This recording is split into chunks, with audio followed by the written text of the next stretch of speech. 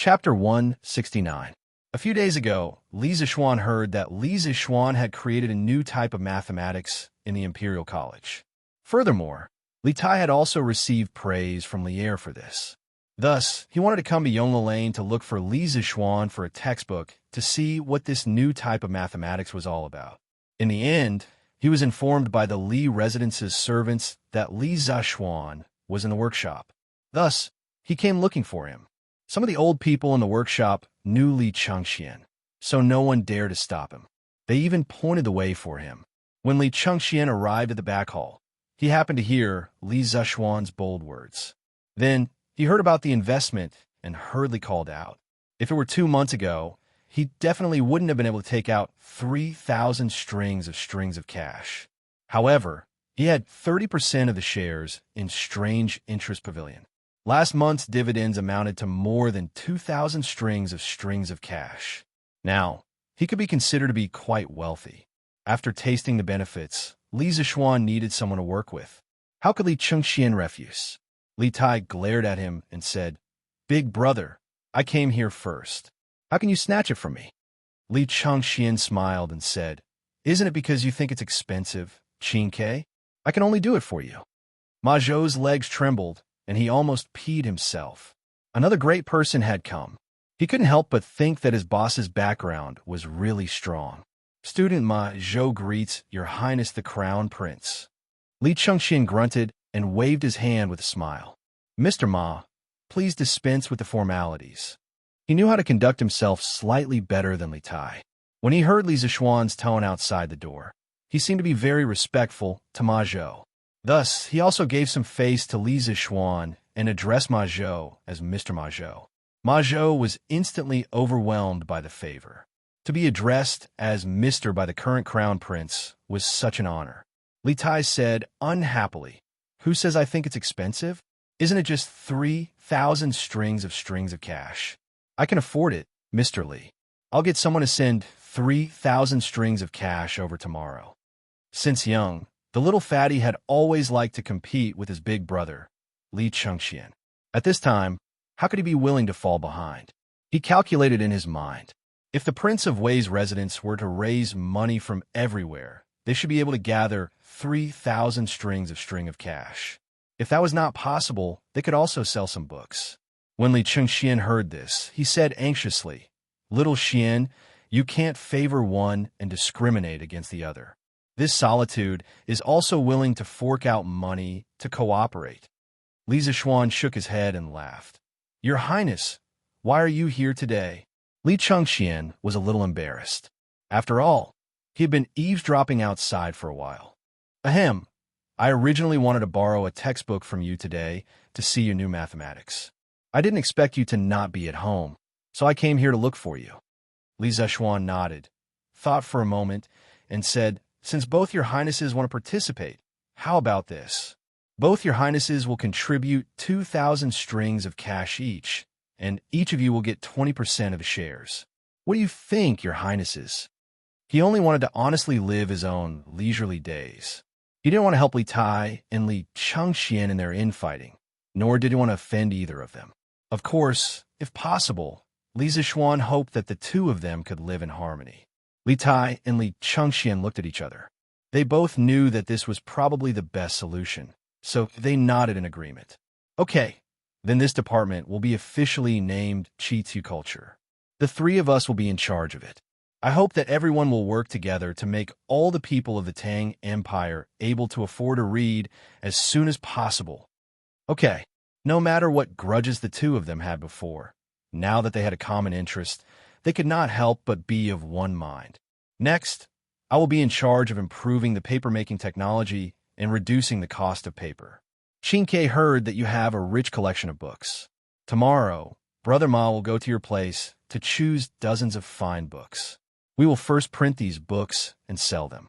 I'll buy a store next to the Strange Interest Pavilion to sell books." Li Zixuan thought for a moment and said. Li Tai smiled and said, "Okay, I will go back today and tell the servants. Ma Zhou, you just need to come over tomorrow." Ma Zhou cupped his hands and said to Li Tai, "Thank you, your highness." Li Zixuan took 2 steps and said, In addition to printing some unique copies of ancient books, we also have to produce our own books. Relatively speaking, this is a huge project. Let me tell you an idea first. You can refer to it. Li Chengxian asked curiously, Xiaoxian, you plan to write the books yourself? Li Zixuan nodded and said, currently, the aristocratic families control most of the education resources. If the children of ordinary families want to read and write, they have to pay a high price. I plan to organize people to produce a dictionary to teach people how to read and write. Li Tai smiled and said, Mr. Li, the book you mentioned already exists. Now, every bookstore sells Shuo Wenjiezi.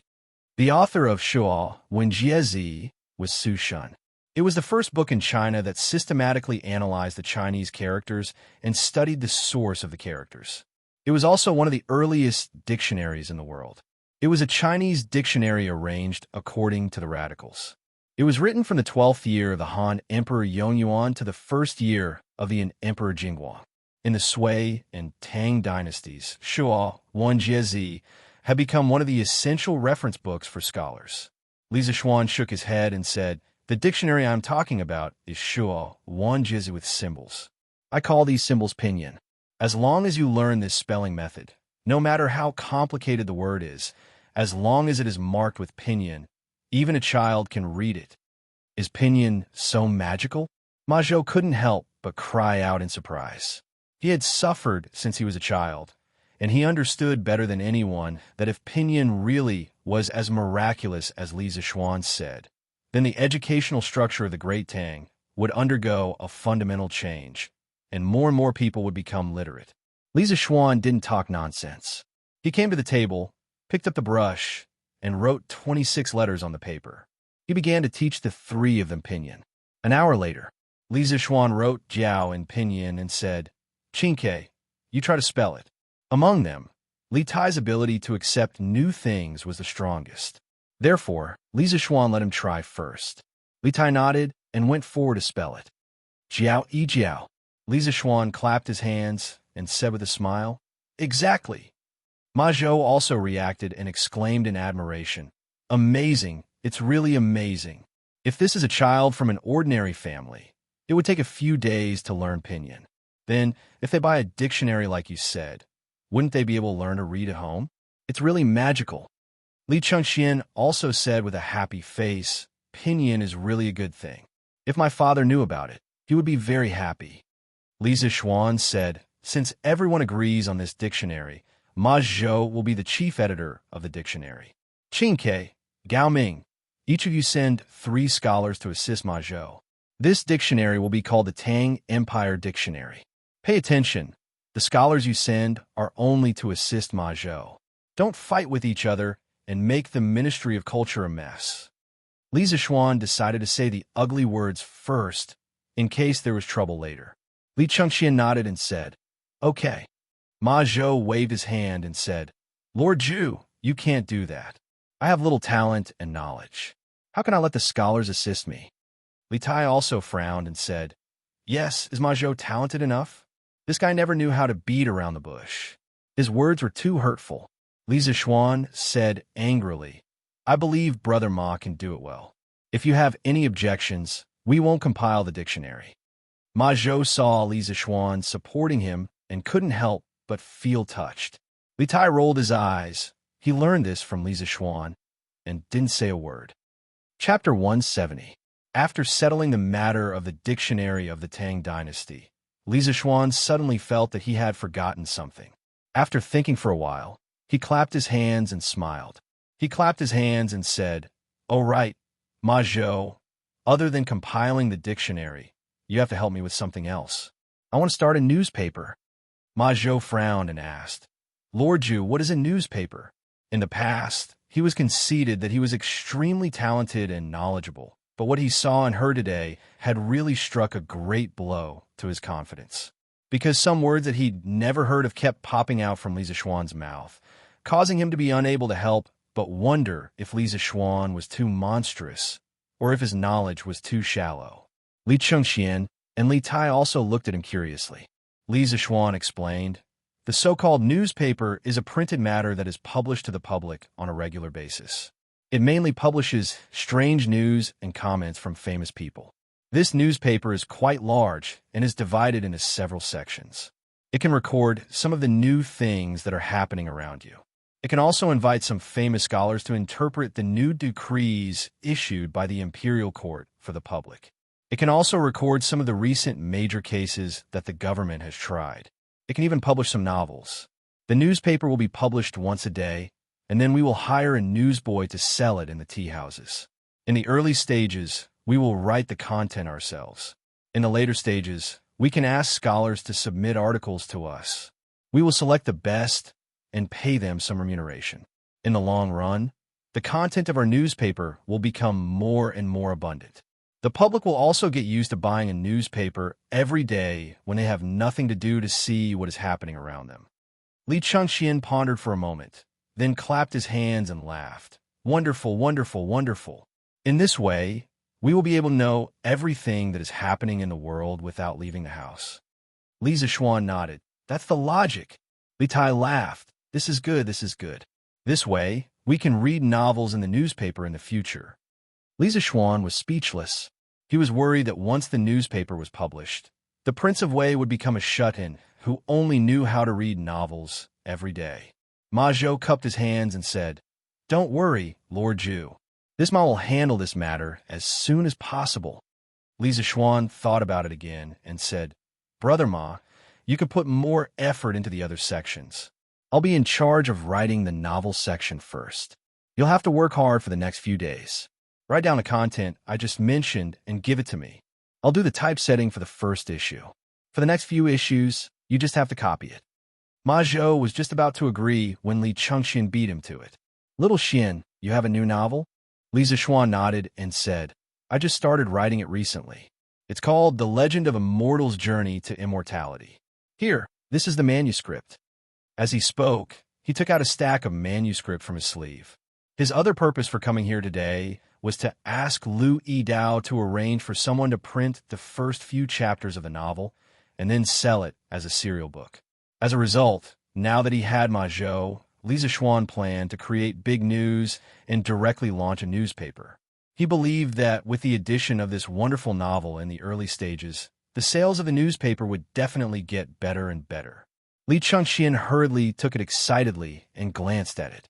He immediately exclaimed, Wow, I haven't seen you for a few days.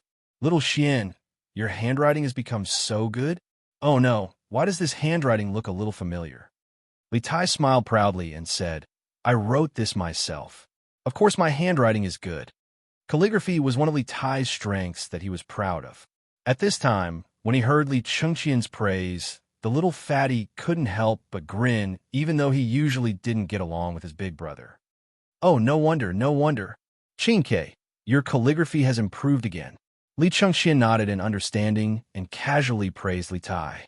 As the big brother, he still had this kind of bearing. Ha, you flatter me. The little fatty's face was full of pride. He didn't know the meaning of modesty at all. Li Chengxian smiled and looked at the thick stack of manuscripts in his hands. He thought for a moment and said, Little Xian, I wonder if I can take these manuscripts back to read? He wanted to read them now, but with so many manuscripts, it was obvious that he wouldn't be able to finish reading them in a short period of time. He could only take them back and read them slowly. Li Zishuan nodded and said, Yes, Your Highness. Just remember to send someone to deliver them after you've finished reading them. Okay. The few of them discussed the future direction of strange culture. Li Tai and Li Chengxian said goodbye. The two of them usually had a lot of things to do. They weren't like Li Zishuan, the rich second generation, who could wander around all day. At this time, only Li Zishuan and Ma Zhou were left in the room. Li Zishuan smiled and asked, Brother Ma, are you more confident now? Ma Zhou laughed heartily and said, Of course. I really didn't expect Lord Zhu to be able to get in touch with the Crown Prince and Prince Wei. With the help of the two of you, our strange culture will definitely succeed. Li Zishuan nodded and looked into Ma Zhou's eyes for a while before saying, he stared at them for a while and said, Brother Ma, if this succeeds, not only will you and I be famous for eternity, but you will also have a bright future and wealth in the future. I hope Brother Ma can settle down and do things honestly before strange culture takes off. Don't think about anything else. Ma Zhou's heart trembled. He knew that Li Zixuan's words were a warning to him. He didn't expect Li Zixuan to see through his previous thoughts. He quickly cupped his hands and said, Lord Zhu is right. I will definitely do my best. He also understood that he had nothing now. Prince Wei and the Crown Prince would definitely look down on him. Li Zixuan could help him now. No matter what, he had to be worthy of Li Zixuan. Instead of going out to curry favor with others, it was better to stay here and do a good job. When the time came and his name was known, he wouldn't have to worry about his future. Li Zixuan nodded with satisfaction. He walked to the table and pondered for a moment. He said, I wonder if Brother Ma has a family in Chang'an. Ma Zhou sweated and said, cough, cough. I have been poor since I was young. I haven't married yet. Li Zixuan was speechless. Ma Zhou looked like he was at least 26 or 27 years old. In modern times, there was no problem. However, in ancient times, it was very problematic for someone to be unmarried at such an age. Alas, he could only blame himself for not caring about his appearance. His image was too poor. Then where is Brother Ma staying now? Ma Zhou was even more embarrassed. He coughed embarrassedly and said, cough, cough, cough. I used to stay in an inn. However, I used up all my traveling expenses a few days ago. I've been staying here for the past 2 days. Li Zixuan looked around. There wasn't even a bed in the room. This Ma Zhou probably slept on the table at night. The future prime minister of the Tang Empire was actually living such a miserable life. Li Zixuan frowned and said, how can this be? I'll ask Faubert to rent a house near the workshop for Brother Ma. A person can only work more efficiently when he has a good rest. Ma Zhou hurriedly cupped his hands and thanked him gratefully. After chatting with Ma Zhou for a while, Li Zixuan pushed the door open and left. Chapter 171. After exiting the back hall, he bumped into Faubert. Li Zixuan briefly told him about the newly established Strange Culture Department and asked him to cooperate with Ma Zhou's work more in the future. He also repeatedly told him to improve Ma Zhou's treatment so that he could work in the workshop with peace of mind. After explaining, Faubert gave Li Zixuan 2 things. One was a horseshoe, and the other was the blood transfusion syringe that Li Zixuan asked him to make a long time ago. Young master, this is the horseshoe and syringe that you asked me to make before. This horseshoe is quite easy to make. Just follow the blueprint. As for the syringe and needle, I tried my best, but this is the best I could make. Faubert handed the things to Li Zixuan and said with a bitter smile. Li Zixuan took a look, and suddenly his forehead was full of black lines. This F*King needle was almost as thick as a matchstick. Was it trying to stab someone to death? If it was a little thicker, it would be almost as thick as a human's blood vessel. The syringe was nothing to complain about. In this era, there was no rubber. Li Zixuan also thought for a long time before he suggested Faubert to wash the animal intestines, sterilize it with alcohol, and then rinse it with distilled water. Then, connect it to the syringe to replace the syringe. His previous set of equipment could not only be used to concentrate wine, but also to make distilled water. Li Zixuan also understood that the process of making this set of blood transfusion equipment was very troublesome. After all, every step had very strict requirements for the operator. It could not be contaminated. Therefore, he never urged Faubert for so long. But now, this syringe really made him a little dissatisfied. Faubert, can this syringe be thinner? Like the thickness of an embroidery needle? Li Zixuan asked somewhat unwillingly. Faubert smiled bitterly. Young master, this is already the thinnest needle we can make. Don't think that embroidery needles can be made very thin. They are made with an iron rod and then slowly polished. Your needle is made with an iron pipe and then polished. At most, it can only be this thin. If it is any thinner, I'm afraid it will break in the middle. Li Zixuan did not want to force Faubert anymore. In the end, the industrial foundation was too weak. Many professional mechanical equipment workshops did not have, and it was all done by hand. It was not bad to be able to make it like this. If it was painful, then so be it. He believed that Faubert should be able to endure this pain. All right then. Thanks for your hard work, Faubert. Li Zixuan waved his hand, took the horseshoe and syringe, and went home. When he got home, Li Zixuan went straight to his study to prepare a set of papermaking equipment. The current papermaking technology of the Tang Dynasty was still passed down from the improved papermaking technology of the Eastern Han Dynasty. At that time, he used tree bark, hemp, rags, fishing nets, and other raw materials to make paper. Compared to the paper made from plant fibers before the Eastern Han Dynasty, the cost of this paper was indeed much cheaper. However, because the papermaking process was completely manual, the cost was still very high, and it was not something that ordinary people could afford. In the relevant history books of the Tang Dynasty, it was recorded that Huai Su practiced calligraphy with a wooden board and became a master of cursive calligraphy. When Bai Juyi was young, he wrote one stroke at a time. He did not dare to be careless because a piece of paper was a few days' worth of food. Thus, it could be seen that the price of paper in the Tang Dynasty was still very high. Li Zixuan planned to draw a set of long net papermaking machine. This was a patent that the British brothers Fourlinier bought from the inventor of the papermaking machine and gave it to Tang Jin to improve the design. In 1803, they successfully made the first long net papermaking machine that could make paper, also known as the Fourlinier papermaking machine. Its main feature was that it had a conveyor belt-shaped part made up of endless nets. It was composed of the wet part, including the headbox, shaper, and press part, and the dry part, drying, calendaring, and coiling. At that time, the power source of this papermaking equipment relied on the steam engine that what had improved. However, with the current industrial foundation of the Tang Dynasty, there were still many difficulties in making a steam engine. Therefore, Li Zixuan made some changes. In the transmission and refining parts, some linkage structures were added so that this part could be replaced by animal power. Compared to the current traditional papermaking workshop, not only would the speed and efficiency of papermaking be greatly improved, but the cost would also be lower. For other people, drawing such a complicated set of blueprints would take at least 2 to 3 days. However, Li Zixuan was different. He had abnormal mental strength that exceeded that of ordinary people, as well as skillful control of his strength. When he drew the blueprints, he did not stop at all.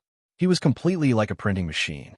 After nearly 2 hours, Li Zixuan finally straightened his body. He shook his sore wrist and let out a long breath.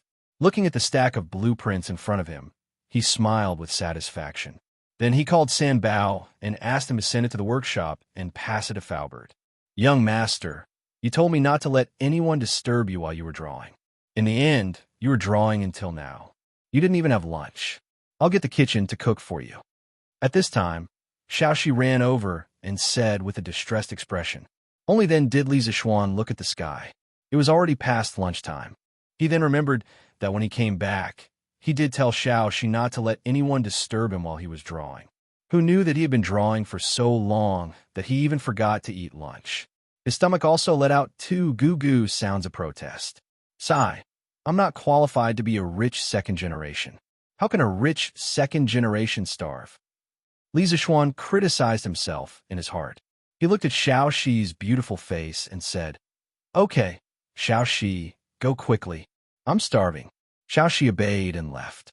Li Zixuan admired the little girl's delicate back and could not help but sigh. "It's so good to have a little girl like her by my side. Clothes will be handed to me. Food will be served to me. The most important thing is that she's beautiful. When I have nothing to do, it's nice to look at her." Unknowingly, Li Zixuan was walking further and further down the path of feudal society. He did not look back at all. After finishing his lunch in a whirlwind manner, Li Zixuan was just about to lie down and rest when Lana ran over. Brother, Lon Air's little gray was bullied by the big white horse. Quickly go and save it." Li Zixuan was speechless. A dog could be bullied by a horse. What kind of nonsense was this? "Xiaohe, what's going on? Isn't the white horse at home, recuperating recently?" Li Zixuan looked at Xiaohe, who was behind Lon Air, and asked. That day, when the big white horse was injured and carried back, Wang Zhong was very perceptive and took the initiative to invite the best veterinarian in the city to treat its injuries. Li Zixuan was surprised when he heard about this. He did not expect that there would be a professional veterinarian in the Tang Dynasty. Xiaohe looked at Lon Air and hesitated for a long time before saying to Li Zixuan, "Young master, The big white horse's injuries were not serious before. It's already recovered today. Little Gray was still teasing it like before, but in the end... Chapter 172. After Xiao He explained for a long time, Li Zixuan finally understood. According to the stable's groom, Little Gray saw that the big white horse's hooves were injured a few days ago, so it couldn't move.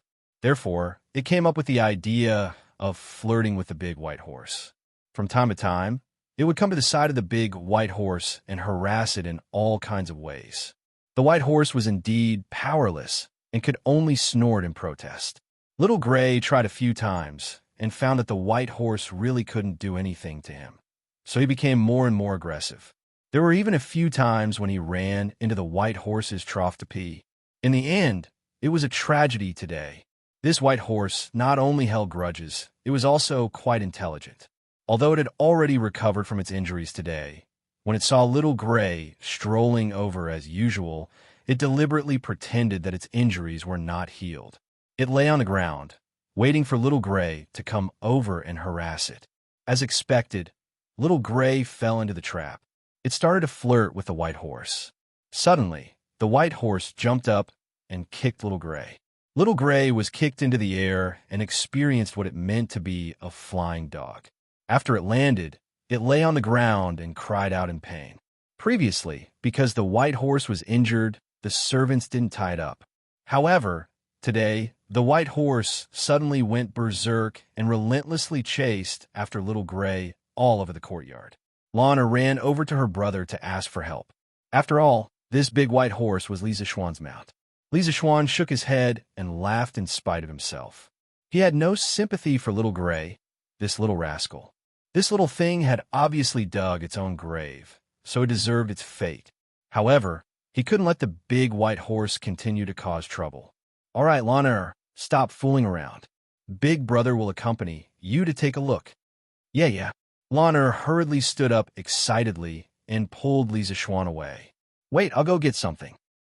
Li Zixuan brought the horseshoes to the west side of the backyard. Sure enough, he saw Little Gray being chased by the big white horse beside the stable. The little thing turned its head and barked at the white horse as it ran. Li Zixuan was speechless. This guy was about to die, yet he was still acting like a bitch. He really didn't know where his courage came from. In fact, the big white horse obviously didn't use all its strength to chase. It probably also wanted to tease Little Gray. Li Zixuan put his thumb and middle finger together, placed them in front of his tongue, and blew a long whistle. The big white horse heard the whistle and stopped. It turned its neck to look, and when it saw that it was Li Zixuan, it immediately ignored Little Gray and happily ran to Li Zixuan's side.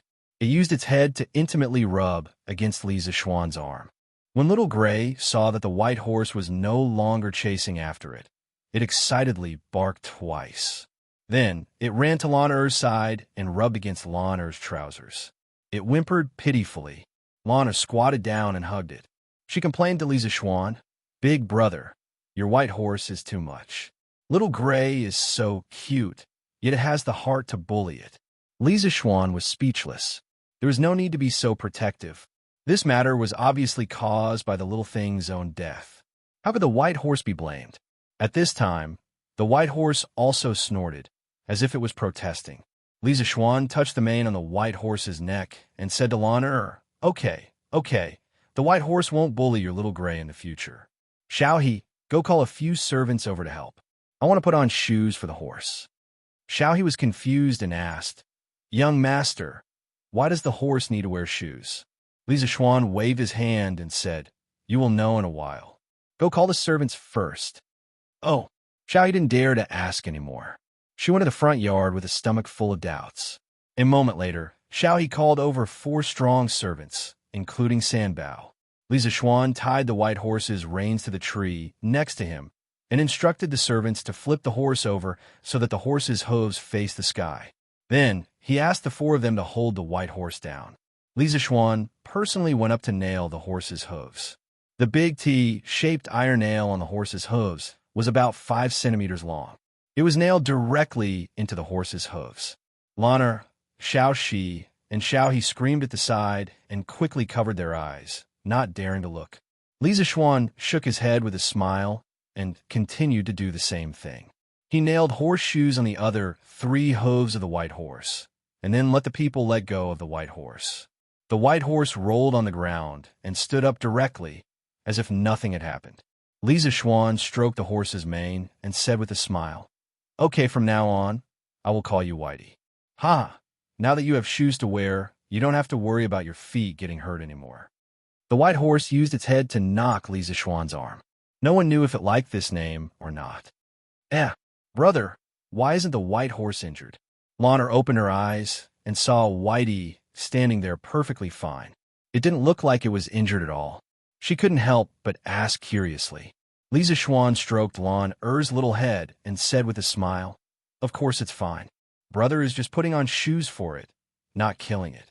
In fact, the dark part of the horse's hooves was a very thick layer of hard cuticle. There were no nerves or blood vessels in it, so the horse didn't feel any pain at all. The reason why Whitey was injured on the road last time was mainly because it was running too fast. The vines directly pierced through the cuticle and hurt its flesh. Lana made an "oh" sound, but still didn't understand. "But why is brother putting on shoes for it?" "Then why do you have to wear shoes, Lana?" "It hurts my feet if I don't wear shoes. If a horse doesn't wear shoes for a long time, it will also hurt its feet." Whitey was injured because of this last time. After wearing shoes, Whitey can run on all kinds of terrain and won't have to worry about pricking its feet anymore. In fact, the hard cuticle on a horse's hooves was equivalent to a human's fingernail. Naturally, the fingernail would be worn down when the foot rubbed against the ground.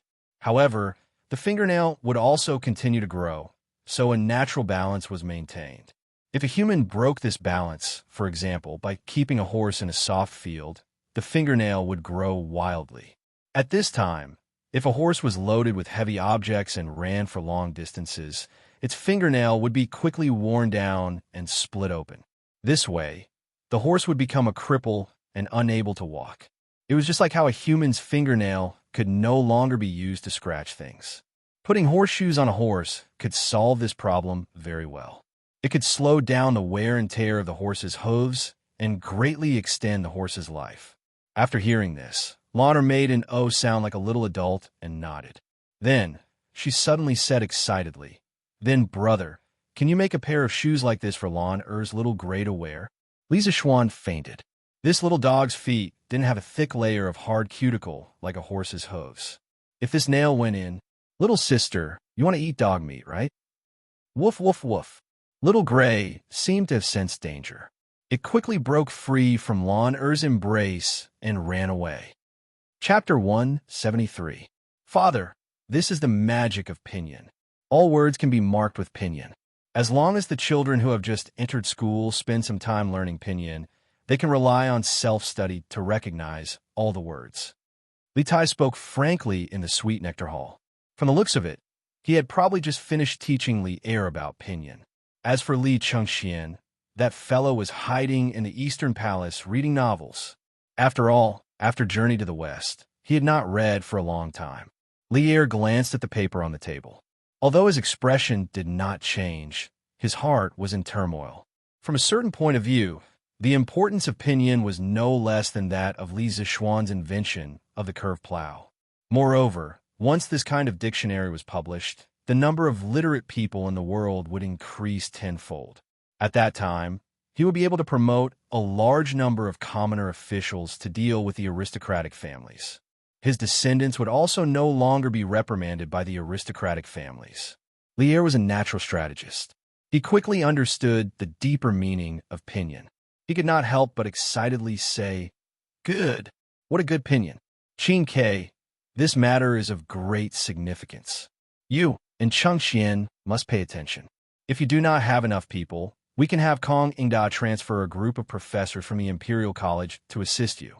Li Tai smiled and said, "Many thanks, Father, but I and Big Brother have more than enough people." The father and son chatted for a while more before Li Tai clasped his hands and excused himself. He also had to go back and choose people to help Ma Zhou write the dictionary. Li Er looked at Li Tai's plump back and smiled warmly. A moment later, his eyes suddenly focused and he said, "Zhao Song, present. Send someone to hurry Li Zixuan." Why hasn't he presented the locust control strategy we had him right last time? Could it be that this kid forgot? Lier said, somewhat exasperated that Zhao Song had failed to meet his expectations. Yes, father. Zhao Song held back his laughter and slowly retreated. He had never seen anyone who dared to stand Lier up. However, Lier only reprimanded him and did not punish him. From this, it could be seen that Li County's male emperor favored him greatly. The moon hung in the treetops, and the occasional meowing of a few cats on the roof could be heard. In the western courtyard of the Li residence, the study was still brightly lit. Xiaoxi was waiting on Li Zishuan as she gracefully grinded the noodles for him. The candlelight shone on the little girl's beautiful face, making her look even prettier. The fragrance of a girl who had just finished bathing also filled the air. In the dead of night, the candlelight shone brightly. A single man and a single woman were in the same room, but there was no ambiguous atmosphere. Li Zishuan also did not experience the pleasure of having a beautiful woman join him. He was bent over a few tables and writing at a rapid speed. In the afternoon, Lier sent a eunuch over to Li Zishuan to urge him to write, which gave Li Jingma and his wife a big fright. Li Zishuan's father sternly scolded Li Zishuan and told him that no matter what, he had to write the memorial that Lier requested. Although Mrs. Li loved her son, on this matter, she still chose to stand on the same side as her husband. Li Zishuan was embarrassed by the scolding.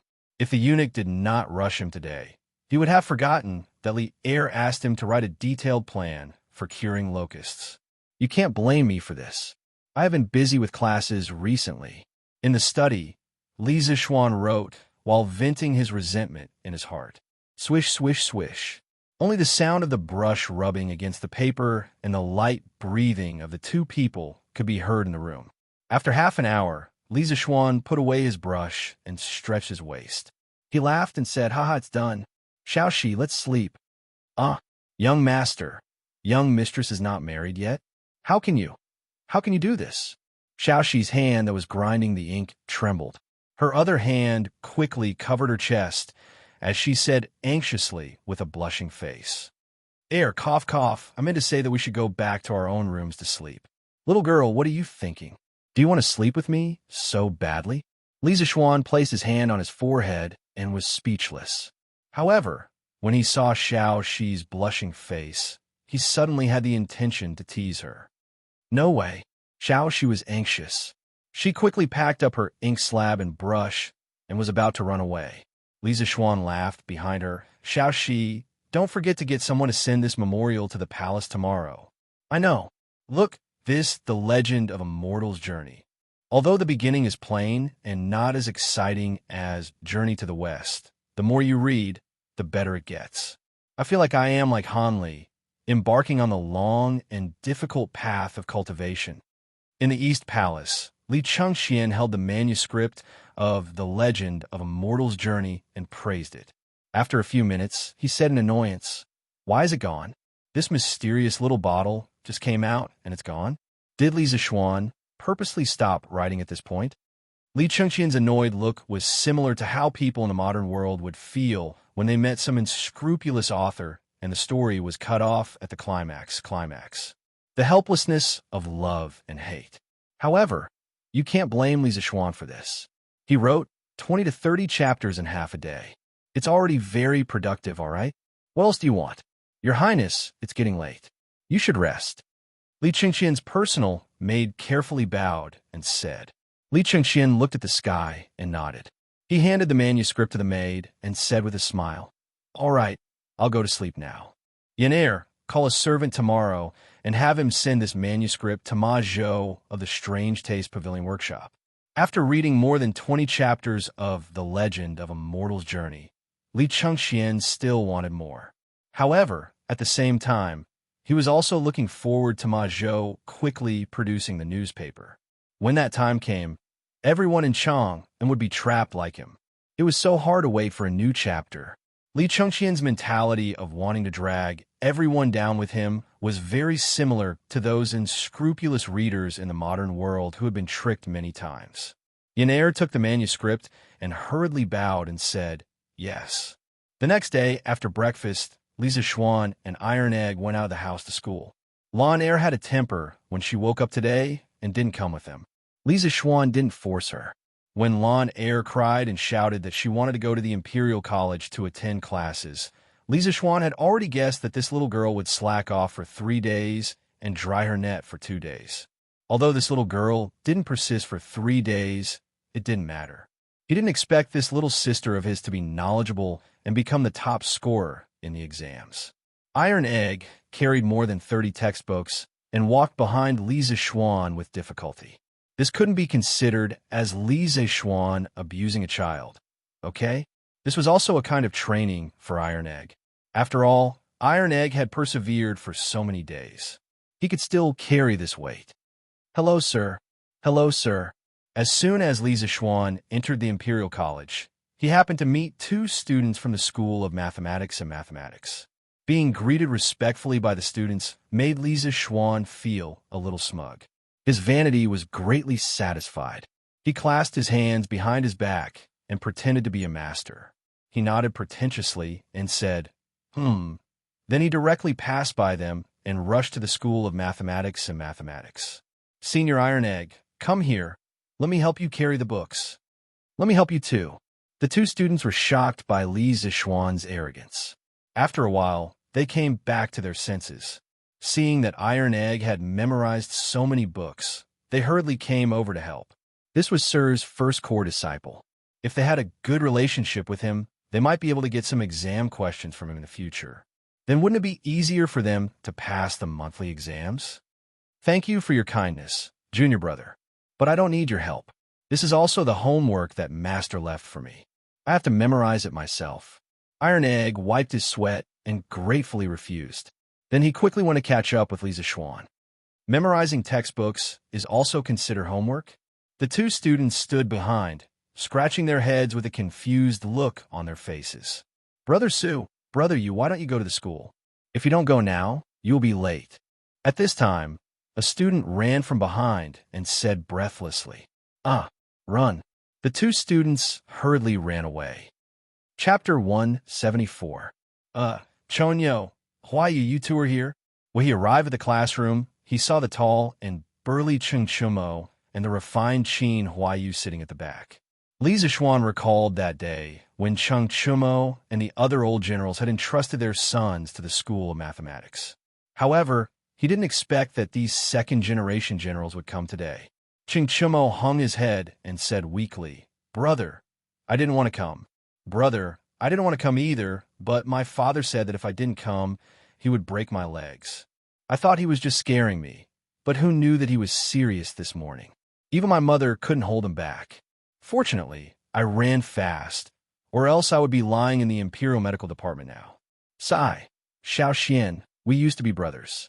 Now you suddenly became my teacher for no reason.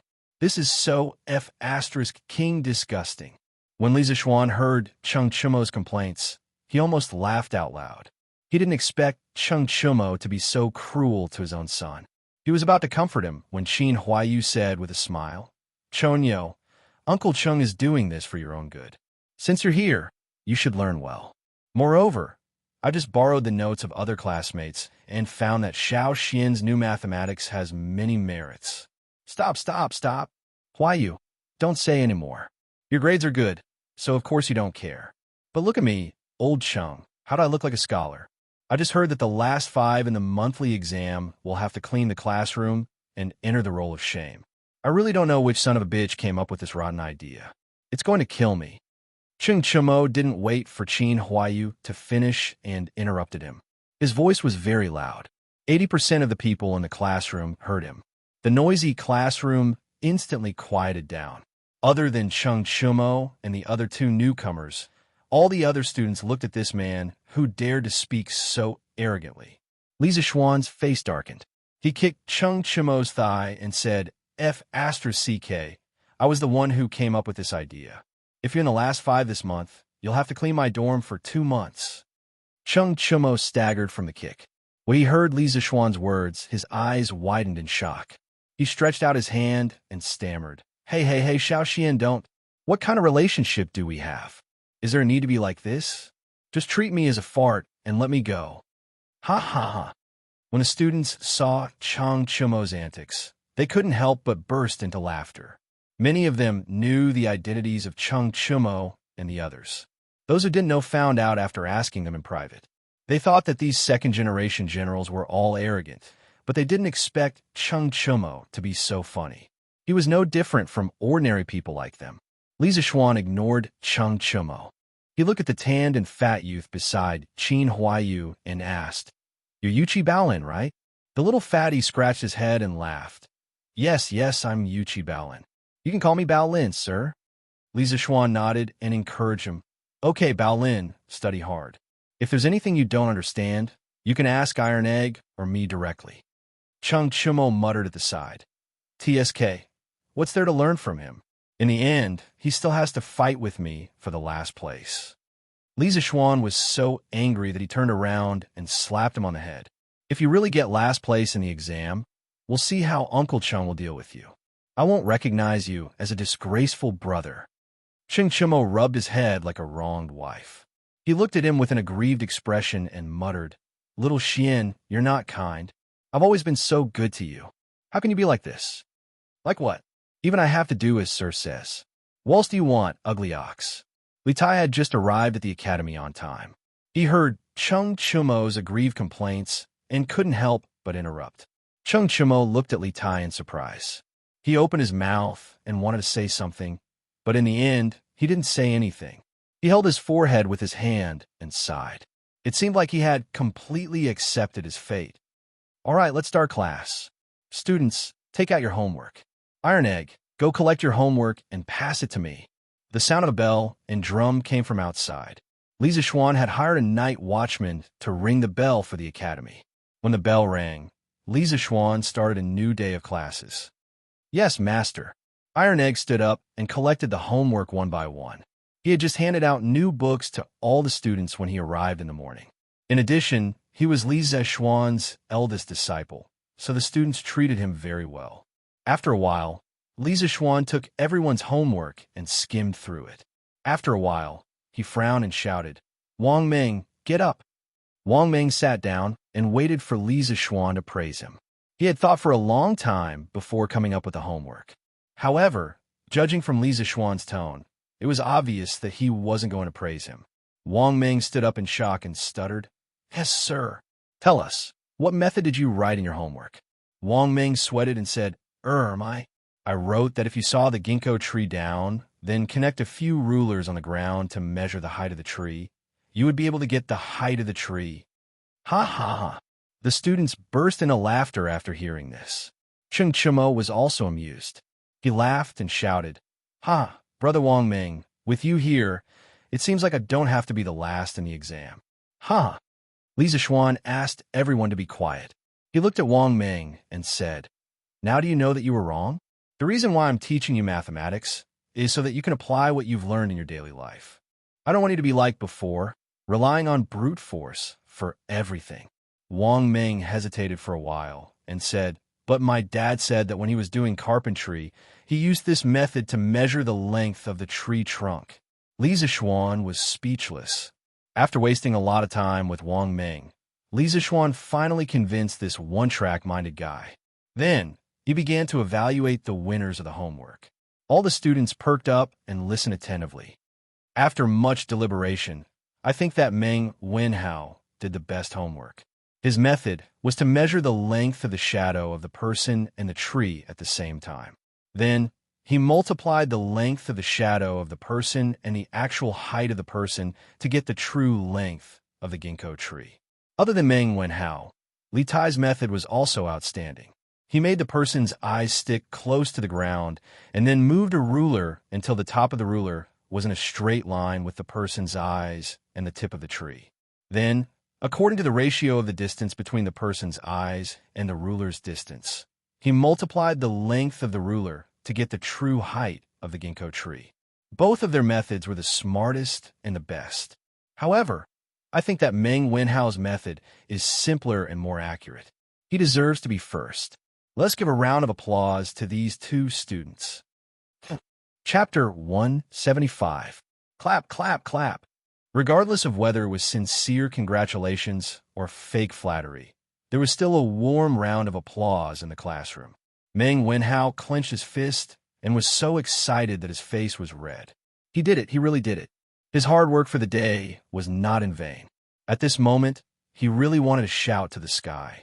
Ku Shirqing, who was sitting not far away from him, looked at him in surprise. At the same time, a sense of crisis rose in his heart. At present, the waters in the School of Mathematics were getting deeper and deeper.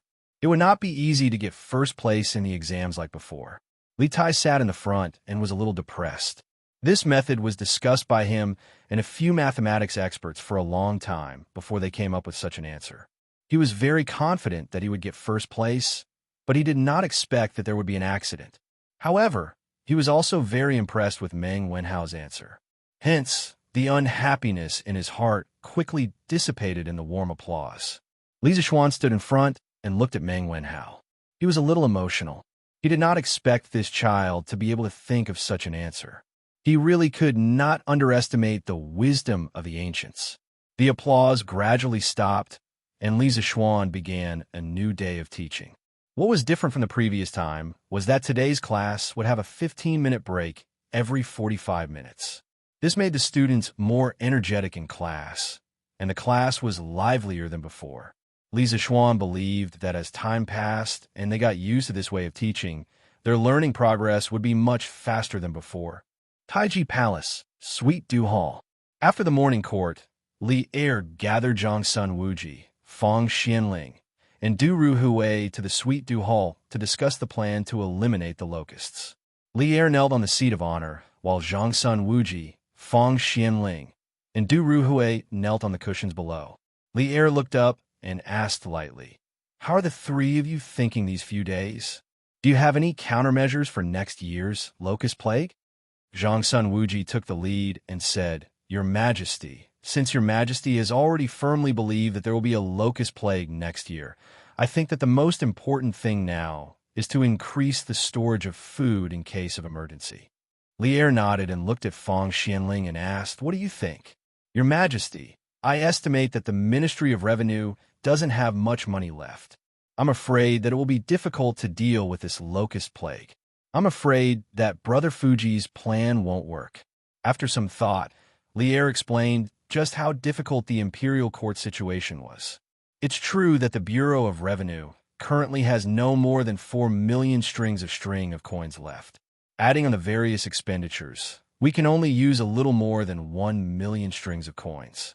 Relying on this amount of money to buy food will not be enough for the people of the Great Tang to survive the plague of locusts. Du Ruhui could not help but say, "Your Majesty, this old subject did not think that the finances of the imperial court would be so tight. From today onwards, this old subject will voluntarily not take any salary from the imperial court. This subject is also willing to do so." Zhongsun Wuji and Fang Xianling couldn't help but agree. Li Er waved his hand and refused. "My three beloved ministers, you have followed me to conquer the world and have suffered a lot. Now that the world is peaceful, how can I let you suffer? Let's continue discussing the locust plague."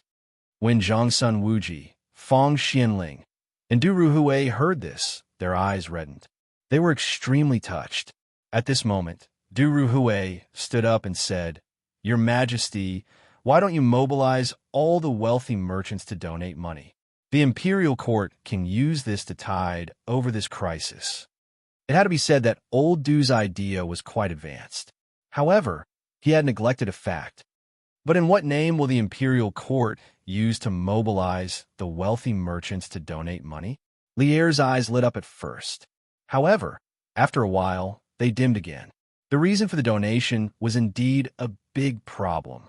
Du Ruhui was taken aback when he heard this. He immediately reacted. The prophecy of the locust plague could not be made known to the world. Naturally, they could not use the name of the locust plague to get people to donate money. However, if that was the case, what convincing excuse could they find? The hall fell into silence. The three important ministers all calmed down and pondered carefully. Li Er was a little disappointed.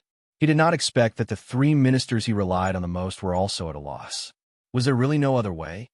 Your Majesty, Li Xiansheng has asked Duke Lu to send in a secret memorial. At this moment, a chamberlain ran in with a memorial in his hands. He bowed and reported to Lier. Lier perked up and scolded jokingly. This brat finally sent the memorial over. Quickly hand it over. If it's not written well, I will not let him off easily. The chamberlain quickly did as he was told and handed the memorial to Lier. Zhang Sun Wuji, Fang Xianling, and Du Ruhui looked at each other. They were very surprised by Lier's reaction. After about half an hour, Lier put down the memorial and looked at the three old ministers. He smiled and said, Li Zishuan has sent in a memorial. He mentioned some locust control strategies. My dear ministers, please take a look and see if they are feasible. The chamberlain took the memorial and handed it to Zhang Sun Wuji. The three of them gathered together and began to read it carefully. They saw the words written on it. I have thought hard and obtained 3 locust control strategies. I would like to present them to your Majesty for your reference. Firstly, I believe that since the imperial court does not have much money left, why not send a large ship filled with silk and porcelain to the small countries in the Southern Sea to exchange for food? I have heard that the weather in the Southern Sea is extremely hot. Rice matures 3 times a year, and the price of food is extremely cheap. Those uncivilized people have never seen such beautiful silk and exquisite porcelain of our great Tang. A bolt of silk can be exchanged for 5 dan of food. Actually, even if our great Tang has tens of millions of gold in our treasury, I do not agree to purchase food from within the country. That is just robbing the East Wall to pay the West Wall. It is no different from some grain merchants hoarding food in advance. In the end, the ones who will starve are the local people. Secondly, I believe that the imperial court can issue a decree to encourage the people to raise chickens, ducks, geese, and other poultry through tax reduction. When the number of these poultry reaches a certain level, it can guarantee that the crops will not be harmed by the locusts when the locusts come. What the imperial court has to pay is just a portion of the tax for the coming year. Otherwise, when the locusts come and the people are unprepared, all the crops will be eaten by the locusts. At that time, not only will the imperial court not be able to collect 10% of the tax, they will also have to fork out additional money to provide relief. Thirdly, I suggest that your Majesty issue a decree to allow the officials of the various provinces of Great Tang to set up warehouses to store the food collected this year. When the locusts come next year, the various provinces will open the warehouses to provide relief. This will prevent the transportation of food and huge losses during the journey. I have thought for half a night and came up with these 3 strategies. If there is anything wrong with them, I hope that your Majesty will not blame me. A child's words carry no harm. A child's words carry no harm. Zhang Sun Wuji, Fang Xianling, and Du Ruhui originally thought that Li Zishuan's words were very reasonable. However, when they saw the last sentence, they almost laughed out loud. To dare to write such a joke in a secret memorial to Lier, this kid is really bold. Chapter 176. Within the Suite du Hall, Lier saw the expressions of the 3 ministers and knew what they were thinking. He smiled helplessly and said, What do you think of Li Zishuan's 3 strategies for controlling locusts? Zhang Sun Wuji stepped forward and said, Your Majesty, I don't know much about the situation of the small countries in the Southern Sea. As for the poultry's ability to exterminate locusts, I also have my doubts. However, I feel that Li Xianan's 3rd plan is very feasible. Lier nodded and said with a smile, Li Zishuan said that the situation of the small countries in the Southern Sea is true. A few years ago, I saw in some of the previous dynasties' nautical records that the rice in some of the countries in the Southern Sea does indeed ripen 3 times a year. The local grain prices are also very cheap. As early as the Sui dynasty, the imperial court had already started to establish maritime communications with Taiwan. Based on historical records, the Sui dynasty had at least 3 voyages to Taiwan Island. They were in the 3rd year of day, 607, the 4th year of day, 608, and the 6th year of day, 610. From this, it could be seen that the shipbuilding and ocean navigation technology of the time were extremely advanced in the world. Fong Xianling couldn't help but say, since there is such a country, then I think that Li Zixuan's first strategy is completely feasible.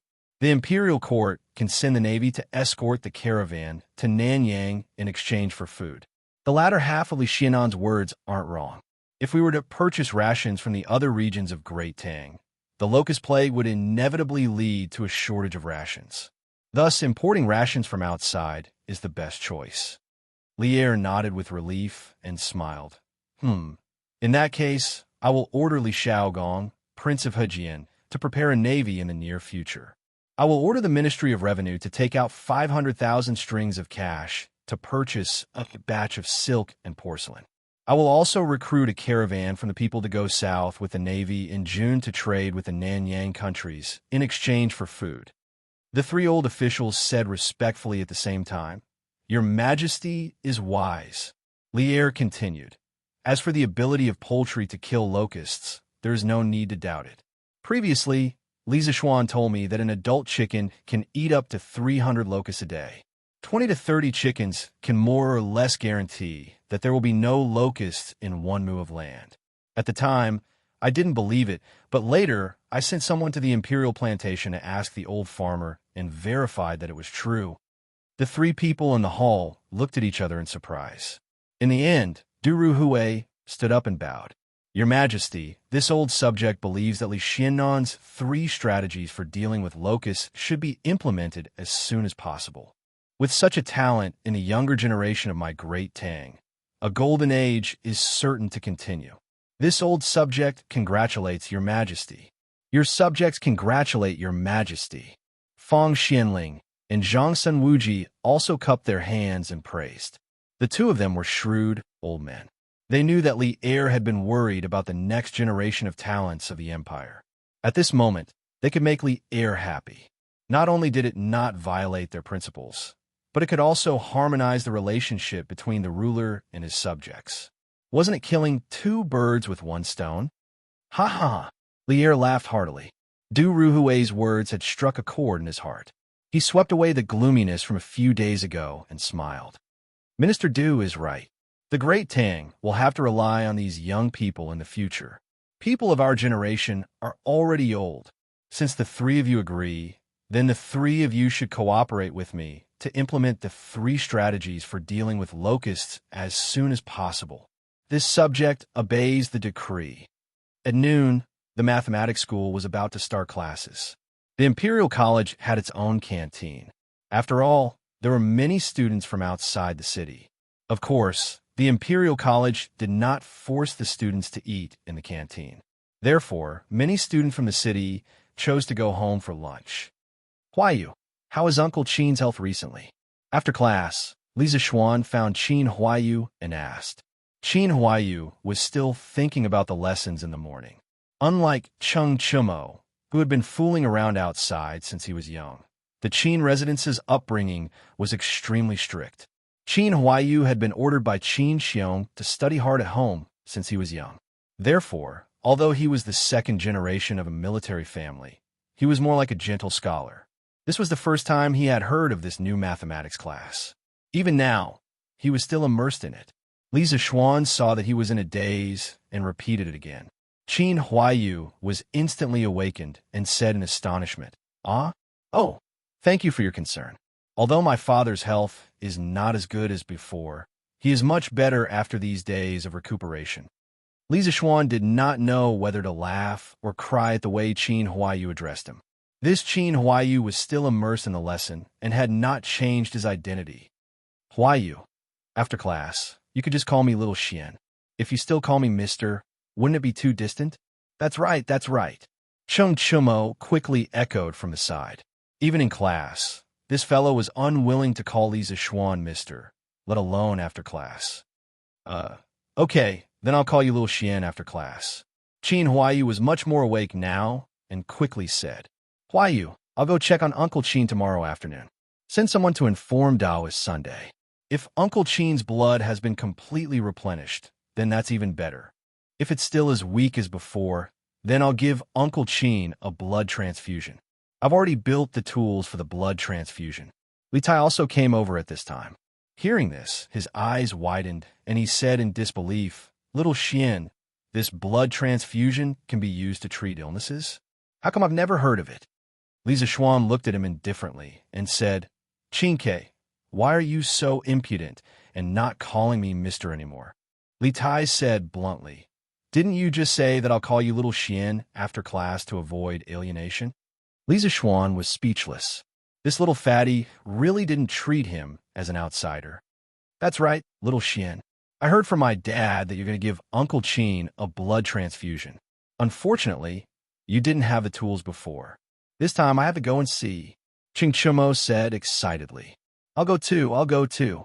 Li Tai was also very curious about this novel treatment method. "You two still have class tomorrow," Li Zixuan said unhappily. Ching Chumo curled his lips and said, "Then why don't you have class tomorrow? In the future, you two will have self-study in the afternoon. Assistant lecturer Su will be in charge. If you have anything you don't understand, you can ask Mr. Su." Li Zixuan expressed that his reason for being lazy was very good. Su Hongji's foundation and talent in mathematics were originally very strong. In the end, Li Zixuan's new mathematics still had a lot of shadows of traditional mathematics. Su Hongji was able to comprehend by analogy. After studying the textbooks for a few days and asking Li Zixuan about some doubts, he had already digested most of the elementary mathematics. Therefore, Li Zixuan dared to be so lazy. Cheng Chumo, Yuchi Baolin, and Li Tai were all speechless. After a while, Cheng Chumo rolled his eyes and said smugly, "I'm going to be sick tomorrow and need to apply for leave in advance. Even Chancellor Kong can't say anything, right?" Li Zixuan kicked Cheng Chumo's butt and said unhappily, "You brat, why don't you go to heaven?" Chapter 177. "Xianer, come over here." After lunch, Madame Li mysteriously waved for her son to come over. Li Zixuan curiously walked over and asked, "Mother, what's the matter?" Madame Li lovingly smiled and said, "It's a good thing. Yesterday, your father asked a matchmaker for Han Yushi's birth characters. Mother will go to Xiandu Temple tomorrow and find a Taoist priest to match your birth characters." Li Zixuan was overjoyed and said with a smile, "Really? That's great. But mother, what if that Taoist priest says that Yushi and I are not compatible?" Nonsense. My son is handsome and elegant. The Han family's daughter is also dignified and beautiful. She is educated and reasonable. How can the two of you not be compatible?" Madame Li lightly knocked on her son's head and said unhappily, "Oh, then I'll have to trouble you, mother." Li Zixuan rolled his eyes and rubbed his head. He replied and quickly went to the West Court. "Shall she come over?" In the main hall of the West Court, Li Zixuan sneakily asked Xiao Shi to come in. "Young master, it's still daytime. What do you want to do?" Xiao Shi looked at Li Zixuan and thought of something bad. Furthermore, Li Zixuan said those words last night. The servant girl immediately crossed her arms and looked at Li Zixuan vigilantly. She refused to go in. Now that Li Zixuan was about to get married, if he messed around with the servant girls, it was hard to guarantee that the future young mistress would not make things difficult for them.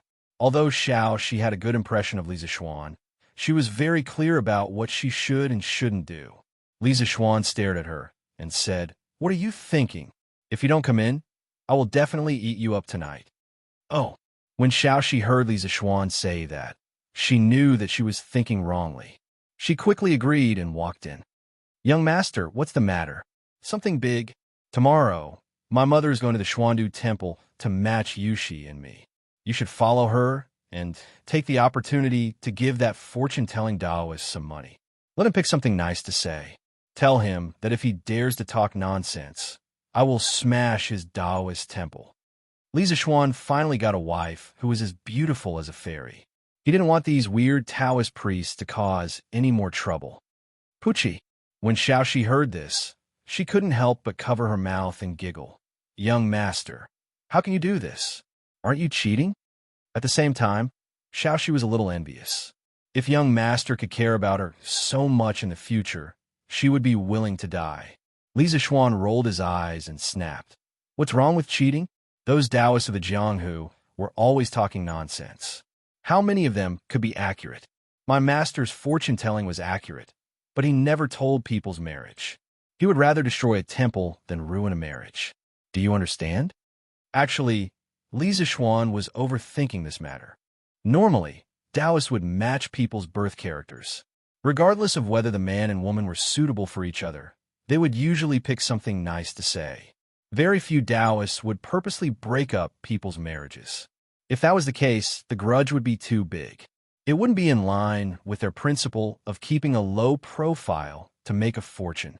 Hence, most of the time, the so-called matching of birth characters was just a formality to let the elders feel at ease. Xiaoxi stuck out her tongue mischievously. She felt that no matter what she said, her young master was right. Hence, she stopped arguing and smiled. All right, young master. Xiaoxi will do it tomorrow. Li Zixuan grinned and said, That's right, that's right. This is my family's good Xiaoxi. Xiaoxi blushed and ran out. She thought to herself that ever since the young master wanted to marry the young mistress, he liked to tease her and Xiaoxi more and more. Could it be that the young master had turned into a big pervert? If Li Zixuan knew what the little girl was thinking, he would definitely vomit blood. He was also a man. Every day, he would guard these two pretty little girls. He couldn't eat them, and he would occasionally say a few flowery words. How did he become a pervert? Strange interest pavilion workshop.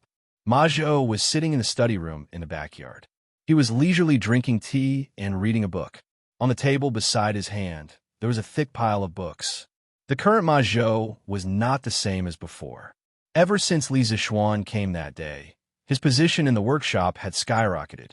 He sat firmly in the second position. Furthermore, because he was an authentic, cultured person with great potential, his position in the workshop was faintly surpassing Faubert's. Therefore, he was naturally treated well now. There were even 2 servants outside the door who could be ordered around. He was really living a comfortable life.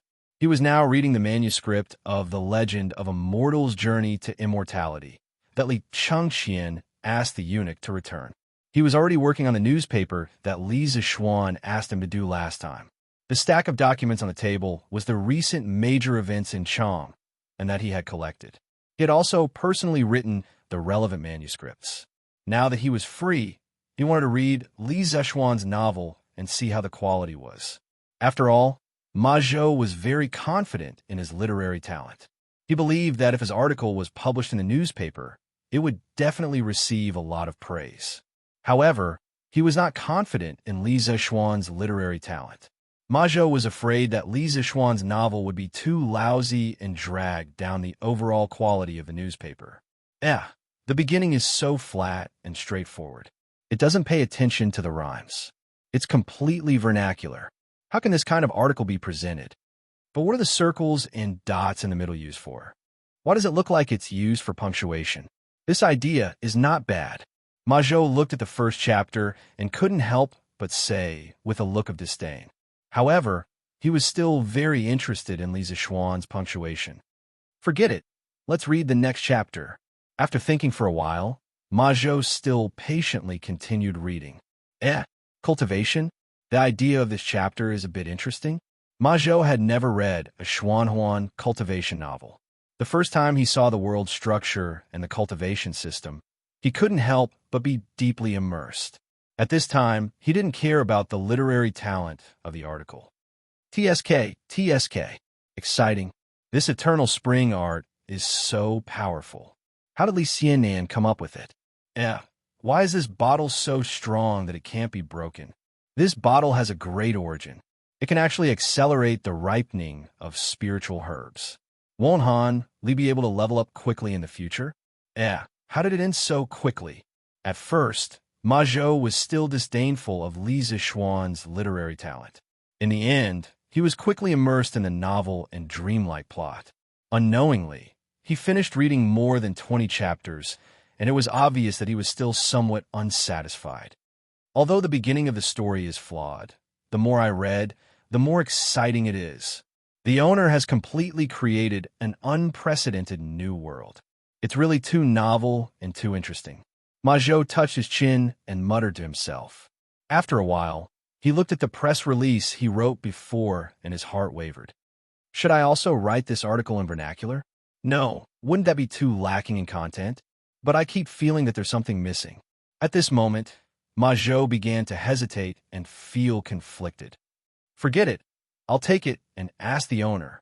Majot thought for a while and decided to personally listen to Li Zixuan's opinion. After all, the idea of this newspaper was originally proposed by Li Zixuan. Swordsmen are working so hard. Students who read pirated versions, can you come to QQ Bookstore and subscribe 2 chapters to support me? It's just a few cents. Give me some motivation to persevere. The results are too terrible. Chapter 178. In the afternoon, after Li Zixuan finished his nap, Xiao He came over and told him that a middle-aged scholar named Majot had come to see him and was waiting in the main hall of the front yard. Li Zixuan nodded and walked to the front hall. He saw Majot wearing a high hat and a wide belt. He was immaculately dressed, looking like a scholar with an imposing appearance and an elegant demeanor. His attire almost blinded Li Zixuan's titanium alloy eyes. Was this still the sloppy man he saw yesterday? TSK. Mr. Ma's style is almost as elegant as mine. If you walk on the street, won't other young ladies be stolen by Mr. Ma? Li Zixuan looked at Majot and couldn't help but sigh. Majot was about to get up and salute Li Zixuan. When he heard this teasing, he didn't know whether to laugh or cry. However, Majot was not a person who couldn't make jokes. He smiled and half-joked with Li Zixuan's words. Lord Ju, I'm now the brand of Cheats-You culture. No matter what, I have to dress up a little. Otherwise, won't I embarrass Lord Ju? In history, the Zhenguan dynasty was full of talents. Majot Guan was able to rise so quickly because, in addition to his talent, he was indeed outstanding in his conduct and conduct of the world. Majot was a smart man. He paid more attention to art when remonstrating, unlike Wei Zheng, who was straightforward. If Majot's strategies for governing the country were great wisdom, then these trivial details could only be regarded as petty cleverness. However, it was this petty cleverness that smoothed the relationship between him and Li Shimin. So Li Shimin always treated him well. In the 12th year of Zhenguan, Majot was promoted to the secretary of the secretariat and was transferred to the secretariat to work. Li Shimin said to the attendants on his left and right, "If I don't see Majot later, I'll miss him." From this, it could be seen that Majot was humorous, not inflexible, and knew how to conduct himself. Basically, he could make everyone like him. Li Zixuan was also amused by Majot's words. Aha, Mr. Ma is really humorous. I wonder what brings you here today. Upon hearing this, Majot stopped smiling. He took out a stack of manuscripts from his sleeve and handed them to Li Zixuan. He said with a smile, Lord Ju, I have compiled the recent decrees issued by our dynasty, as well as some major cases and strange stories around Chong, and into the kind of press release you mentioned. I'm here today to let you see if it's okay. Li Zixuan was surprised. So fast, Majot said embarrassedly, I was a little excited yesterday when I thought of the grand plans Lord Ju mentioned, so I... Only then did Li Zixuan notice his panda eyes. This guy probably didn't sleep last night, right? Majot's outfit today was too eye-catching, so Li Zixuan ignored his facial expression. Brother Ma, you're well-read. You should know the principle of combining work and rest. No matter how great your ambition is, it still needs to be accumulated step by step. It's impossible to achieve it overnight. Your body is the most precious asset. He seemed to remember that in the history books of his previous life, Majot died very early. That was why he said this. He didn't want Majot, a talented and humorous person, to die young. In fact, in history, Majot suffered from chronic diabetes for a long time. He couldn't recover after a long period of treatment. In the end, he died on the 9th day of the first lunar month in the 22nd year of Zhenguan. He was 48 years old. Majot heard Li Zixuan's words. Although he was touched, he still didn't take it seriously. He waved his hand and smiled. Thank you for your concern, Lord Ju, but I'm still in the prime of my life. Every time I think of doing something big with Lord Ju and leaving my name in history, I feel excited. It's just that we met too late. I've wasted so much time in the past few years. Majot's words were sincere. Scholars all had the ambition to govern the country and pacify the world. Whether it was the dictionary or the newspaper, it was a great promotion for the education of the Tang Empire. At first, Ma Zhou came to the workshop to earn money to buy wine. But since he knew about Li Zixuan's ambition to let everyone in the world be able to afford his study, he felt that his body was full of vitality and he had more motivation to work. Li Zixuan insisted, "Work can be done slowly, but you can't ignore your health. Brother Ma, listen to me. Rest when you need to. The Tang Empire will only get better and better in the future. There are many things that Brother Ma needs to do and witness. Later, I'll instruct your servant to remind you to rest on time every day." Ma Zhou spread his hands and said helplessly, Okay. I'll listen to Lord Zhu." Li Zixuan nodded with satisfaction. Only then did he look at the manuscripts written by Ma Zhou. On Taizong Shu, in ancient times, those who were not subjects were all subjects of His Majesty. Those who were not under His Majesty's control were under His Majesty's control. For China, there was no such thing as the Turks, and the great and great Khans were helpless. Yintua and Tiela were in charge of the prefectures and counties. Gaochang and Tuhun were in charge of sweeping the land. Only the Goryeo were ordered by the successive generations, and Mok was poor. His Majesty reprimanded them for being traitors. In Xinguan law interpretation, it said, "Man, 3 talents and 10,000 things are divided. Qi contains spirit, and man is the leader. Li Yuan is the minister of justice, and he is punished for political and religious reasons. His sentiments are unscrupulous and foolish, and he knows Shun is ruthless. If he is big, he will mess up his area. If he is small, he will show his style. If he does not establish a system, he will not be heard of before. The murderer of the massacre of a family of 6 in Xinfeng County has been arrested by the authorities. In the spring of the first year of Xinguan, Lu Yuanyi's family was robbed by thieves. The family of 5 fought back with all their might, but the thieves were brave and brutal. Li Zixuan looked at the pieces of news in his hand.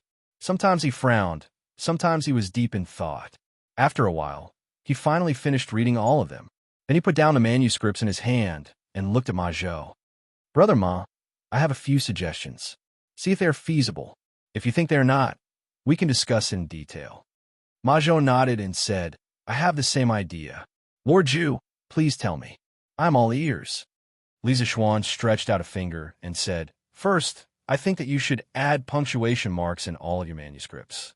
This will make it easier for the readers to read. As for what punctuation marks are, I believe that Brother Ma has already roughly understood part of it from my record of a mortal's journey to immortality. Later, I will systematically teach you the usage of all punctuation marks." Ma Zhou cupped his hands and said, "I have indeed seen these marks before.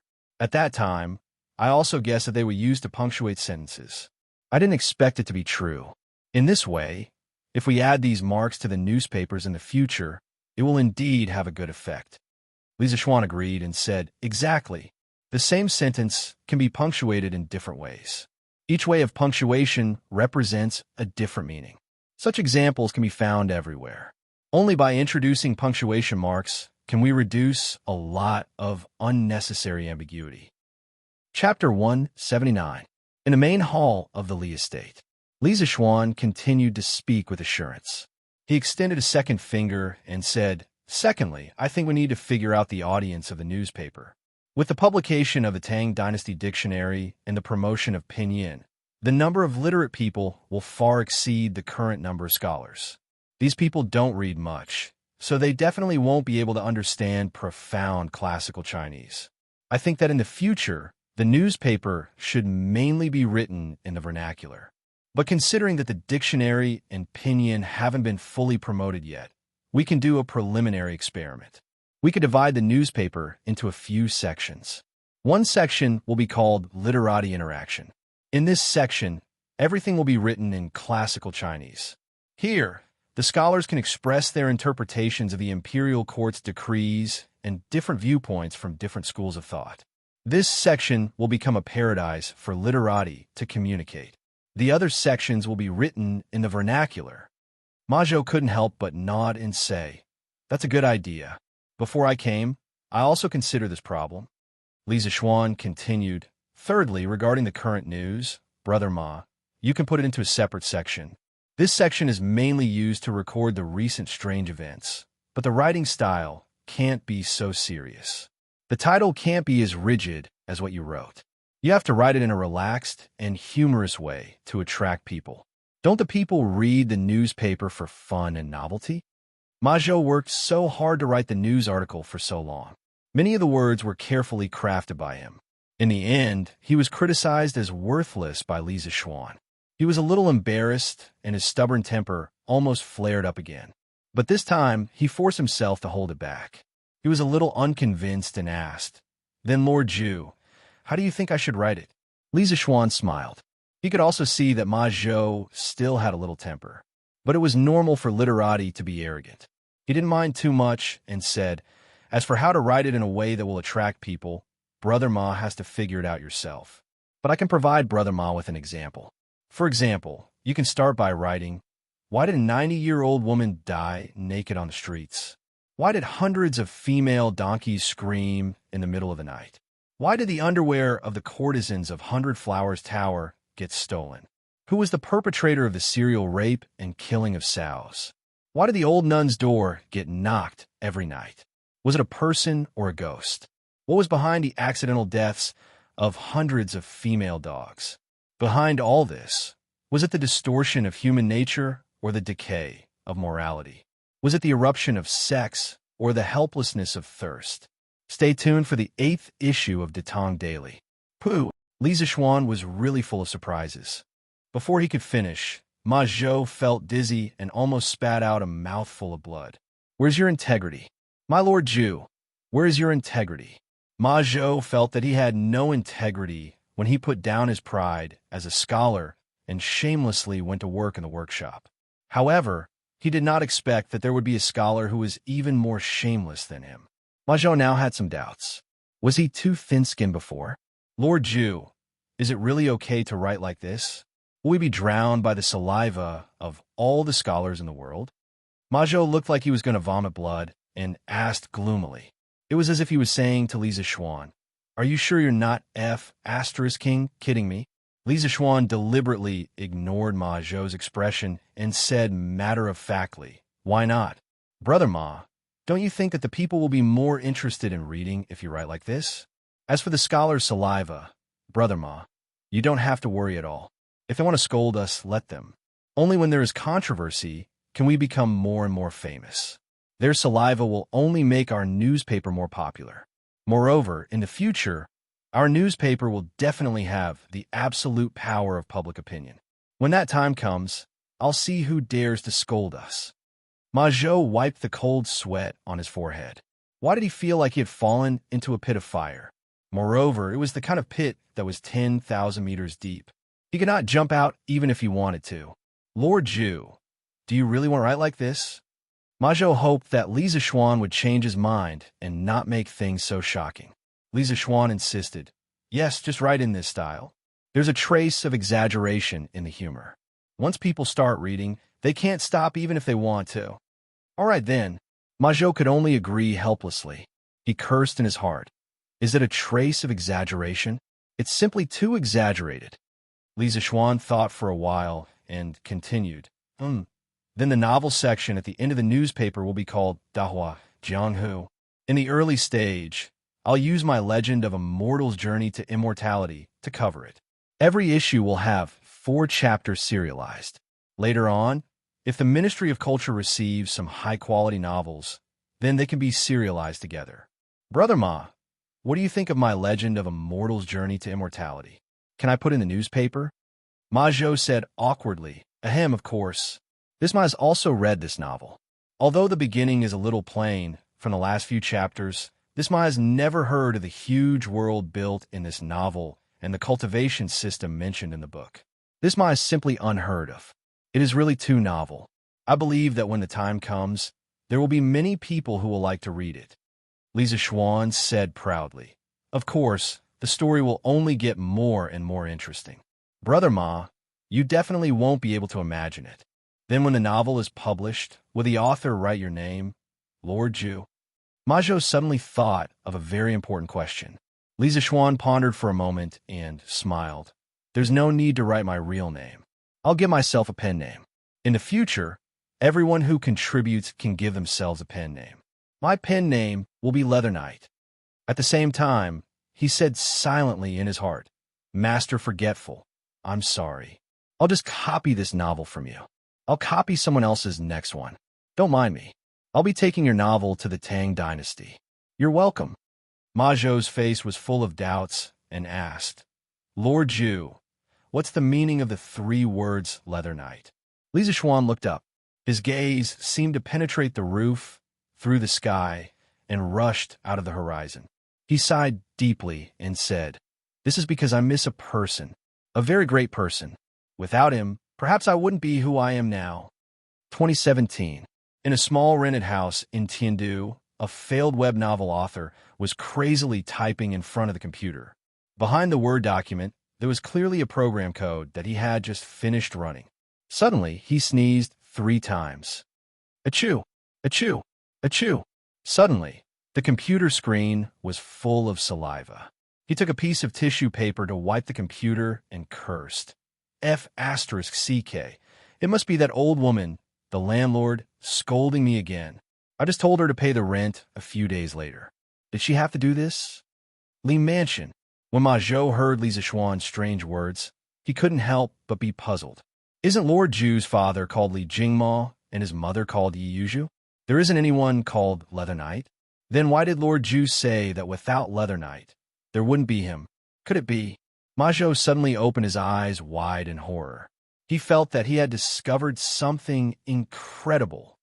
Pa! Li Zishuan saw this and slammed the table. He said angrily, Were you thinking? When my master was alive, he said that he liked the 3 words Leather Knight very much. Ma Zhou was obviously thinking the wrong way. Li Zishuan had no choice but to make up an excuse to avoid any trouble. Ma Zhou replied with an "oh," half believing and half doubting. Then, seeing that he had achieved all his goals today, he proposed to leave. Li Zishuan waved his hand helplessly, telling this bastard with a big brain to scram. Chapter 180. Jinda, Jijia, pharmacist. Jinda, why are you all here? The afternoon of the 2nd day, Niu Jinda, Cheng Yao Jin, Li Jing, and Yuqi Jingda arrived at the Qin Manor, giving Qin Xiong a fright. Ah, second brother, we heard that Xiao Xian was going to give you a blood transfusion, so we wanted to come and observe. Cheng Yao Jin smiled happily. Among them, he had the deepest relationship with Qin Xiong. They were all friends who had gone through life and death together. Thinking that there was hope for his good brother's illness, Cheng Yao Jin felt even better than killing hundreds of enemies. That's right. I've never heard of such a strange thing like stealing blood to save people. Today, I'm here to broaden my horizons and see if this method can be used in the army in the future. Shu Bao, please don't blame me for coming uninvited. Li Jing stroked his beard and smiled reservedly. Qin Xiong waved his hand and said, Pharmacist, you're treating me like an outsider.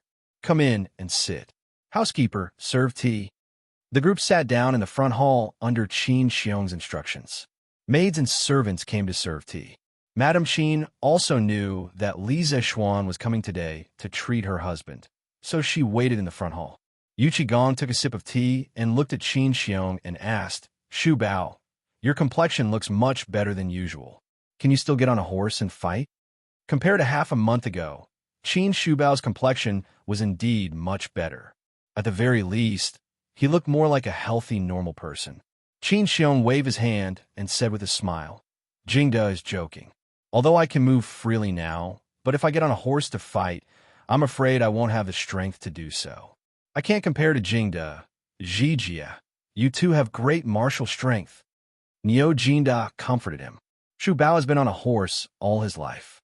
It's good that he can live peacefully. Now that my Tang Empire is going to be peaceful, Shu Bao can stay at home and enjoy life. Isn't that a good thing in life? Cheng Yao Jin also patted his chest and said, Yes, yes, yes. I can fight in the war. Second brother, you can't fight with me. Qin Xiong shook his head. He looked to the north and sighed.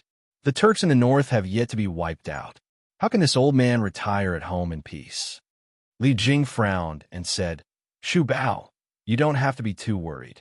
The Turks aren't united. Last year, they took advantage of our great Tang's internal weakness to send their troops to the Wei River. As long as we prepare for war for 2 years, we won't be afraid of the Turks. Master, Daoist Sun and Daoist Li are here. At this moment, a servant came in and cupped his hands. Qin Xiong stood up and said excitedly, "Please, please." A moment later, Li Zixuan and Sun Simiao walked in together. Behind Sun Simiao was Hu Jingjing. Li Zixuan had also asked the young lady at the door. Hu Hanyun and Hu Guiyuan's injuries had all been treated and they had already returned home. They had originally wanted to go to the Li family to kowtow and thank Li Zixuan for his kindness, but Li Zixuan had been in class at the time, so they gave up on the idea. After the few people in the room greeted Sun Simiao, Cheng Yaojin began to scold Li Zixuan. "Good lad, you made all of us wait for you. You're getting more and more arrogant." Li Zixuan cupped his hands and apologized. "Please forgive me, uncles. I was late because I had to prepare some things. I didn't think it through." Li Jing stroked his beard and smiled. "Jijia, don't scare children. As long as you can cure Shu Bao's illness, what's wrong with us waiting for a while?" Li Zixuan looked at Li Jing and cupped his hands in puzzlement. "May I ask who this uncle is?" In his opinion, the person who could sit here and chat with Cheng Yaojin and Qin Xiong must be a big shot, so he asked. Niu Jindao pointed at Li Zixuan and said with a smile, "Haha, you don't even know the famous pharmacist Li." Li Zixuan was surprised. He didn't expect to meet such an awesome person. He hurriedly bowed and said, "It turns out to be the Tang Empire's military god. I didn't recognize you. Please forgive me, General Li." Li Jing's face changed slightly. He waved his hand and forced a smile. "Military god? Don't talk nonsense. You can also call me uncle like you called Jijia and Shu Bao." Li Zixuan hurriedly called him Uncle Li again. Li Jing said, "Xiao Xian, go and treat Shu Bao. I'm just here to watch the fun. Don't waste time here." Li Zixuan hurriedly cupped his hands and said yes. At this time, Sun Simiao had already checked Qin Xiong's pulse. Li Zixuan stood aside and waited for the results. He greeted Mrs. Qin with his eyes. Mrs. Qin gave him a kind smile. Half an hour later, Sun Simiao stood up and sighed to everyone. General Qin's internal injuries are gradually getting better. However, the qi and blood he lost in the early years has not been completely recovered. It has been a long time since the last time I checked his pulse. I'm afraid that less than 10% of it has been recovered.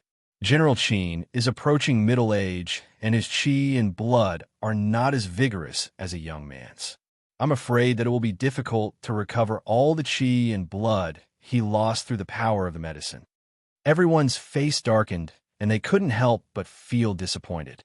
Sun Simiao looked at Li Zixuan and continued, "Xiao Xian, let's try your life-prolonging skill." Cheng Yaojin agreed. Yes. Xiao Xian, let's draw blood. See if my blood is suitable." "Sir Li, please see if my blood is suitable." At this time, the housekeeper of Qin's mansion who was waiting on the side bowed and begged, "Lord Li, please take a look and see if our blood is compatible." Suddenly, there was a roar of nearly 100 people outside the house. Qin Xiong and the others turned pale with fright. They hurriedly walked to the door and saw nearly 100 Qin clan generals neatly lined up in 10 rows. Everyone cupped their fists and knelt on one knee. This was standard military etiquette. The news that Li Zixuan was going to give Qin Xiong a blood transfusion had already spread among the servants of Qin's mansion. Correspondingly, they already knew about the theory that Li Zixuan had mentioned last time. How could they not help when their master was in trouble? Moreover, most of them had accompanied Qin Xiong in his early years and fought all over the world. Later, because of the battles, they were left with disabilities. Qin Xiong saw that some of them were lonely and had no one to rely on, so he took them in as his family soldiers. After so many years, he had been supporting them. Therefore, their feelings for Qin Xiong were deeper than anyone else's. Moreover, according to Li Zixuan, taking a little blood wouldn't kill anyone. What was there to be afraid of? At this moment, Qin Xiong felt as if he had returned to the battlefield. These were all brothers who would die for him. At this moment, he couldn't help but tear up. "Zhuang Qi, what do you want to do by bringing them here? Hurry up and go back." Family head, I, Zhuang Qi, did everything I did today willingly. If it wasn't for you, I would have starved to death on the side of the road. Now that you are in trouble, forget about taking a bit of my blood. Even if you want my life, I'm willing. The leader, Zhuang Qi, clasped his fists at Qin Xiong and said loudly, Yes, master, we are all willing. We are all willing. Lordly, please draw my blood. I have most blood. When the other family soldiers heard Zhuang Qi's words, they all shouted out. In an instant, the front yard of Qin's mansion was filled with roars. Li Zishuan was also moved by the brotherhood on the battlefield. Just as he was about to step out and persuade Qin Xiong, he heard a heroic laugh from outside the door. Haha, it is said that men on the battlefield are loyal. The family soldiers of Qin's mansion are all indomitable and loyal men. Please support me with a legal subscription. The author is about to vomit blood. Chapter 181. Following this forthright laugh, Li Er, dressed in a bright yellow uniform, strode in with large strides. Everyone was shocked and knelt down. Your Majesty. Li Er waved his hand and laughed. Rise, Shu Bao. I heard from Qin Ke that Li Zishuan is going to give you a blood transfusion this afternoon, so I came to take a look. Shu Bao, you won't mind me being an uninvited guest, right? Qin Xiong bowed. I wouldn't dare. Qin Xiong was both gratified and happy that Li Er had personally come see him. He had stayed out of the Xuanwu Gate incident last year because he did not want to participate in the tragedy of killing his brother and seizing the throne. It had nothing to do with his position. He had always been on Li Er's side. But from the rewards of the officials after the incident at Xianwu Gate, everyone thought that Qin Xiong had lost the favor of the emperor and would no longer be valued. Usually, only Cheng Yaojin and Niu Jinda, these former battle brothers, were willing to come to the Qin Fu. Now, that Li Er came out of the palace to see Qin Xiong, to a certain extent, it dispelled some of the rumors. Qin Xiong didn't care about these rumors, but he was still happy that Li Er came to see him personally. Don't just stand there, continue. Don't delay Shu Bao's treatment because of me. Li Er didn't rush everyone to do what they were supposed to do. Li Zishuan looked and said to Qin Xiong, Uncle Qin, since these men are willing to donate blood for you, why don't we start the blood test first? I said before that taking a small amount of blood is not harmful to the human body, but beneficial. I'm willing to use my life to guarantee this. Qin Xiong patted Li Zishuan's shoulder and said, I believe you. Then he looked at the group of family generals in front of him and said loudly, All of you get up. This old man owes you a favor today. Zhuang Qi stood up and grinned. Family head, you're too serious. Li Zishuan had them stand in a row, but he didn't need so many people. He planned to let them leave once he found a suitable blood type. He first used a porcelain bottle to take the blood of the 10 people and put their names on the bottle. Then, he took it back and tested it with Qin Xiong's blood. After a while, the results came out. Uncle Qin, Zhuang Qi, and Mei Wenhua have the same blood type as you. You can use their blood. Li Er and the others watched from the side and clicked their tongues in wonder, but did not interrupt. In the courtyard, Zhuang Qi heard Li Zishuan's words and immediately grinned proudly. You're so uncultured. Don't fight with me this time. Lordly, you could just use my blood. Your uncultured body is not as strong as mine. A lame veteran in the first row was immediately unhappy.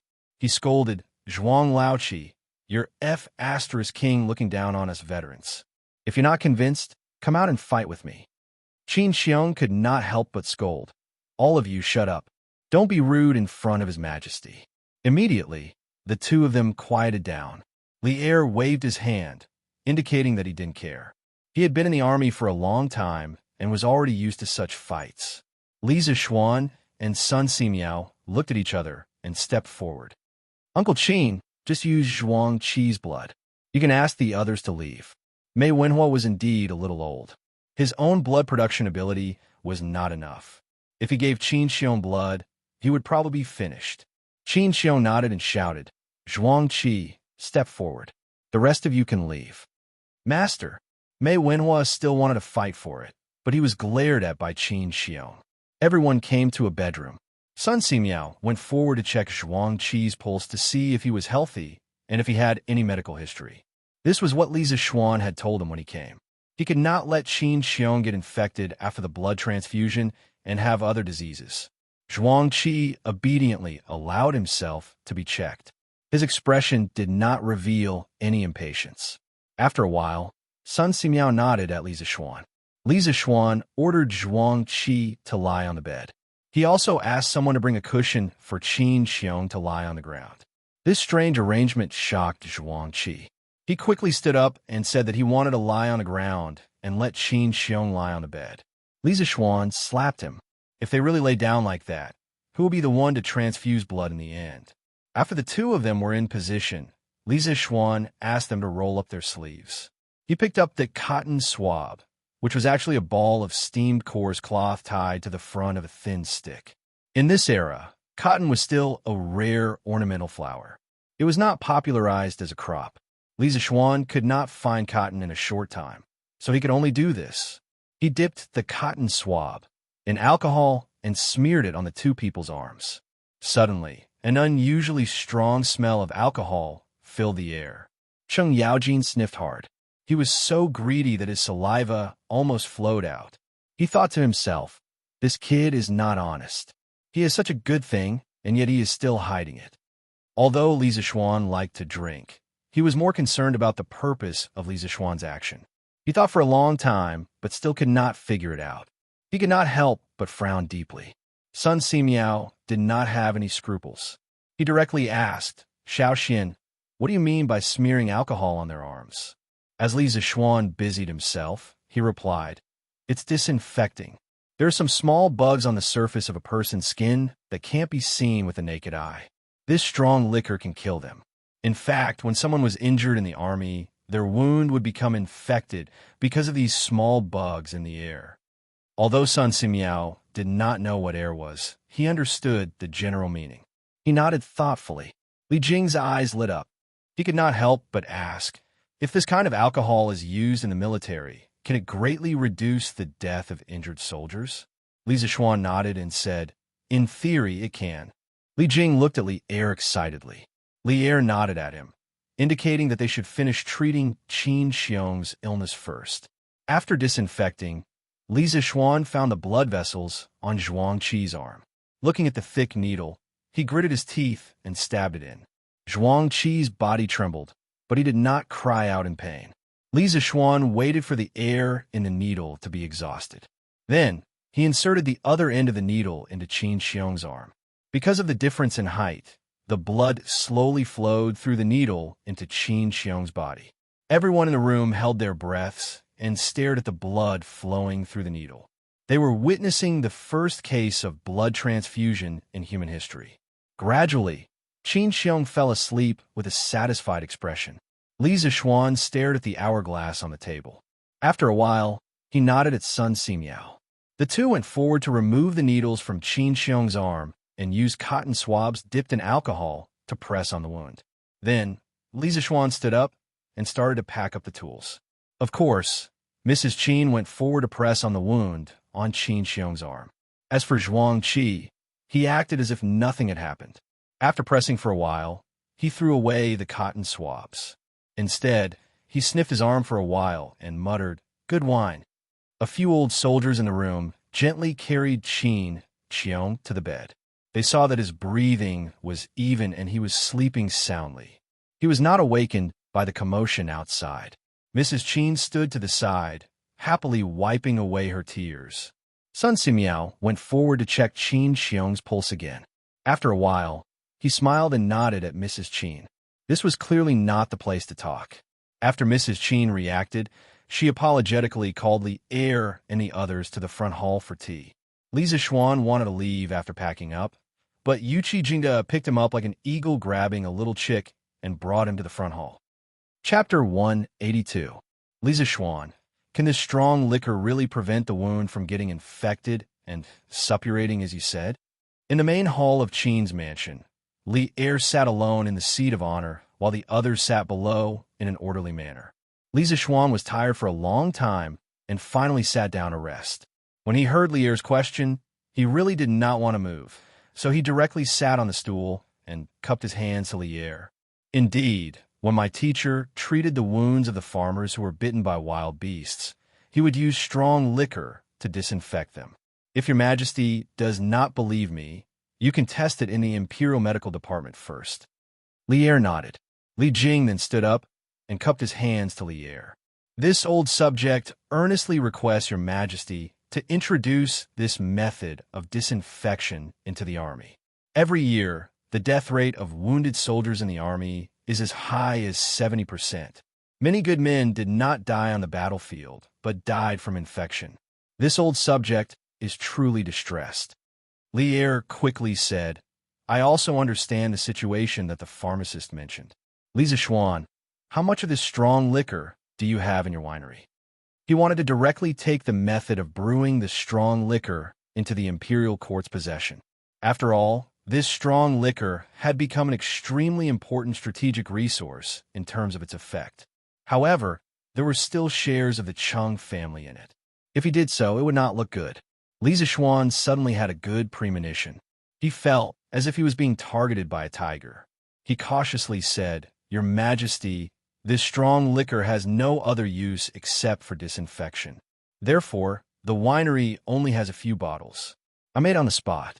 Lier stared and said, "What do you mean by no other use except for disinfection? You really don't know the severity of the situation. Just by disinfection, you can save the lives of many good men in the Tang Empire." He shook his head and muttered, "Can this liquor be brewed in large quantities and supplied to the army?" Li Zishuan thought for a while and asked, "How much of this disinfection liquor does the Tang Empire need every year?" Lier did not know this. He looked at Li Jing and threw the question out. Li Jing was also a little confused. He knew how many injured soldiers there were every year, but how would he know how much strong liquor was needed? There are about 15,000 injured soldiers in the army every year. Little Xian, calculate how much hard liquor you need. Li Jing could only throw the question to Li Zishuan. Li Zishuan calculated carefully. After a while, he said, "Your Majesty, I have roughly calculated that the army needs to store about 600 liters of liquor every year to ensure that it is enough." Lier nodded and slapped the table, saying, "Good. Then your winery will provide 600 liters of hard liquor to the Ministry of War every year. As for the price," Li Zishuan rushed to say, "at least 8 rounds per liter." Lier was so angry that he almost slammed the table. "Nonsense. You have the nerve to earn money from saving the lives of those soldiers." Li Zishuan felt wronged and said, "Your Majesty, this is really the cost price. This disinfection liquor is more than twice as strong as the immortal drunken wine. Think about it. The immortal drunken wine is already sold for 5 rounds per liter. If you sell it for less than 8 rounds per liter, I will really go bankrupt." What he said was not entirely a lie. In modern times, alcohol was indeed very cheap, but industrial alcohol was generally obtained through chemical synthesis, not through fermentation and distillation of grains. In the Tang Dynasty, 8 rounds per liter of medical alcohol was really not expensive. Lier said angrily, "Nonsense. How can this little liquor make you go bankrupt? Don't be unreasonable. 6 rounds per liter." Li Zishuan almost vomited blood. This Lier was really not a good person. He was a robber. Chung Yaojin stood up and snorted. "Your Majesty, the cost of this liquor is indeed very high. 6 rounds per liter is really going to be a loss." The Chung family had shares in this winery, so of course Chung Yaojin would jump out and complain. Lier saw that Chung Yaojin was also pretending to be pitiful, and he suddenly had nowhere to vent his anger. "Fine, 8 rounds per liter it is. If you dare to cut corners, I will teach you a lesson." Lier flicked his sleeves and left. All the big shots had seen what they wanted to see, and Qin Xiong was now sleeping. It was not appropriate for them to stay any longer, so they all said their goodbyes. Only Li Zishuan, Sun Simiao, and Chung Yaojin were still there. Sun Simiao looked at Madame Qin and said, "General Qin's pulse is stable, and his body is no different from a normal person. Madame Qin, please don't worry." Madame Qin sincerely thanked him. "Thank you, Dr. Sun." Sun Simiao waved his hand, looked at Li Zishuan, and said, "Xiao Xian, I have never heard of the small insects in the air that you mentioned. Can you tell me in detail some other day?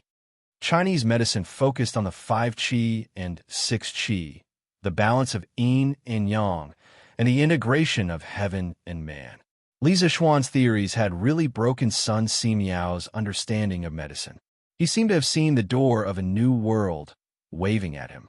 Li Zixuan said with a smile, "Of course. If you want to hear from me one day, I will tell you everything.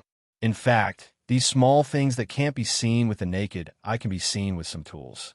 When I make this tool in the future, I will invite you to come and see it together." Sun Simiao said in surprise, "There is such a strange thing? That's great. As the saying goes, hearsay is false, but seeing is believing. If you can really make that kind of tool one day, you must send someone to inform me. Even if I'm thousands of miles away, I must rush back to take a look." Li Zixuan nodded and said, "Don't worry, Taoist Sunday. I will definitely inform you."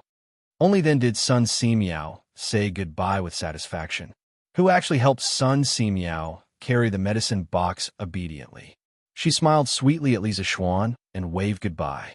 Then, she turned around and left with Sun Simiao. When Li Zixuan saw that everyone had left, he also wanted to say goodbye. However, he heard Madame Qin say, "Xiao Xian, don't be in a hurry to leave. Annie has something to say to you." Li Zixuan stopped and respectfully said, "Auntie, please go ahead." Madame Qin said with a smile, "Why are you still standing?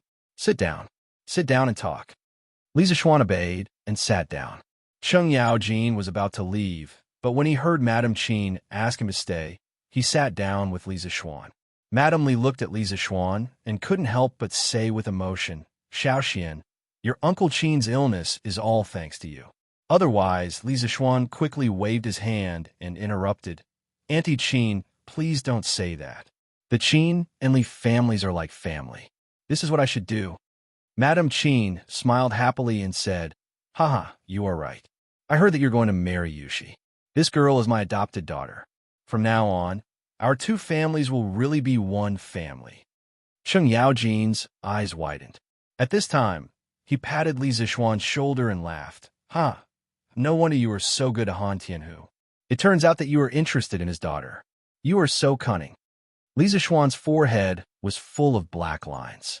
Did this old guy even know how to speak properly? Chapter 183. When Mrs. Qin heard Cheng Yaojin's nonsense, she glared at him angrily. Cheng Yaojin often chatted and laughed with Qin Xiong, but he still had some respect for this sister-in-law. Sensing Mrs. Qin's angry gaze, Cheng Yaojin laughed awkwardly. Then, he consciously removed his left hand from Li Zixuan's shoulder and returned to his seat. Mrs. Qin smiled in satisfaction. She looked at Li Zixuan and said with a loving expression, "Between you and Yushi, one is Auntie's nephew and can be considered a talent. The other is my adopted daughter and is also naturally beautiful. You two are a match made in heaven.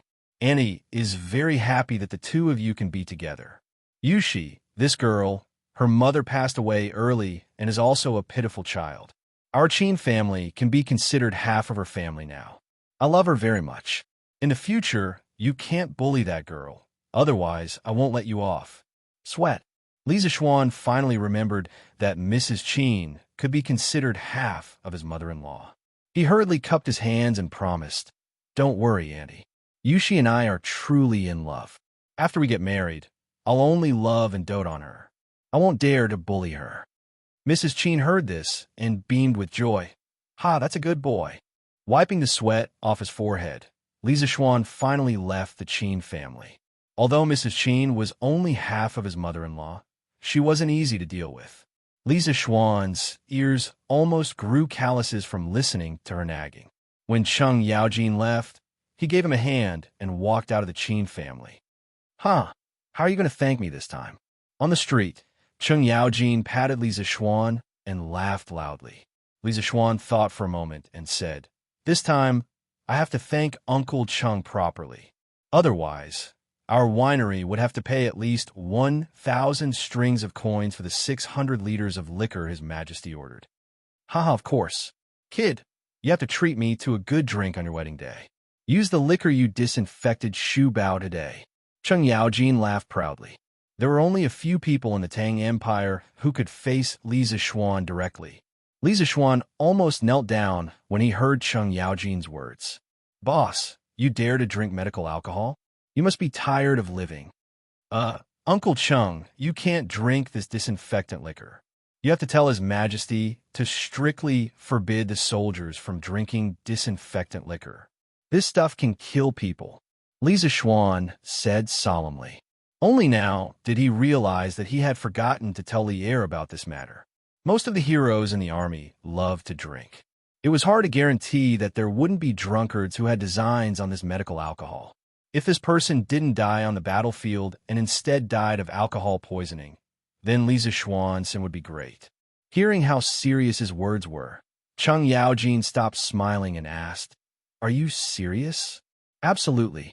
All right, I believe you. Your worries aren't unfounded. I will write a letter to His Majesty tomorrow to clarify this matter." Li Zishuan heaved a sigh of relief and cupped his hands. "Thank you, Uncle Cheng." Li Residence, West Courtyard. "Xiao Shi, come over quickly." Li Zishuan saw Xiao Shi holding a piece of cloth and looking like she was going to the front courtyard, so he quickly called out, "Young master, what's the matter?" Since they were outdoors, Xiao Shi wasn't worried that Li Zishuan would do something beastly in broad daylight. Thus, she quickly walked over and asked, "Xiao Shi, what did the Taoist priest say when my mother went to the Taoist temple this morning?" Although there was a legitimate reason, cheating wasn't something to be proud of. Li Zishuan asked softly. Xiao Shi smiled and replied, "Young master, so you are still worried about this matter? Don't worry."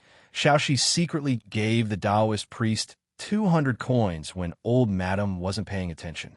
Afterwards, the Taoist priest told old madam that young master and young madam are a match made in heaven. Young madam is a blessing for her husband. After marrying her, young master will definitely be promoted and the Li family will have many children and grandchildren. Old madam was overjoyed. When old madam came back, she said that she will go to the Han family tomorrow. After a few days, she will set an auspicious date and young master will be able to get married officially. "Yeah, that's great. Xiao Shi, you did well. When I, young master, get married, you will be greatly rewarded." Li Zishuan resisted the urge to carry Xiao Shi and twirl her around. He could only clap his hands and laugh excitedly. "Xiao Xian, who is this Xiao Ming?" "Big brother, I must beat this son of a bitch to death." The next morning, Li Zishuan had just finished teaching everyone and was preparing to go home for lunch when Cheng Chumo chased after him from behind and asked angrily. Li Zishuan was confused by the question and asked curiously, "What's wrong?" "Bah, this kid is really hateful. Look at him pouring water into the pond and then pouring water out. Does this son of a bitch have nothing better to do? Isn't he making things difficult for me?" "Old Cheng? Also, this kid is always forgetful. He even forgot to bring his things to school. It's fine if he went back to take his things, but he actually asked me, 'Old Cheng, when will he meet his mother?' How the hell am I supposed to know? Also, you see," Cheng Chumo pointed at the few math problems that Li Zishuan had said in the textbook and kept complaining about Xiao Ming's crimes. Looking at this guy's crazy look, he was probably tortured by these few problems. Li Zishuan was sweating profusely in his heart. Why was this idiot's brain always wired differently from other people? Wasn't it because he wanted to save time and effort when he was setting the questions, so he directly changed all the application questions to Xiao Ming?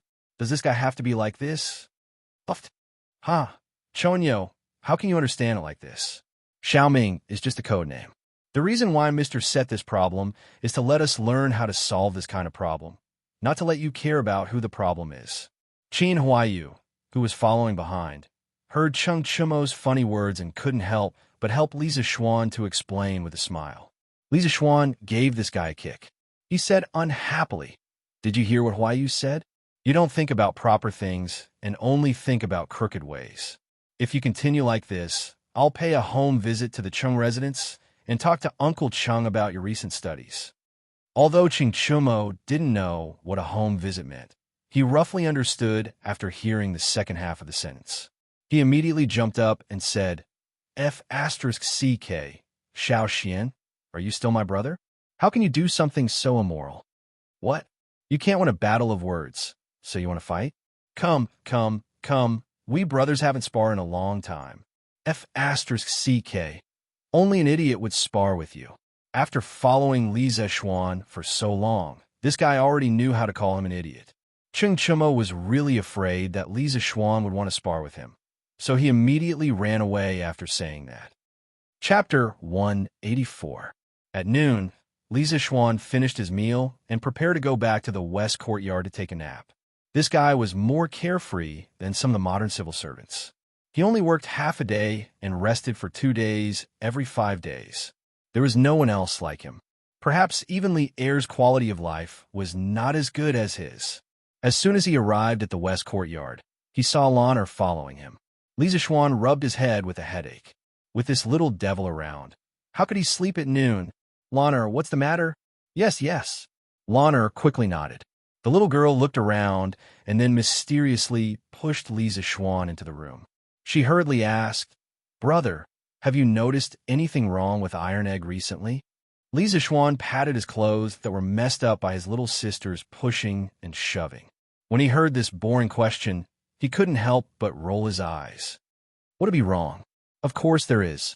Brother, as a master, why don't you care about your disciple at all?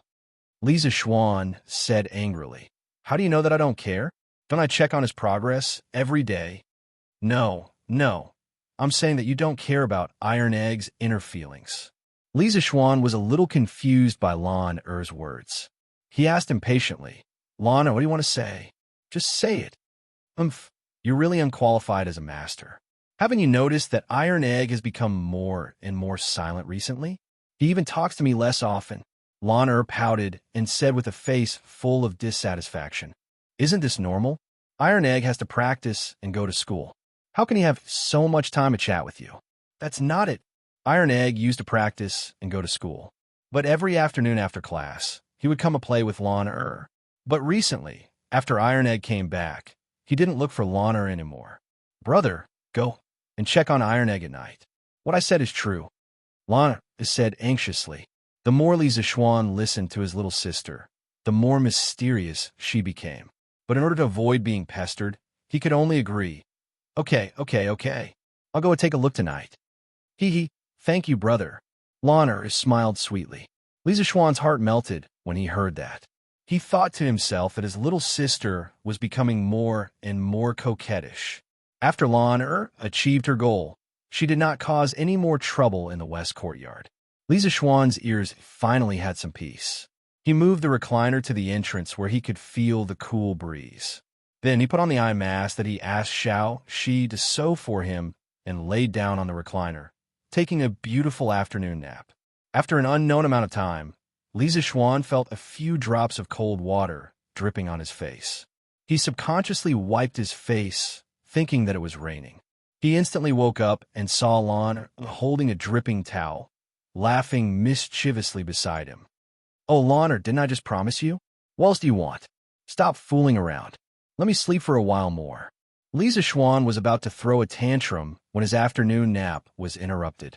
However, when he saw his little sister's innocent smile, his temper instantly died down. However, he still said unwillingly, Brother, don't sleep anymore. Faubert sent someone over to say that the new car you asked for is ready. Quickly accompany Lan to sit in the beautiful new car. Lan grabbed Li Zexuan's arm and kept shaking it. She was like a little sparrow chirping in Li Zexuan's ear. Li Zexuan was just thinking that if Lan was still here, he would tell her a ghost story to scare her away. However, when he heard that the new car was ready, he immediately sat up and said excitedly, Lan, where's the new car? Has it been sent over? It's still in the workshop. Faubert said that he wants you to go over and see if there's anything that needs to be changed. Brother, bring Lan along. Previously, Li Zexuan had told her about the new car a few times. According to Li Zexuan's description, Lan had always been looking forward to the new car. Now that she heard that the new car was ready, how could she hold herself back? Li Zexuan laughed heartily and stood up. He rubbed Lan head and said with a smile, All right, I'll bring you along. Ignoring Lan cheers behind him, Li Zexuan went out and asked Xiao Shi to get a basin of water to wash his face. He instantly felt refreshed. Sam Bao brought to buy over. Li Zixuan carried Lan, and got on the horse. He laughed loudly and said, "Let's go. Let's go look at the car. Hee, I can't afford a BMW, Mercedes-Benz, or Ferrari in the modern era. Then, I'll make my own luxury car in the Tang dynasty." Li Zixuan thought proudly in his heart. Accompanied by the clatter of the horse's hooves on the ground, the siblings arrived at the workshop in a short while. When they walked into the workshop, they saw a huge four-wheel carriage that was about 12 feet long and 3 feet wide. The sides of the carriage were angular, and there were some exquisite carvings. The dark red paint on it gave people a sense of low-key luxury. Compared to the current 4-foot-long and 2-foot-wide ordinary carriage, this luxury car looked like a huge beast from afar. Moreover, it had 4 wheels, so it looked more stable. Li Zixuan was very satisfied just by looking at its appearance. Only then did he have the time to look around the carriage. He discovered that other than Uncle Fu, enchanting had also come today. This guy had not been seen for a while, so he did not know where he went. "Hey, Brother Enchanting is here today. It's rare. We haven't seen each other for a long time. Brother Enchanting, how have you been?" Li Zixuan held Lan's hand and walked over quickly to greet Yin Xiaoning. Yin Xiaoning said with a bitter face, "The workshop has been so lively recently. Of course, I wanted to come and take a look. However, some time ago, His Majesty ordered the Ministry of Works to mass-produce curved plows and promote them to other provinces and counties. The Ministry of Works is short of manpower. My father recruited temporary craftsmen from the public and took me to be a supervisor. I was released today and heard that you made something good, so I came to take a look." Li Zixuan looked at this poor kid sympathetically and patted him on the shoulder. He smiled and said, "Haha, it's good that you're here. You're the technical director of our workshop. Without you, our workshop's progress has slowed down a lot." Yin Xiaoning's mechanical talent was undeniable. He was even better than Faubert. In the future, he could become a god. With such an awesome engineer, Li Zixuan was very assured about the workshop's future development. Yin Xiaoning could not help but roll his eyes. He had just jumped out of the pit that his father had dug for him. Why did he feel that he had jumped into Li Zixuan's pit? This kid was obviously treating him as a coolie. However, he still had 10% of the workshop's shares. This counted as working for himself, right? Yin Xiaoning's mood improved a little when he thought of this. He was too lazy to care about Li Zixuan. He came over and pulled Lan'er. He smiled gently and said, "Let's go, Sister Lan'er. Brother Xiaoning will take you to see the new carriage." Okay. The two of them jumped directly into the carriage. Li Zixuan was immediately stunned and hurriedly cried out, "Hey, this is my carriage." After saying that, he hurriedly chased after them. Chapter 185. After entering the carriage, Li Zixuan looked at the interior furnishings. Even though this was designed by him, he was still shocked. He saw 2 single sofas placed on both sides of a small long table. Due to the hot weather recently, Faubert specially placed a bamboo mat on top of the sofa to make it look cooler. Li Zixuan secretly praised Faubert's quick-wittedness. Behind a long table, there was a long sofa. It was about 2 feet wide and 8 feet long. It looked like it was just enough for one person to rest on. If there were 2 people, then they could only lie on top of each other. Li Zixuan suddenly had an unhealthy thought in his mind. Faubert was quite thoughtful. He even placed a bamboo mat on top of the sofa to make people want to lie on top of it and sleep. In the innermost part of the carriage, there were 2 compartments side by side. Li Zixuan pushed open the door and looked inside. He found that one was the bathroom and the other was the water storage room. The water storage room's container was a large rectangular iron can. It looked like it was specially designed to save space. The iron can could store about 70 to 80 pounds of water. There was an iron pipe at the bottom of the iron can. There was a simple switch at the top of the iron pipe. Although it was not as professional as the modern faucets, its functions were similar. TSK, perfect, too perfect. Li Zixuan looked around and couldn't help but exclaim. Other than the lack of air conditioning, sound system, and electric lights, the interior of the carriage was perfect. It was simply a must-have for traveling with a family. "Oh my God, Xiao Xian, you have sinned. Such a luxurious carriage. Only a rich person like you can enjoy it." Yin shouting couldn't help but exclaim while touching the sofa and the window. Hee hee, brother, Lan will sleep here tonight. Lan seemed to have discovered a new world. She lay on the sofa and rolled around while laughing happily. Lisa Schwan was speechless. This girl was really a little overlord. Young master, is there anything else that needs to be changed in this carriage? At this moment, Faubert had also boarded the carriage. He chuckled at Lisa Schwan. Lisa Schwan waved his hand in satisfaction. No need, Faubert. I'm very satisfied with this carriage. Let's pull it back now and see if it's comfortable to run on. Faubert nodded and said, All right, this old man will go and saddle the young master. 15 minutes later, Dabai was able to pull this massive object with the strength of a single horse under the astonished gazes of the workers in the workshop. The wheels of the carriage began to roll slowly, and it spun faster and faster. Dabai snorted joyfully, indicating that it was so easy. Faubert arranged for a worker from the workshop to sit in front of the carriage and drive the horses. He also sat in the carriage with Lisa Schwan to feel the performance of the new carriage when it ran. Wow, little Xian, how come this car doesn't feel bumpy at all? This is too amazing. Or has the roads in Chang'an become so flat? Yin shouting nestled comfortably on the sofa and looked at the passing scenery outside the window. Suddenly, the tea on the table didn't spill. He sat on the sofa and carefully felt it. He couldn't help but exclaim in surprise when he didn't feel any bumpiness at all. Lisa Schwan drank a mouthful of water contentedly and smiled proudly. Of course it's because our carriage is good. Don't you know what the roads in Chang'an are like? What do you think? Little brother's carriage is awesome, right? Yin shouting said excitedly. Awesome, of course it's awesome. Quickly tell me, how did you do it? Won't you understand when you go back to the workshop later and ask Faubert to look at the blueprint? Lisa Schwan didn't want to explain it to Yin shouting again. He was busy right now. Busy with what? Isn't this nonsense? Look, that young lady outside the carriage window is so pretty. Most importantly, she's wearing very thin clothes. Unfortunately, Big White Speed was too fast. Lisa Schwan was only able to catch a glimpse of her chest and couldn't see it anymore. Inside the carriage, Faubert saw Yin Shouning's unsatisfied look and explained with a smile, Young Master Yin, some special shock absorbers have been added to the bottom of the carriage. On the other hand, the sofa we're sitting on is also very useful for shock absorption. As for the detailed structure of the interior, you can only go back to the workshop to look at the blueprint. Hearing this, Yin Shouting nodded thoughtfully. Wow, husband, look at that carriage. Why is it so tall and so big? A white-clothed lady in her 20s saw the huge carriage that just passed by in the middle of the road. She hurriedly pulled the man beside her and exclaimed, It's really big. I've never seen such a huge carriage before. Husband, should our family buy a carriage like this too? Otherwise, you'll have to accompany me back home every year. It'll be so hard on you. The man was speechless. He wanted to say that it wasn't hard on him, but looking at his wife's pleading face, he couldn't help but soften his heart. He hurriedly nodded and agreed.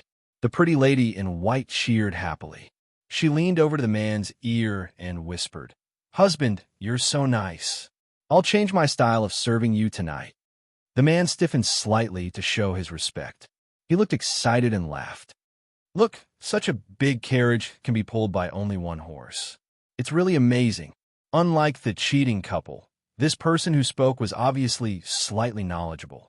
Yes, not only that, you see, this carriage actually has 4 wheels. It's really stable when it runs. It doesn't feel like it's swaying at all. TSK, this carriage's appearance is so beautiful. I wonder where it's sold? I really want to buy one. Squire Wong is really generous. This carriage isn't something that ordinary people like us can afford. This carriage came from an Elaine. Maybe it was made by the workshop of Strange Interest Pavilion. Oh, and it's really sold.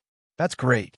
Lisa Schwan and the others sat in the new carriage and left under the envious eyes of the passers-by. Suddenly, Bah, whose carriage is so arrogant that it choked me with a mouthful of dust. Damn, this carriage's size is too coquettish. There's actually such an arrogant person in Chang'an. Hey, the carriage in front, stop. Chung Chumo, who had just returned home after class, was caught off guard by the rolling carriage on the roadside. He choked on the dust and was instantly furious. There was actually someone more arrogant than him enchanting. He immediately ran wildly and chased after the carriage, shouting all the way, "It's Virgo!" Enchanting stuck his head out of the window and looked back. Then he turned back and said to Lisa Schwan, "Damn, Enchanting, it's you. Stop the carriage quickly. I'm going to rob you. This carriage is mine." Ching Chumo's eyes were sharp. He recognized Enchanting the moment he stuck his head out of the window. He immediately shouted like a bandit. In the carriage, Lisa Schwan was speechless. He shouted outside, "Stop the carriage!" Then the carriage slowly came to a stop. Chung Chumo cheered and quickly ran to the front of the carriage. With a leap, he jumped onto the carriage. "Wow, Xiaoxian Lana or Faubert, you're all here too. Haha, then I won't be polite. Gee, what's this stool made of? It's so damn comfortable." Chung Chumo acted as if he had returned home. He didn't treat himself as an outsider at all. He sat on the sofa and couldn't help but sigh. Lana was pushed to the side by this guy. The little girl was unhappy. She stood up and pulled Chung Chumo's cheek. She said unhappily, "Humph, Brother Chonyo is really thick-skinned." Ha ha ha. Chapter 186. Little Xian, your carriage is so comfortable. Why don't you give me one?" Although Chung Chumo was pulled off the sofa by Lana, he was not angry at all. He wandered around the carriage like Granny Lou in the Grand View Garden, looking left and right and touching everywhere. After a while, when he carefully looked at the luxurious interior of the carriage, Chung Chumo could not help but be shocked. This kind of carriage was the standard for rich playboys like him. It would be so flashy and cool if he drove it out. Thus, he licked his lips and begged Lisa Schwan for it. In your dreams. This carriage is the only one in the world." Lisa Schwan curled his lips. Don't. Little Xian, why don't you ask your workshop to make a few more?" Chung Chumo urged. Lisa Schwan squinted his eyes and said, "I can, but this carriage is expensive. It's not that I'm looking down on you, but can you afford it, Chonyo? Didn't this guy always say that he was poor?" Lisa Schwan did not believe that he could afford a luxury carriage now. "Damn, you're looking down on me. As long as you have this kind of carriage, I can afford it. Tell me, how much is it?" Chung Chumo was immediately unhappy. His family had shares in the winery. With the sales of the Drunken Immortal and Gentle Beauty, the Chung Chumo had also earned a lot of money. Correspondingly, Chung Chumo's pocket money had increased recently. This guy was now quite wealthy and was very confident. Lisa Schwan looked at this jokester's face and could not help but want to attack him. Thus, he said, "No bargaining, only 999 strings of cash." He had asked Faubert about the cost of this carriage on the way here. Currently, the average horse carriage sold in the market costs between 200 to 500 strings of coins. However, due to the addition of a lot of advanced technology, such as shock absorbers, roller bearings, iron plates in the compartment of the carriage, and a separate toilet, the cost alone was as much as 400 to 500 strings of coins. Lisa Schwan set a price of 999 strings of cash, which wasn't considered expensive.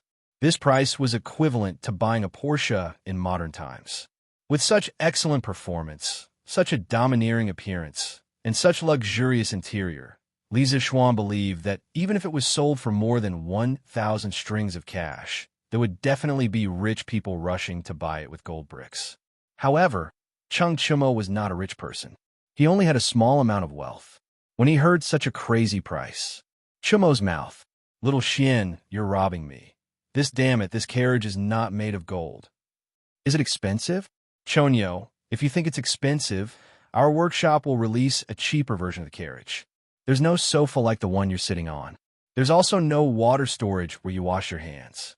It's only 666 strings of cash. If you still think it's expensive, we will release a beggar's version. There's no sofa, no water storage, no toilet, and no iron plates in the compartment. We'll sell it for 555 strings of cash. How about that? You can afford it, right?" Lisa Schwan sipped a mouthful of water and said slowly, "Damn, I don't want a beggar's version." Chung Chumo was furious. This beggar's version was not a good thing, just from the name. Chung Chumo, would rather not buy this carriage than make a beggar's version and embarrass himself. Ahem, little Xian, money is just a worldly possession. Do we need to be so calculative? If your workshop makes another one, give it to me. How about it? If the hard way did not work, he could only use the soft way. After all, everyone knew that Chung Chumo was thick-skinned. So what? Since money is a worldly possession, why don't you give all your pocket money to me for safekeeping? Chonyo. Bah, no way. Chung Chumo expressed that he was not an idiot. Why would he give away his money to someone else? Damn, little Xian, if you don't give me one, I'll go to your house and not leave. I'll eat and drink your food. Let's see if you lose out. Chung Chumo saw that Li Zishuan was unmoved by force or persuasion, so he had no choice but to use his ultimate move, shamelessness. Yin Xiaoning and Faubert were trying hard to hold back their laughter. Lana did not have so many scruples. The little girl was so happy that she kept giggling and kept saying, "Brother Chonyo, you're shameless." Li Zishuan was also speechless. He had never seen such a shameless person. Up to you. Our house is short on rooms recently. We can only sleep in the woodshed. Damn, you're so unrighteous. You're the one who wanted to stay. Oh, I forgot to tell you. I see that Uncle Chung and Uncle Chin are getting old, and it's not convenient for them to go out. I plan to give each of them one of these carriages in the near future. Cho Ox, you can stay in our woodshed. Little Xian. Before Chung Chumo could finish cursing, he heard the second half of Li Zishuan's sentence and finally understood that Li Zishuan was just teasing him. He didn't even bother to get angry and hurriedly corrected himself. Little Xian, you're such a good brother. Huh? After laughing for a while, Yin Xiaoning asked seriously, Little Xian, do you want to give this carriage a name? In the future, when we sell it, it can be better differentiated from other normal carriages. Li Zishuan thought about it and agreed.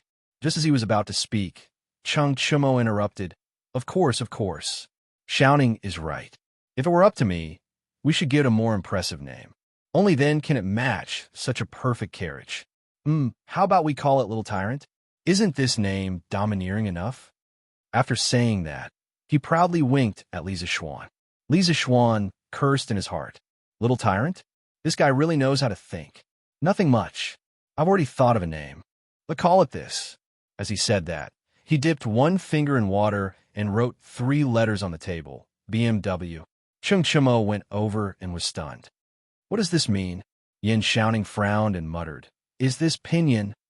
Li Zishuan raised his eyebrows and said in surprise, Oh, Brother Xiaoning actually knows pinyin?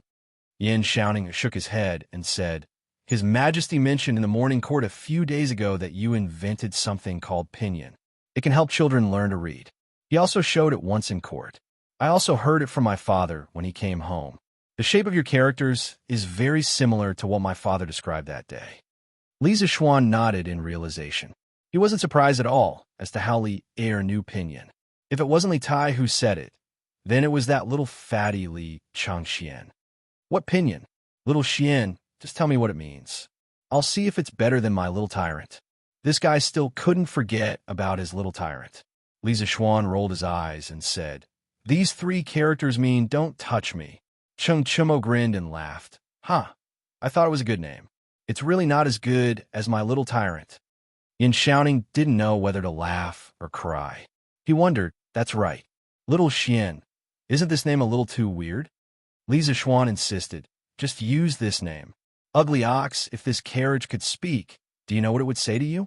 Chung Chumo touched the exquisite carvings on the carriage wall and replied, What would it say? F***CK off, don't touch me. F***CK. Chapter 187.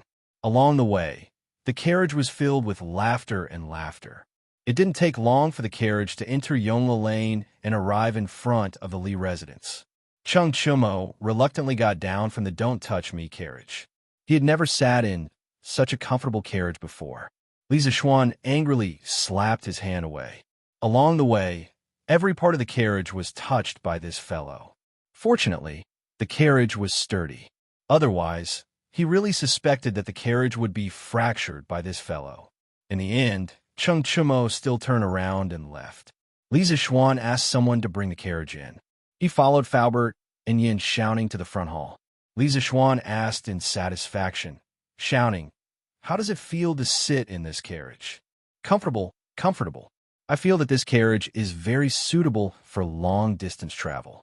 Sitting in it, I don't feel tired at all." Yin shouting thought for a while and replied, "Haha, even Brother Shouting said it's good. Then it will definitely sell well." Faubert, the workshop will organize people to speed up the production of this new type of carriage. First, make 20 of them and send them to me.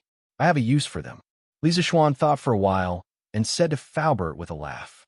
Faubert was dumbfounded and stupefied. Young master, what do you need so many carriages for?" The cost of 20 carriages was more than 10,000 strings of cash. Faubert couldn't help but be surprised. A part of it is to give to people. In the past few months when I returned to Chong, and I owed a lot of people. It's easy to repay money, but it's not easy to repay a debt of gratitude. This carriage can not only repay a part of the favor, but also make a name for myself in the circle of nobles. As for the other part of the carriage, I have a use for it. Lisa Schwan thought in his heart. This young master is about to get married. When I pick up the bride, how can I do it without a grand carriage? Faubert was speechless and could only agree. "All right, Faubert, how's the paper machine? Are there any difficulties?" After talking about eating, drinking, and having fun, Lisa Schwan finally remembered what he wanted to do. "Young master, the paper machine structure is complicated and the amount of work required to build it early is quite large. It's not difficult to build it according to the blueprint, but it will take some time." Faubert thought for a moment and replied, "How long will it take?" 7 days. Lisa Schwan frowned and muttered to himself, "Are there not enough ordinary craftsmen in the workshop? Or are there too few skilled craftsmen? Of course, it's because there are too few skilled craftsmen. Young master, skilled craftsmen are too hard to find. I'm afraid there are less than 10 skilled craftsmen in the workshop." Faubert said with a bitter face. Lisa Schwan thought for a while, but he didn't have any good ideas. He could only say, "Faubert, send more people to other states and counties to look for craftsmen. As long as they are skilled and are willing to come to our workshop, we can talk about the benefits and treatment. As for the paper machine, you guys should try to speed up the progress. Majo is almost done with the preparations, and we're just waiting for you guys to start. Oh, Shouting happens to be free these few days. Why don't you go to the workshop and help Faubert with the paper machine? This should be able to speed up the progress a lot." Lisa Schwan looked at Yin Shouting, who was leisurely at the side, and his eyes suddenly lit up as he suggested. Faubert quickly nodded in agreement. He admired Yin Shouting's mechanical talent very much. Yin Shouting staggered, and his face was full of black lines. He had just been released from his father's prison sentence, and now he was going to be thrown into prison by Lisa Schwan. Just as he was about to object, he saw Lisa Schwan raise a finger and said, "Brother Shouting, don't refuse. This paper machine is very important, and it must be done as soon as possible. Moreover, this workshop also has your shares. At worst, I'll give you a don't touch me carriage after it's done. How about it?" Yin Shouting was a little moved, and he nodded after a moment. Unlike Lisa Schwan, who casually owned dozens of don't touch me carriages in the Tang dynasty, a carriage was a very precious asset for other families. After dinner, Lisa Schwan went to Mingyue Xian and saw Iron Egg squatting on a big rock beside the pond, hugging his knees and looking at the moon in the sky in a daze. Lisa Schwan's heart was slightly moved. It seemed that his little sister was right. Iron Egg really had something on his mind. Could it be that this kid had taken a fancy to a girl and started to think about love? If that's really the case, what should I do? This is obviously puppy love. As his master, should I stop it? Lisa Schwan's thoughts ran wild in the distance. The more he thought, the more tangled he became. In the end, he shook his head and slowly walked towards Iron Egg. "Iron Egg, what are you thinking about?" Lisa Schwan walked behind Iron Egg and found that this kid was still in a daze, so he could only ask, Master, you're here?" Iron Egg heard the sound and instantly woke up. This child was a little panicked and hurriedly said, "Don't be nervous. Come, sit down. Tell me, what were you thinking about just now? Why were you so lost in thought?" Li Zixuan patted his disciple's shoulder and said in a gentle tone. Iron Egg obeyed and sat down, but his eyes were somewhat evasive when he looked at Li Zixuan. Say it, Master. Iron Egg was not thinking about anything. There must be something. Do you think I don't know you, kid? Hurry up and say it. What can we talk about? Master, it's really nothing. This kid seemed to be born in the year of the walnut. Li Zixuan frowned and suddenly said with a smirk, Oh, I understand. Did you fall in love with a little girl? You were just looking at the moon and thinking about love. Iron Egg, it's not that I don't want you to find a wife. It's just that you're still young and should put your mind on your studies. Having such an unreliable master, Iron Egg almost vomited blood in his heart. His cheeks instantly swelled red, and he hurriedly stood up and waved his hand. Master, it's not like that. It's not like that. Then what is it like? If you have nothing on your mind, why would you be staring at the moon in a daze? Hurry up and say it. You're a man. Why are you wasting time? Li Zixuan slapped Iron Egg down again. With Li Zixuan's jesting, the atmosphere of the conversation instantly became relaxed. Iron Egg was no longer as reserved as before. He hesitated for a moment and asked, Master, are you going to marry my sister? He had been staying with the Li family all this time, so he had more or less heard about Li Zixuan's marriage. Li Zixuan nodded and frowned. Yes, Iron Egg, could it be that you don't want your sister to marry me? Iron Egg scratched his head and said awkwardly, Yes and no. Kid, what are you trying to say? Li Zixuan angrily knocked Iron Egg's forehead. Iron Egg hurriedly said with a conflicted face, Master, Iron Egg has been thinking recently. If Master marries my sister, will Iron Egg call you brother-in-law in the future? Or Master? Yes, he called me Big Sister. Where's Big Sister? Or Master's wife? Holy shit. Even though Li Zixuan was used to all kinds of strange questions, he was still shocked by Iron Egg's two powerful questions. Chapter 188. Li Zixuan felt a little dizzy after hearing Bruiser's words. It seemed like he could call him anything he wanted, but if he called him whatever he wanted, wouldn't it mess up the seniority? In the end, Li Zixuan stopped thinking about it. He rubbed Iron Egg's head angrily and said in a muffled voice, Call me by my original identity. Don't think too much. Go back and do your homework. Don't embarrass me in this week's exam. Oh, the next day, Li Zixuan ate his breakfast and brought Iron Egg to school. Lana, who had been playing truant recently, came along today. Of course, it wasn't because she suddenly liked to study, but because Li Zixuan drove a luxury car to school today. The little girl was still excited about yesterday, so she came along. After Li Zixuan's consolation the day before, Bruiser was no longer unhappy. The three of them chatted on and off in the car. Before long, they arrived at the Imperial College. Wow, whose carriage is this? It's so grand. I don't know. This carriage is really big. It should be Mr. Li's carriage. I know the driver. It's Sanbao. The person who spoke was a student of the School of Mathematics. Under the gaze of dozens of students, Don't Touch Me slowly came to the entrance of the School of Mathematics. The three of them got off the carriage one after another. The students in the school heard the commotion outside and ran out to take a look. They were shocked by the huge carriage in front of them. Hello, Mr. Li. What a luxurious carriage. It's even four-wheeled. The interior of this carriage should be very spacious. SSS, little Xian, where did you buy this carriage? It's even more luxurious than the carriages in the palace. I'll go up and take a look. When Li Tai saw the carriage, he couldn't take his eyes off it. This little fatty didn't know how to be polite. He excitedly jumped into the carriage. After a while, a series of exclamations came from inside. Damn, this stool is so comfortable. The space here is so big. Damn, there's even a latrine. There's a switch on the pipe. Impressive. He actually went easy on him. Li Tai screamed inside for a while, then came down and said excitedly to Li Zixuan, Xiao Xian, sir, where can I buy this carriage? I must buy one too. This carriage is just too perfect.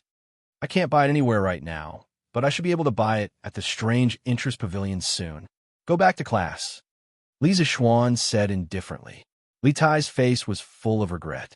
He touched the carriage and reluctantly returned to the teaching house. The rest of the students couldn't help but take a few more glances at this luxury car before returning to class. The commotion caused by the carriage in the Imperial College was far from over. During the break between classes, students from other schools joined in to watch. It had to be said that under the leadership of the Mathematics and Mathematics Department, the entire directorate of Imperial College had started a 3-minute class and a 15-minute break. If they didn't do this, there was no other way. The students would keep making a fuss. Now, the instructors of the other schools hated Lisa Schwann to death.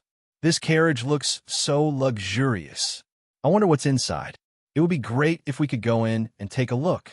When Sam Bao heard this, she immediately opened her arms and shielded the carriage behind her like an old hen protecting her chicks. This carriage is so domineering. I want to ask my father to buy one too. Do you know where to buy one? The person who spoke was obviously from a wealthy family.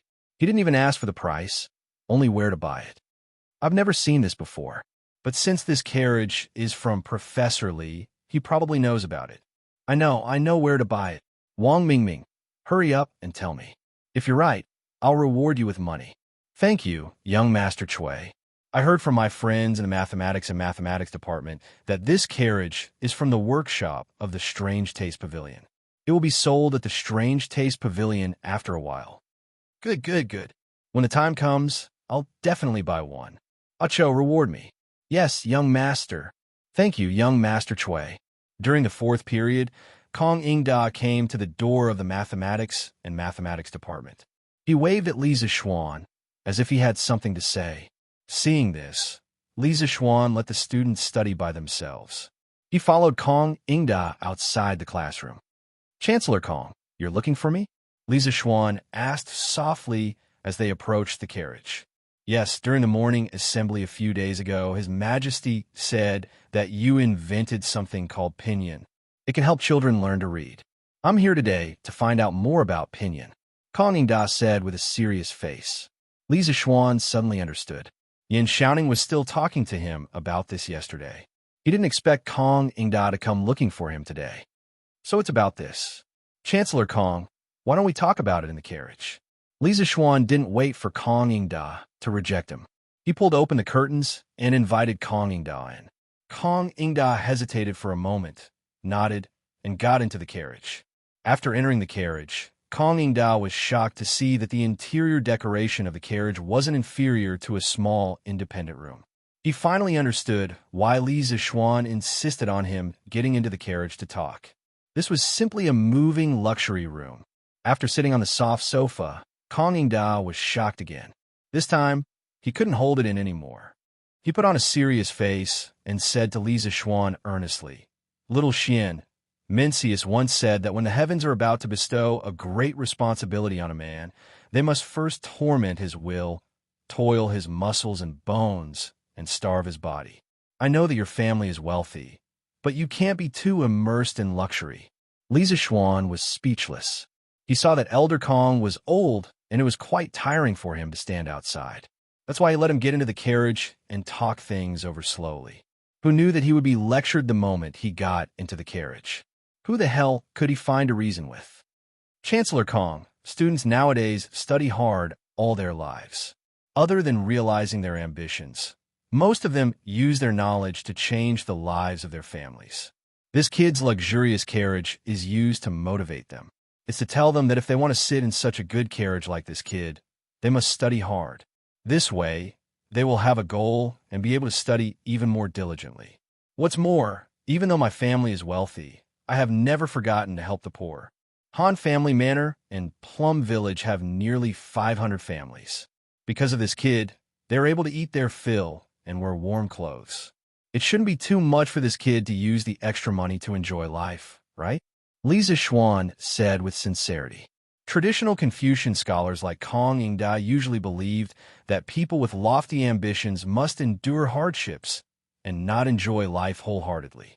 Lisa Schwann didn't agree with this kind of thinking. What's wrong with me spending the money I earned for myself to enjoy? It's not against the law. What's more, I'm not the kind of person who is heartless and stingy. I've already helped the poor people around me. How can I not be allowed to enjoy life? How can there be such logic in this world? Kong Da was rendered speechless by Li Zixuan's seemingly strong excuses. He couldn't help but think to himself, this kid is really good at talking about crooked practices. I've really underestimated him. Li Zixuan didn't want to make this principal too embarrassed and immediately stopped while he was ahead. He coughed dryly and said, "Cough, cough, Chancellor Kong, let's talk about pinyin." Chapter 189. In front of the Institute of Mathematics. In the luxurious carriage of the Li family, Li Zixuan forcefully changed the topic. Kong Da saw that he could not persuade the young man in front of him, so he simply went with the flow and discussed the issue of pinyin with Li Zixuan. There were brushes, ink, paper, and inkstone in the carriage. Li Zixuan took the brushes and wrote and drew while teaching Kong Da some pinyin knowledge. This old Confucian scholar's cultural foundation was indeed profound. In less than half an hour, Kong Da had a simple grasp of pinyin. Not bad, not bad. Professor Li, pinyin is indeed magical. If you can spread this method of learning words, your name will definitely go down in history. I want to be the first to spread pinyin in the 6 institutes of the Imperial College. I wonder if Professor Li is willing? After Kong Da understood the magical effects of pinyin, he could not help but praise. Li Zixuan pondered for a moment and nodded. Of course, although the students of the Imperial College had long learned how to read, there is still a need to teach them how to read. Most of the students belonged to the elite class of the current young people. After they understood the benefits of pinyin, when they left the Imperial College, they would either become officials, enter the court, or just become teachers. However, they would all bring pinyin to other places. They would also be the first batch of seeds to spread pinyin. Thus, Li Zixuan agreed with Kong Da's idea very much. Then, from tomorrow onwards, I'll have to trouble Professor Li to teach pinyin to all the instructors, professors, and teaching assistants of the Imperial College every afternoon. I estimate that after 4 or 5 days, all of them will have mastered the pinyin literacy method. At that time, they will teach the students of the Imperial College. What do you think? Kong Da thought for a moment and said the pinyin teaching plan that he had been considering for a long time. Kong Da had learned that Li Zixuan would be lazy every afternoon. Although this guy had his own legitimate reasons, the fact that he was lazy was indisputable. Therefore, Kong Da deliberately set the training time to be every afternoon. This way, it would not delay the teaching plan of the School of Mathematics, and it would also promote pinyin in the shortest time possible.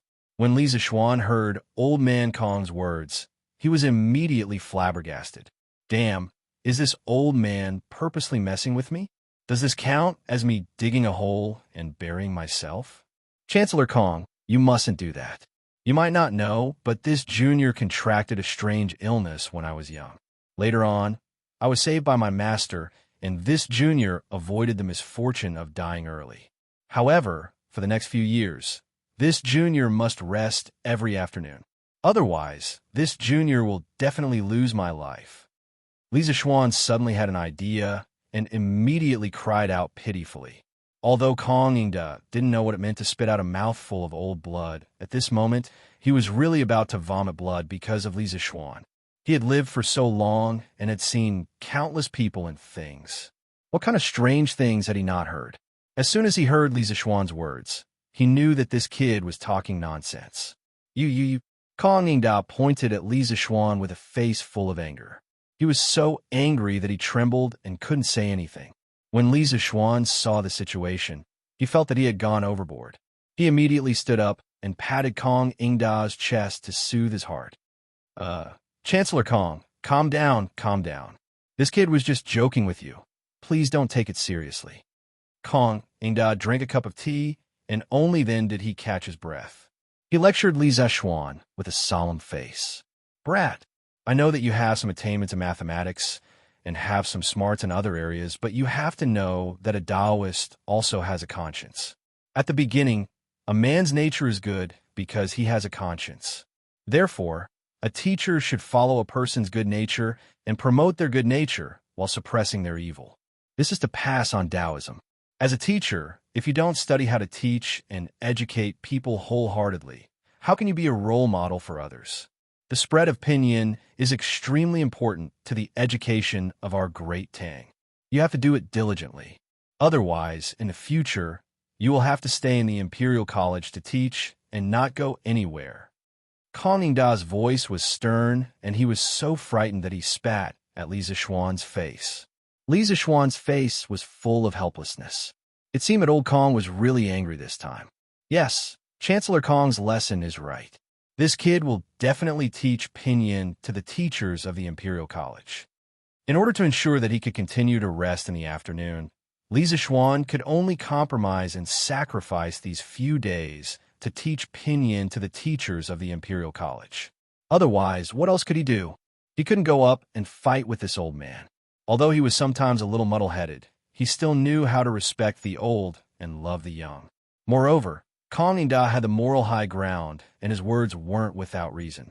The spread of pinyin was indeed very important. Kong Ningda nodded his head in satisfaction and prepared to get off the carriage. Suddenly, he turned his head and said, "I heard from His Majesty that you, the Crown Prince, King Wei, and the others are working together to compile a dictionary that includes pinyin. If you don't have enough manpower, you can tell me, and I will send some scholars of the Imperial College to assist you." "Thank you for your kind intentions, Chancellor Kong, but I have enough manpower." He had received news yesterday that Su Shizhong, Xue Shou, Yin Xiangsuan from the Eastern Palace, as well as Xiao Dian, Gu Yin, Zhang Yaqing, Xie Yin, and the other scholars of the Literature Hall under Li Tai were all in the back hall of the workshop. The compilation of the Great Tang Dictionary was already in full swing, and they had enough manpower. Yes, this dictionary is very important. Professor Li, you must pay attention to it. After the compilation of the dictionary is completed, you must inform me. I must go and take a look at such a grand literary event. Of course, of course. Rest assured, Chancellor Kong. Li Zishuan hurriedly cupped his hands and promised. He only hoped that the Chancellor would leave quickly and not create any more trouble. A moment later, Li Zishuan wiped the sweat off his forehead. He had finally sent away the old-fashioned great scholar of the present age. He thought to himself, "It seems that this brother's good days are about to come to an end. This is really King miserable, but it should only take a few days of hard work." He hoped that the instructors of the Imperial College could learn pinyin fast enough. After a while, the bell for the morning class rang. Li Zishuan went home with Iron Egg and Lanner in a low mood. The two little guys could see that Li Zishuan was not in a good mood, so they did not talk and laugh along the way. They were very obedient and accompanied Li Zishuan. After lunch, the two little guys continued to go to school. Of course, it was still the luxury car that picked them up. Li Zishuan enjoyed this last leisurely afternoon alone in the West Courtyard. He could not help but start to think about spring again. If only my baby Yushi was here. He could hug his wife every day, eat, sleep, and play with Daodu. This kind of life, even the gods would not change. As he thought about it, he could not help but drool. Chapter 190. Li Zishuan was a little drowsy by the summer breeze. When he was on the verge of waking up and falling asleep, he saw Xiao Shi in a bright yellow dress, walking over gracefully. She said softly to Li Zishuan, "Young master, Wang Renbiao and his father want to see you. Butler Wang is waiting in the front hall." "Oh." Li Zishuan's expression changed. He stood up and said, "Well, Xiao Shi, come with me to have a look." At the same time, there was a touch of coldness in his heart. The Wang family should give me an explanation for the kidnapping of Xiefeng Stockade. In the front hall of Li Mansion, Wang Renbiao and a middle-aged man with thick eyebrows, big eyes, and a stocky waist were sitting on both sides. The two of them looked at each other, but did not say a word. The hall was very quiet for a while. Wang Zhong looked at the tea table beside the two of them. Some of the tea was about to turn cold. He hesitated for a moment and was finally forced to retreat by the oppressive atmosphere. He retreated to the side and did not dare to say a word. The main reason was that the pressure on the middle-aged man was too strong. In a moment, Li Zishuan came to the front hall. Wang Renbiao took the lead to stand up and said to Li Zishuan, "Mr. Li, long time no see. How have you been? Let me introduce you. This is my father. He just arrived in Chang yesterday. Today, he went to the palace to see His Majesty, and then came to visit Li Mansion with me. According to the rules of the imperial court, the provincial governor of a state could not leave the territory under normal circumstances. Wang Renbiao's father came directly to Chang and had to report to the Ministry of Personnel. However, he was also a relative of the imperial family. If he directly reported to Lier, no one dared to say anything. Li Zixuan's eyes stopped on the middle-aged man. He thought that this man turned out to be Wang Yu, who married Li Yuan's sister. Cheng Yaojin had told him a lot about the Wang family in Taiyuanqi County. Today, he finally saw the real person.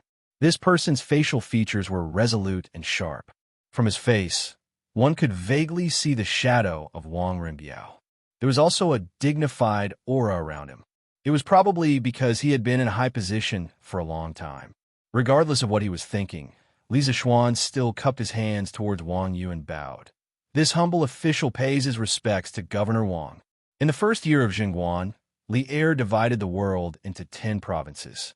There were a total of 360 provinces in the country.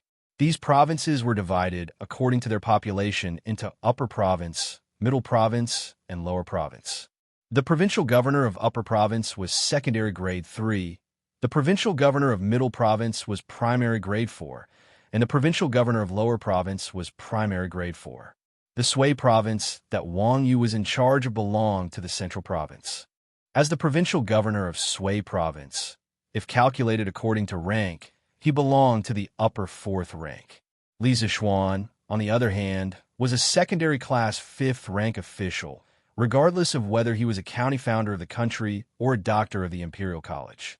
But logically speaking, it was already a miracle that he was able to reach secondary class 5th rank at his age, because Li Zixuan was a full 4 ranks lower than Wang Yu.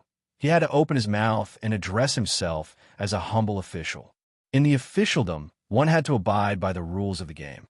If one casually treated a superior with disrespect, then one would not only offend one person, but also the entire official class.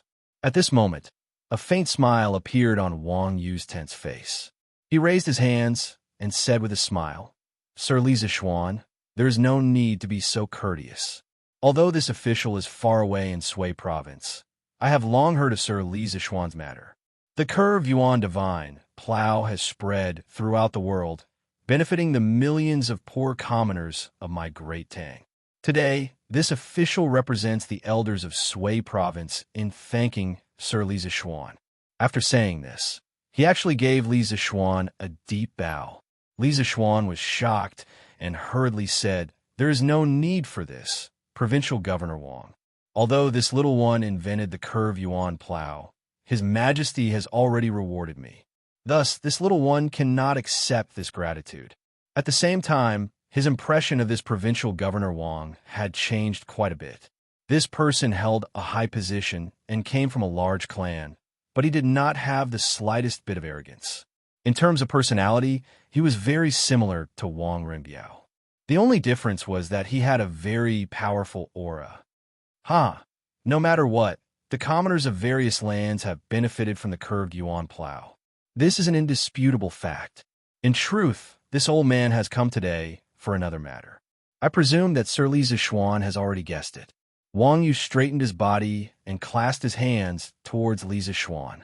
Today, this old man has come to apologize to Sir Li Zixuan on behalf of my unfilial son. A few days ago, that unfilial son actually colluded with bandits to kidnap Sir Li Zixuan's fiancée. He even had designs on the Li family's immortal inebriation formula.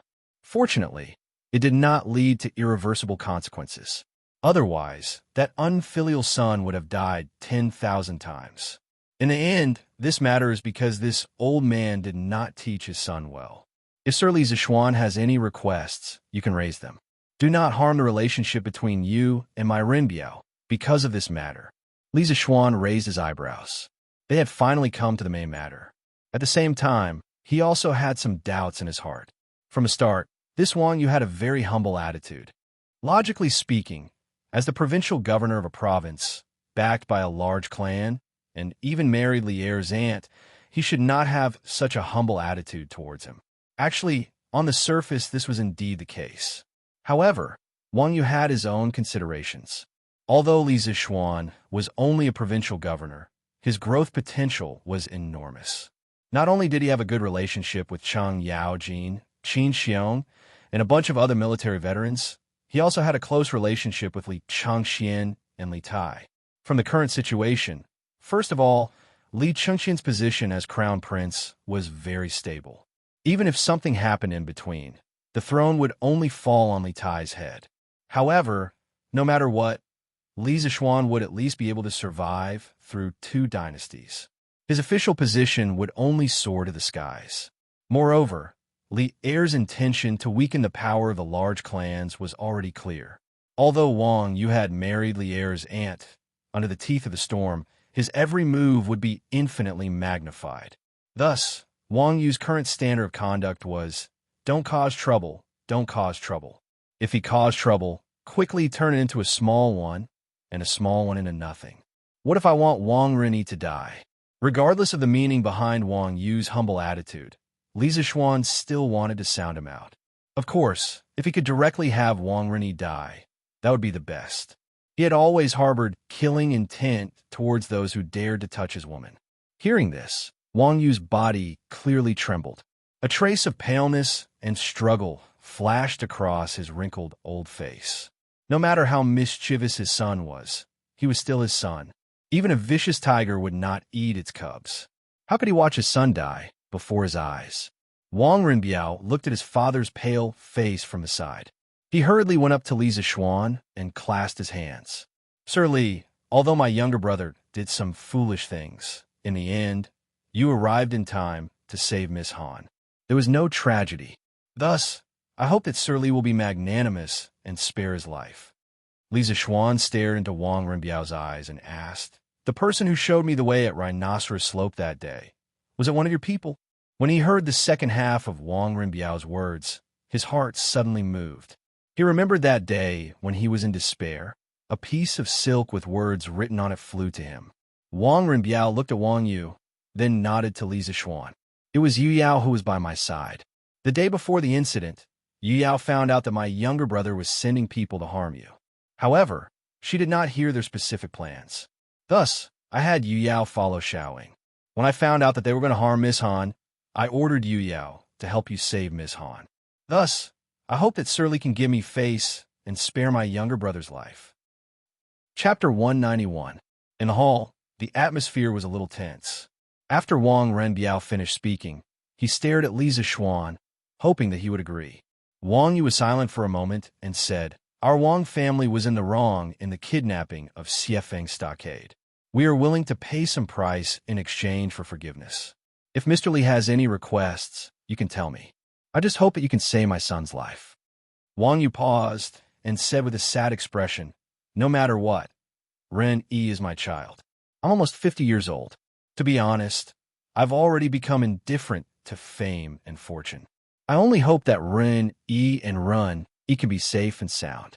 I hope that Li Xianan can understand me from a father's point of view.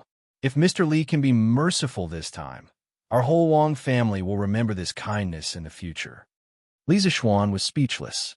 Although Wang Yu had been in a high position for many years, at this moment, he was just like an old father. Only, Li Zishuan didn't understand. With such an irresolute and indecisive personality, how had he managed to get to the position of patriarch? In the novels in his previous life, the heads of the big families should be indifferent and ruthless. Everything should be based on the interests of the family. Provincial Governor Wang, since you said so, and Cousin Rennie did provide me with a lot of help in the kidnapping that day, then let's forget about this matter. But I don't want Wang Rennie to jump out and harm my relatives in the future. Otherwise, I will definitely kill him at all costs. At that time, even if the Chui and Wang families attack me together, I will not be afraid. The 7 big families have been high and mighty for thousands of years. Others are afraid of them, but I am not. At worst, I will pierce a hole in the sky. Li Zishuan thought about it. This time, he really could not kill Wang Rennie. Putting aside the friendship between Wang Yu and Wang Renbiao and the pressure from the Chui and Wang families, Li Er had protected Wang Rennie before. Moreover, after the incident that day, Wang Rennie, a villain, had escaped in advance. Now, except for Wang Yu and Wang Renbiao, no one knew where Wang Rennie was. Fortunately, he gave up and did Wang Renbiao a favor. However, he still had to take precautions. If there was a next time, even if Li Zishuan had to chase him to the ends of the earth, he would still kill Wang Renyi with his sword. Wang Yu was delighted at first, but when he heard Li Zishuan's murderous words, he was shocked. This young man was only 14 or 15 years old, but he had such a strong, murderous aura. Don't worry, County Magistrate Li. That unfilial son has already been imprisoned by the clan's punishment hall. He won't come out to do evil again. For this matter, our Wang family owes you a favor. If Li Xianan needs any help in the future, feel free to let Renbiao know. Once this old man receives the news, I will definitely do my best to help. Li Zishuan nodded his head silently, but his heart was in turmoil. He did not expect the Wang family to have a law enforcement hall. This plaything sounded similar to the cultivation sex in some cultivation novels. There were law enforcement hall, elder hall, law enforcement hall, law enforcement hall, law enforcement hall, elder hall, law enforcement hall, and so on. It seemed that none of these traditional aristocratic families were simple. In order to express my sincerity, this old man has specially prepared some humble gifts. I hope County Magistrate Li can accept them.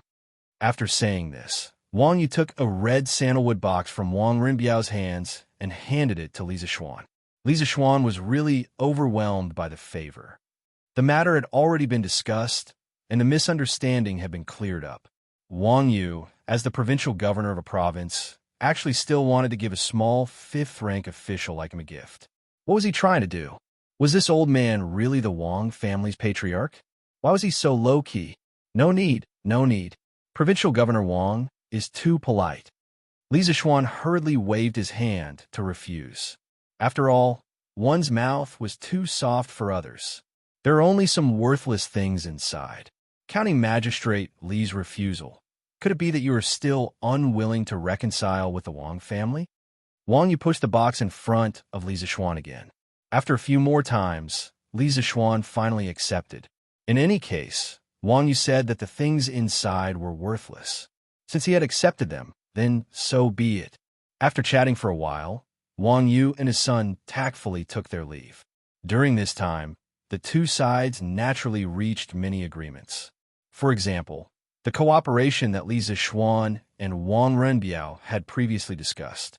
After the kidnapping incident, Li Zishuan had unilaterally stopped the supply of wine to the strange interest pavilion and the winery. At that time, Wang Renbiao felt that the Wang family was in the wrong, so he did not raise any objections. Now that the relationship between the two sides had been mended, the cooperation was restarted. After returning to his room in the west courtyard, Li Zishuan was no longer sleepy. His eyes inadvertently glanced at the dark red sandalwood box beside his hand. His heart skipped a beat, and he picked it up and weighed it in his hand. Hey, it's quite heavy. I wonder what's inside it. Li Zishuan carefully opened the wooden box and was immediately blinded by the light. The wooden box was divided into 2 rows and 4 rows, and there were 8 small compartments. In each compartment, there was a fist-sized luminous pearl lying quietly. Inside the luminous pearl, the fluorescent light flowed like liquid. If there was only one, it might not be so dazzling, but when all 8 of them were placed together, it was really dazzling. Oh my God, that old geezer Wang Yu actually said that these were just some worthless playthings. If they weren't valuable, then what was valuable about them? The Wang family seems to be richer than me. Li Zishuan had only seen these genuine luminous pearls in some documentaries in his previous life. Although the principle of the luminous pearl was very simple, and there were many artificial luminous pearls that cost 6 yuan on certain treasures, these natural luminous pearls in front of him were really priceless. At least, he had not seen anyone selling luminous pearls of this size on the market since he transmigrated here. He did not know where that old man Wang found so many luminous pearls. He really put in a lot of money. Father, are you going to give those 8 luminous pearls to Li Zishuan just like that? Wang Renbiao asked Wang Yu in a vermilion carriage on the street. Wang Yu had been resting with his eyes closed. At this moment, he said without opening his eyes, "They are just some inanimate objects that emit light. If we keep them in the family's treasury, they will only gather dust. It's better to use them to ease the relationship between the two families.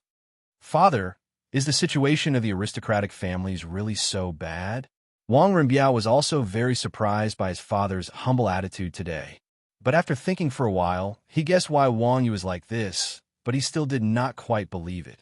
Wang Yu finally opened his eyes. He looked at Wang Renbiao and said in a deep voice, "Today, I have an audience with His Majesty. His Majesty has also indirectly warned me to restrain the children of the family. And according to His Majesty's intention, I'm afraid that it won't be long before he makes a move on the aristocratic families. Renbiao, remember, His Majesty is a man of great talent and bold vision. He will definitely not allow the aristocratic families to surpass the imperial court.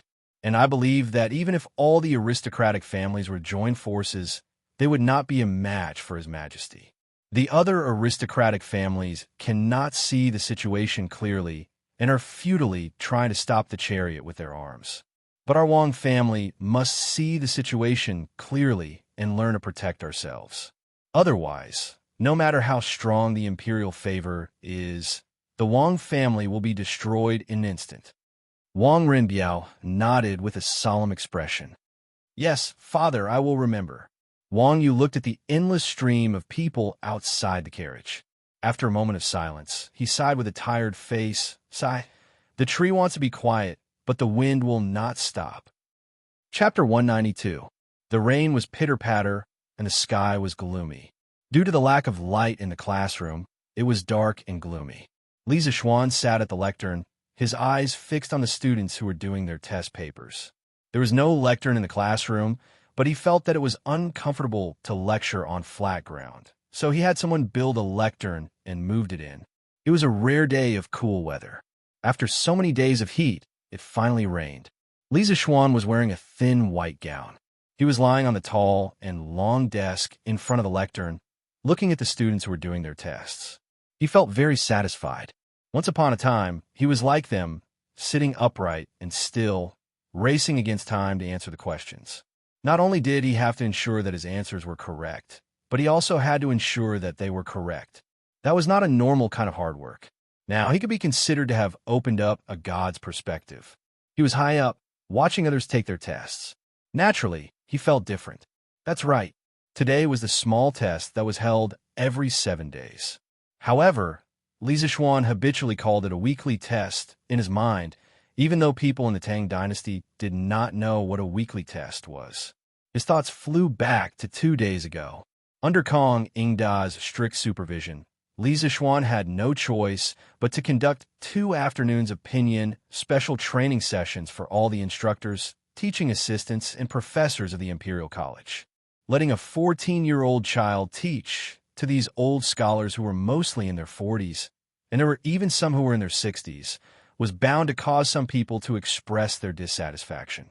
However, this time, Kong Ingda personally supported Li Zixuan and made it clear that if anyone did not pay attention and did not learn pinyin in the end, Kong Ingda would personally report to His Majesty and expel them from the Imperial College. This kind of extremely strict punishment system directly nipped in the bud the restless instructors who wanted to jump out and cause trouble in the bud. One had to know that the positions of instructors, teaching assistants, and professors of the Imperial College were a great honor for scholars. Speaking of which, these positions were even more awesome than being a professor at Peking University or Tsinghua University in his previous life, because these positions all had ranks. In this lifetime, they had studied hard for decades, and it was not easy for them to get to where they were today. How could they bear to be stripped of this glorious position just like that?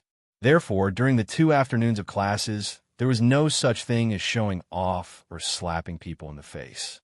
Instead, each of them was more serious than the other, and with the help of the blackboard, the learning efficiency of these teachers of the Imperial College was surprisingly high. However, their attitude towards Li Zixuan had completely changed after they had grasped the basics of pinyin. After so many years of teaching, how could they not see the greatness of pinyin? As a result, their attitude towards learning became more and more correct. During class, the expressions on their faces were as fanatical as if they were on a pilgrimage.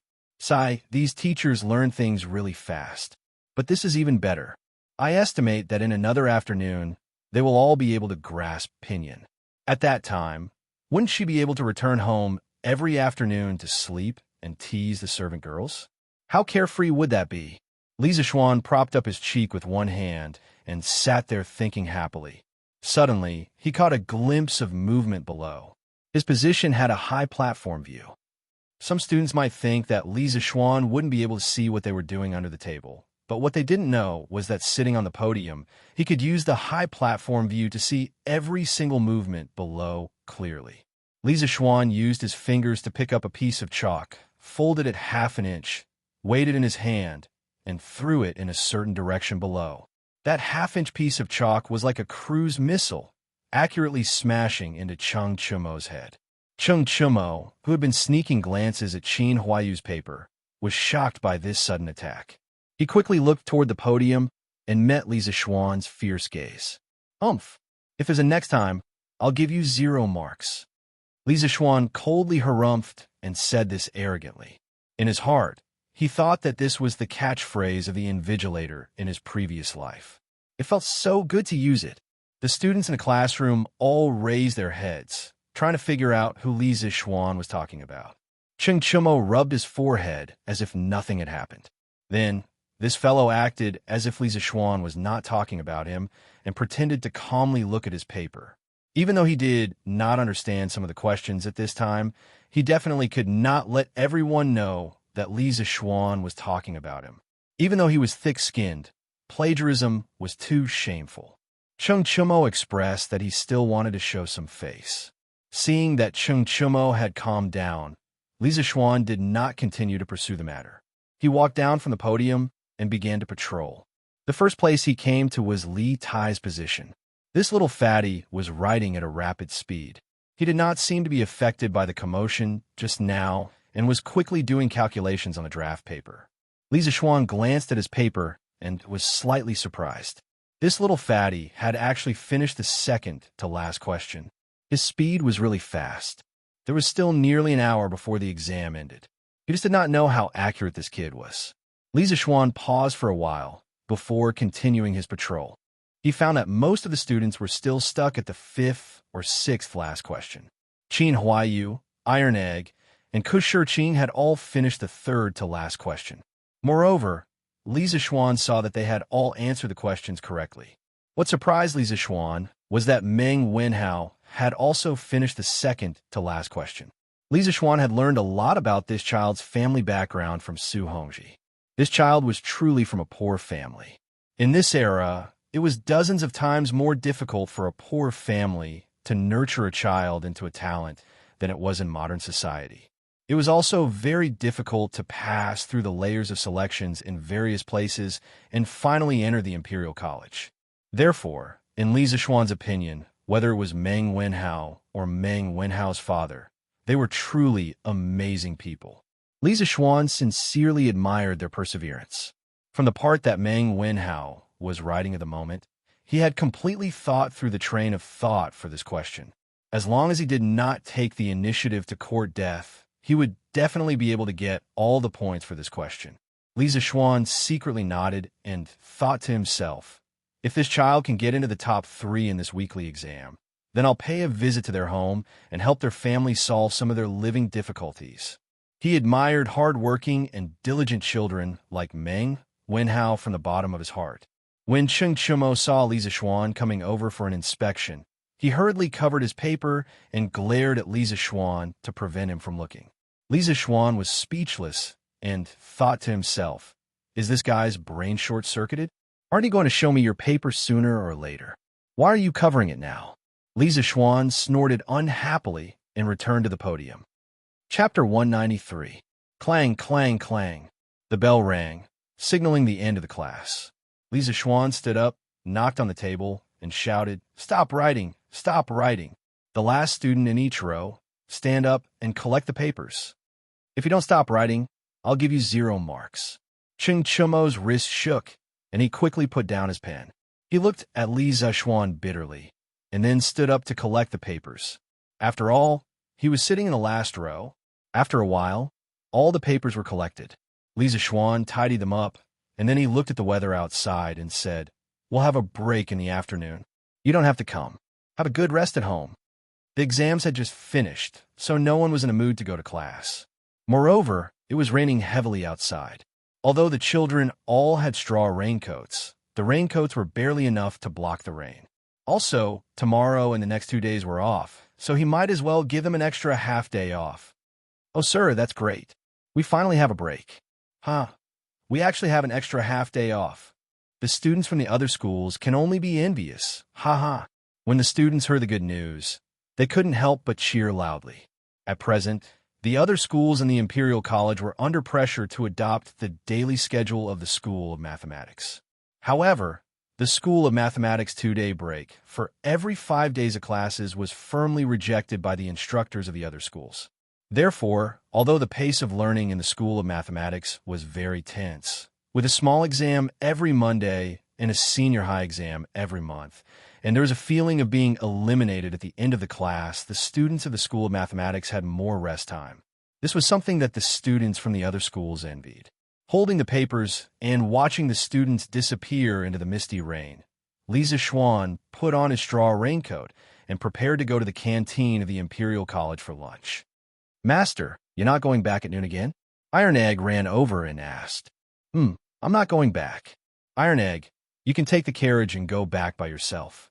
I'll ask San Bao to bring the carriage here in the afternoon." In the past few days, Lisa Schwan had to stay in the Imperial College to teach the instructors in the afternoon, so he basically didn't go back at noon. Instead, he ate in the canteen of the Imperial College. 2 days ago, Iron Egg also stayed with him and didn't go back. However, the Institute of Mathematics was closed this afternoon, so Lisa Schwan asked Iron Egg to go back first. "Oh." Iron Egg responded and quickly packed his things, preparing to go out. There was a guy waiting outside for a free ride. "Hello, Mr. Lee." "Hello, Dr. Lee." "Greetings, Grandmaster." Due to the heavy rain today, many students were unwilling to go home for lunch, so there were many people in the cafeteria. As soon as Lisa Schwan came in, many students greeted Lisa Schwan. Some were from the Institute of Mathematics, and some were from the Institute of Imperial College, Four Gates Academy, and other institutes. This guy was now a popular figure in the Imperial College. First, he came up with the blackboard chalk, then came up with the recess system, and then came up with a 2-day recess system that made all the students in the other institutes extremely envious. In addition, in the past few days, he had been training all the instructors in pinyin, so there were often students who came over to watch the fun. Therefore, some students would occasionally call him Grandmaster. Yesterday, Lisa Schwan heard someone call him Grandmaster for the first time, and he almost knelt down. After that, he went over to the student and asked for the reason, and suddenly he didn't know whether to laugh or cry. He was not even 15 years old, and he had already become someone's Grandmaster. Lisa Schwan ordered a meal, found a seat at random, and began to eat. To be honest, the food in the cafeteria was not delicious. It was completely incomparable to the food in the Lee family, but it was still bearable. "Hey, Grandmaster, is no one here? How come Iron Egg isn't eating with you today?" A loud and clear voice sounded in his ear. Lisa Schwan raised his head and saw that it was the little bastard who first called him Grandmaster yesterday. His name was Sun Ziffin, and Lisa Schwan had almost been annoyed by Sun Ziffin's name yesterday. This guy was a top student in the Imperial College, but he had only gotten in because of his father's relationship. His father's name was Sun Fujia, and he was an amazing person. During the 5th year of the Tang Dynasty's Wuda era, he had obtained first place in the imperial examination and became the top scholar. He could be considered the first top scholar in China's history. After Lier ascended the throne, he was bestowed with the title of Baron, living in Lun, and becoming a vice-chancellor of the Supreme Court. The Supreme Court was equivalent to the modern Supreme People's Court, and the Vice-Chancellor of the Supreme Court was equivalent to the Vice-Chancellor of the Supreme Court. It was a lower, third-rank official, and there were usually 2 of them. Yuan Wendao, who had impeached Li Zixuan last time, was also a Vice-Chancellor of the Supreme Court. However, this guy was not as talented as Sun Fujia, so Sun Fujia was definitely more likely to be promoted to Vice-Chancellor of the Supreme Court. Li Zixuan lowered his head and continued to eat. He casually replied, "Yes, The Imperial College will be on holiday this afternoon, so Iron Egg went back. Sun Ziffin had just sat down unceremoniously when he heard Li Zixuan's words. He immediately exclaimed, "Damn, why is the Imperial College on holiday early?" Sun Ziffin immediately expressed that he could not accept the fact that the Imperial College was on holiday at the weekend. Li Zixuan pursed his lips. Sometimes, he really wondered if this unlucky kid was Sun Fujia's biological son. Logically speaking, since Sun Fujia could be the top scorer in the exam, even if his son's results were not top-notch, he should at least be polite, right? In the end, this guy was obviously the same as Cheng Chumo, a careless and rash person. However, he was much younger than Cheng Chumo, probably only in his teens. They just finished the exam this morning. I saw that they were working too hard, so it's not too much to give them half a day off, right? Even if Chancellor Kong knows about it, he can't say anything. Li Zixuan said faintly, but his words really attracted some hatred. Mr. Li, how can you do this? That's right, Professor Li. How can you give the people from the Imperial College such a long holiday? I can't take it anymore. When the student from the other schools who were eating nearby heard Li Zixuan's words, they all started to denounce him. Li Zixuan had been eating in the canteen recently and had become familiar with many students. As his personality was more casual and he was very young, about the same age as most of them, many students liked to talk to him. Sometimes, they would make some harmless jokes, but Li Zixuan was not angry. Instead, he would go along with their jokes and tease them. This led to everyone calling him teacher, but they would always talk to him as if he was a good friend. Li Zixuan waved his hand and laughed. Who asked our Imperial College's students to have such outstanding results? As a teacher, of course, I have to sympathize with them. What's wrong with giving them half a day off? Suddenly, there was a wave of wailing from the surroundings. Damn! Sun Ziffin put down his chopsticks, indicating that he could not take it anymore. He shouted exaggeratedly, "Grandmaster, do you still want people from the Imperial College? Quickly take me in as well." A 10-year-old kid was dancing and shouting there, looking very funny. Instantly, there was a wave of laughter from the surroundings. Chapter 194. In the canteen of the Imperial College. Hearing Sun Ziffin's words, Li Zixuan put down his chopsticks, raised his head, and glanced at this joker. He said unhappily, "Go back and ask your father if he's willing to let you come to the School of Mathematics." It wasn't that Li Zixuan was belittling himself, but there was a hierarchy among the 6 schools of the Imperial College. The School of Mathematics, School of Books, and School of Law were basically at the bottom. The students of these 3 schools had to stand out in the annual assessment to have the chance to be promoted to the 4-gate schools, then the School of Imperial College, and finally the School of Imperial College. Sun Ziffin was able to enter the School of Imperial College because his father was a 3rd-rank vice-chancellor of the Supreme Court. However, if his father was more powerful and was promoted to a 3rd-rank vice-chancellor of the Supreme Court, then he might be able to enter the Imperial College directly. Under the current hierarchy of the Imperial College, it would be strange if Sun Fujia was willing to let Sun Ziffin go to the School of Mathematics. Sun Ziffin chuckled and said, "Hee, Grandmaster, my father already knows that you invented Pinyin. He also admires you very much. Moreover, the Prince of Wei and the sons of the 3 dukes are currently studying in the School of Mathematics. Why wouldn't my father want me to go? Just tell me if you'll accept me as a student or not." Even if the sky collapsed, there would be a tall person watching over it. With Li Tai, Cheng Chumo, Qin Huayu, and Yuchi Baolin, these awesome 2nd-generation hedonistic sons of rich families leading the way, what other people had to worry about? Although Sun Zifan, this fellow's mouth was unrestrained, his heart was clear. When the other students heard this joker's analysis, they all felt that it was reasonable. In this way, not only did the School of Mathematics have good benefits, the teachers were friendly, and there was also Li Tai, Cheng Chumo, and these hedonistic sons of rich families supporting them. They didn't have to worry about their future. Only a fool wouldn't go to such a good place. Therefore, Li Zixuan's surroundings immediately became lively. Yes. Mr. Li, is your school still hiring? My name is Wang Wenhua. My results in mathematics were very good back then. Wang Wenhua, you are bullsh**ting. You think your grades are better than mine? Dr. Lee, don't listen to him. My grades are better than his. Please accept me. Grandmaster, please accept me. Take me in. Take me in. Collect your sister. Li Zixuan's forehead was full of black lines. He couldn't even eat. F***ck. If it were a group of female students crying and begging him to accept them, he would be very excited. At least it would prove that he was very manly. However, in front of him, there were some men clamoring for him to accept them. What the F***ck was this? Ahem. I can't make the decision on this matter. The rules of the directorate don't allow you to go wherever you want. You should go and talk to the chancellor. Li Zixuan hurriedly threw away the responsibility. If he really accepted them, he would offend a lot of people. When that time comes, how would he survive in the directorate? He might as well just throw the problem to Old Man Kong and let him have a headache.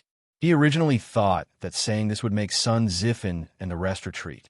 After all, as students, how many of them dared to meet the principal? However, he underestimated this fellow's character. When Sun Zifen heard that Li Zixuan didn't explicitly reject him, his eyes instantly lit up. He smiled and said, "Fine, if Chancellor Kong agrees to change classes with me. Grandmaster, you have to accept me." In his eyes, his father was a lower-class third-rank official. The Chancellor of the Directorate was also lower-class third rank. What was there to be afraid of? He wasn't afraid, but that didn't mean that all the students weren't afraid. There were also some gutsy students who secretly left the crowd. These people mostly relied on their own hard work to rise up from the 3 academies of mathematics, history, and law. They didn't have any background, so they didn't dare to follow Sun Zifen. However, there were still a lot of second generations who followed Sun Zifen and echoed, Yes. Zifen, I'll go with you to find Chancellor Kong. I'll go too. What's there to be afraid of? Let's go. After saying that, this group of people didn't even eat and ran out noisily to find Kong Ingda. Li Zixuan was stunned. This group of bastards was really out of control. He shook his head and couldn't be bothered with them. Let Kong Ingda have a headache. After a quick lunch, Li Zixuan came to a vermilion building in the center of the directorate. This could be considered the office building of the directorate's teachers. There were more than a dozen rooms of various sizes inside. Li Zixuan's position had been there since the beginning, but he hadn't been there before. 2 days ago, he didn't go back at noon and just rested there. During this time, he got to know quite a few teachers. Mr. Li, Professor Li. As soon as he entered the office, 2 of his colleagues greeted Li Zixuan. Strictly speaking, they were also Li Zixuan's students. Recently, Li Zixuan's reputation in the directorate was like the sun in the sky. It was necessary to show some respect. Assistant Zhao, Assistant Mao. You 2 haven't gone home yet? Li Zixuan chuckled and greeted the 2 of them. One of them was from the Four Gates Martial School, while the other was from the Imperial College. Both of them were decent people. At the very least, they wouldn't rely on their seniority to show off in front of newcomers. No, it's raining so heavily. How can we go back? Yes, that's true. They chatted for a while. Seeing that there was still a long time before the afternoon training, Li Zixuan returned to his seat and began to grade the papers. Zhao and Mao saw this and looked at each other in surprise. Although Li Zixuan came to the office 2 days ago, he only chatted with them for a while before lying on the table and sleeping. Today, he came to work here. Did the sun rise from the west? Li Zixuan didn't care about what these 2 people thought. He picked up the vermilion brush and seriously graded the papers. It should be noted that the so-called vermilion brush was not a brush dipped in red ink, but a pigment made by grinding vermilion into powder. Its main chemical composition was mercury sulfide. Although this stuff was poisonous, it didn't dissolve in water and didn't evaporate easily. As long as it wasn't swallowed directly, it wouldn't be inhaled under normal circumstances. This was why Li Zixuan dared to use this stuff. While Li Zixuan was having an easy time, Kong Ingda was in complete misery. Old Kong had just finished his meal and returned to his single office. Just as he was about to take a nap, someone knocked on his door. Chancellor, open the door. Students are looking for you. Yes, Chancellor, quickly open the door. We are all looking for you. Kong Ingda heard the noise outside and frowned slightly. This was because he heard a few very familiar voices from the noisy crowd. The owners of these voices were all troublemakers from the directorate. Kong Ingda rubbed his head and got up to open the door. Chapter 195. Chancellor, I want to be transferred to the School of Mathematics. I also want to be transferred to the School of Mathematics. Me too, me too. When Kong Ingda opened a door, he was instantly stupefied by the chattering bastards in front of him. Transfer to the School of Mathematics? Ever since the directorate was divided into 6 academies, there had never been such a transfer from the top to the bottom. Sun Zifen, are you sure you want to be transferred from the School of Imperial Studies to the School of Mathematics? Kong Ingda frowned and asked, I'm sure. Chancellor, can you quickly transfer me to the School of Mathematics? Sun Zifen hurriedly nodded his head excitedly. What about you guys? Kong Ingda was in disbelief as he looked at the other students and asked, Chancellor, we all want to be transferred to the School of Mathematics. Kong Ingda was completely stupefied at this moment. He stared blankly for a moment before suddenly putting on a stern face and berating sternly Sun Zifen, who instigated all of you to be transferred to the School of Mathematics. Sun Zifen said with a blank face, Chancellor, no one instigated us. We all did it willingly. Yes, we all did it willingly. Kong Ingda asked with an ugly expression. Then do all of your elders know? Cough, my father still doesn't know. Sun Zifen coughed awkwardly. Transferring academies is an important matter. You all must discuss it with your elders. If they agree, then I will allow you all to do it. If they don't agree, then you all must reflect on your own actions today. Kong Ingda's thoughts turned and decided to drag it out like this. Otherwise, if so many students were to be transferred to the School of Mathematics all of a sudden, wouldn't that be a complete mess? Moreover, although these students were muddle-headed, Kong Ingda didn't believe that their fathers would also do muddle-headed things. Sun Zifen rolled his eyes and smiled as he agreed. Chancellor is right. I will go home today and ask for my father's opinion. After saying that, he bid farewell to the other wastrels and left. Kong Ingda's eyelids twitched fiercely as he felt that things weren't as simple as he thought. Li Zixuan marked the test papers for a while. When he saw that it was almost time, he went to another classroom to prepare for the training session for the instructors. In the office, the other 2 teaching assistants naturally followed him. The afternoon training session was surprisingly smooth. After a little more than 2 hours, the last bit of pinyin knowledge was taught. Li Zixuan let out a sigh of relief. He thought to himself that he was finally done with his work. In the future, he could continue to live a leisurely life. After the teachers finished asking their questions, Li Zixuan dismissed the class in advance. He packed up his teaching materials in high spirits and prepared to go home. In this terrible weather, he should be cooped up at home, teasing his servant girl. Instead, he came out to give a lecture. God knows if his brain was flooded with water. I want to go home.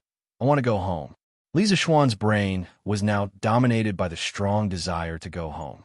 As for the teacher's pinyin knowledge test, Kong Ingda was naturally responsible for it. Dr. Li, please wait. Just when Li Zixuan finished packing up his things and was preparing to leave, he heard Kong Ingda's voice. Li Zixuan secretly cursed his bad luck. Chancellor Kong, is there anything else? Li Zixuan stopped and asked. Dr. Li, Sun Zifen, and the other students from the Imperial College want to be transferred to the Institute of Mathematics. Do you know about this?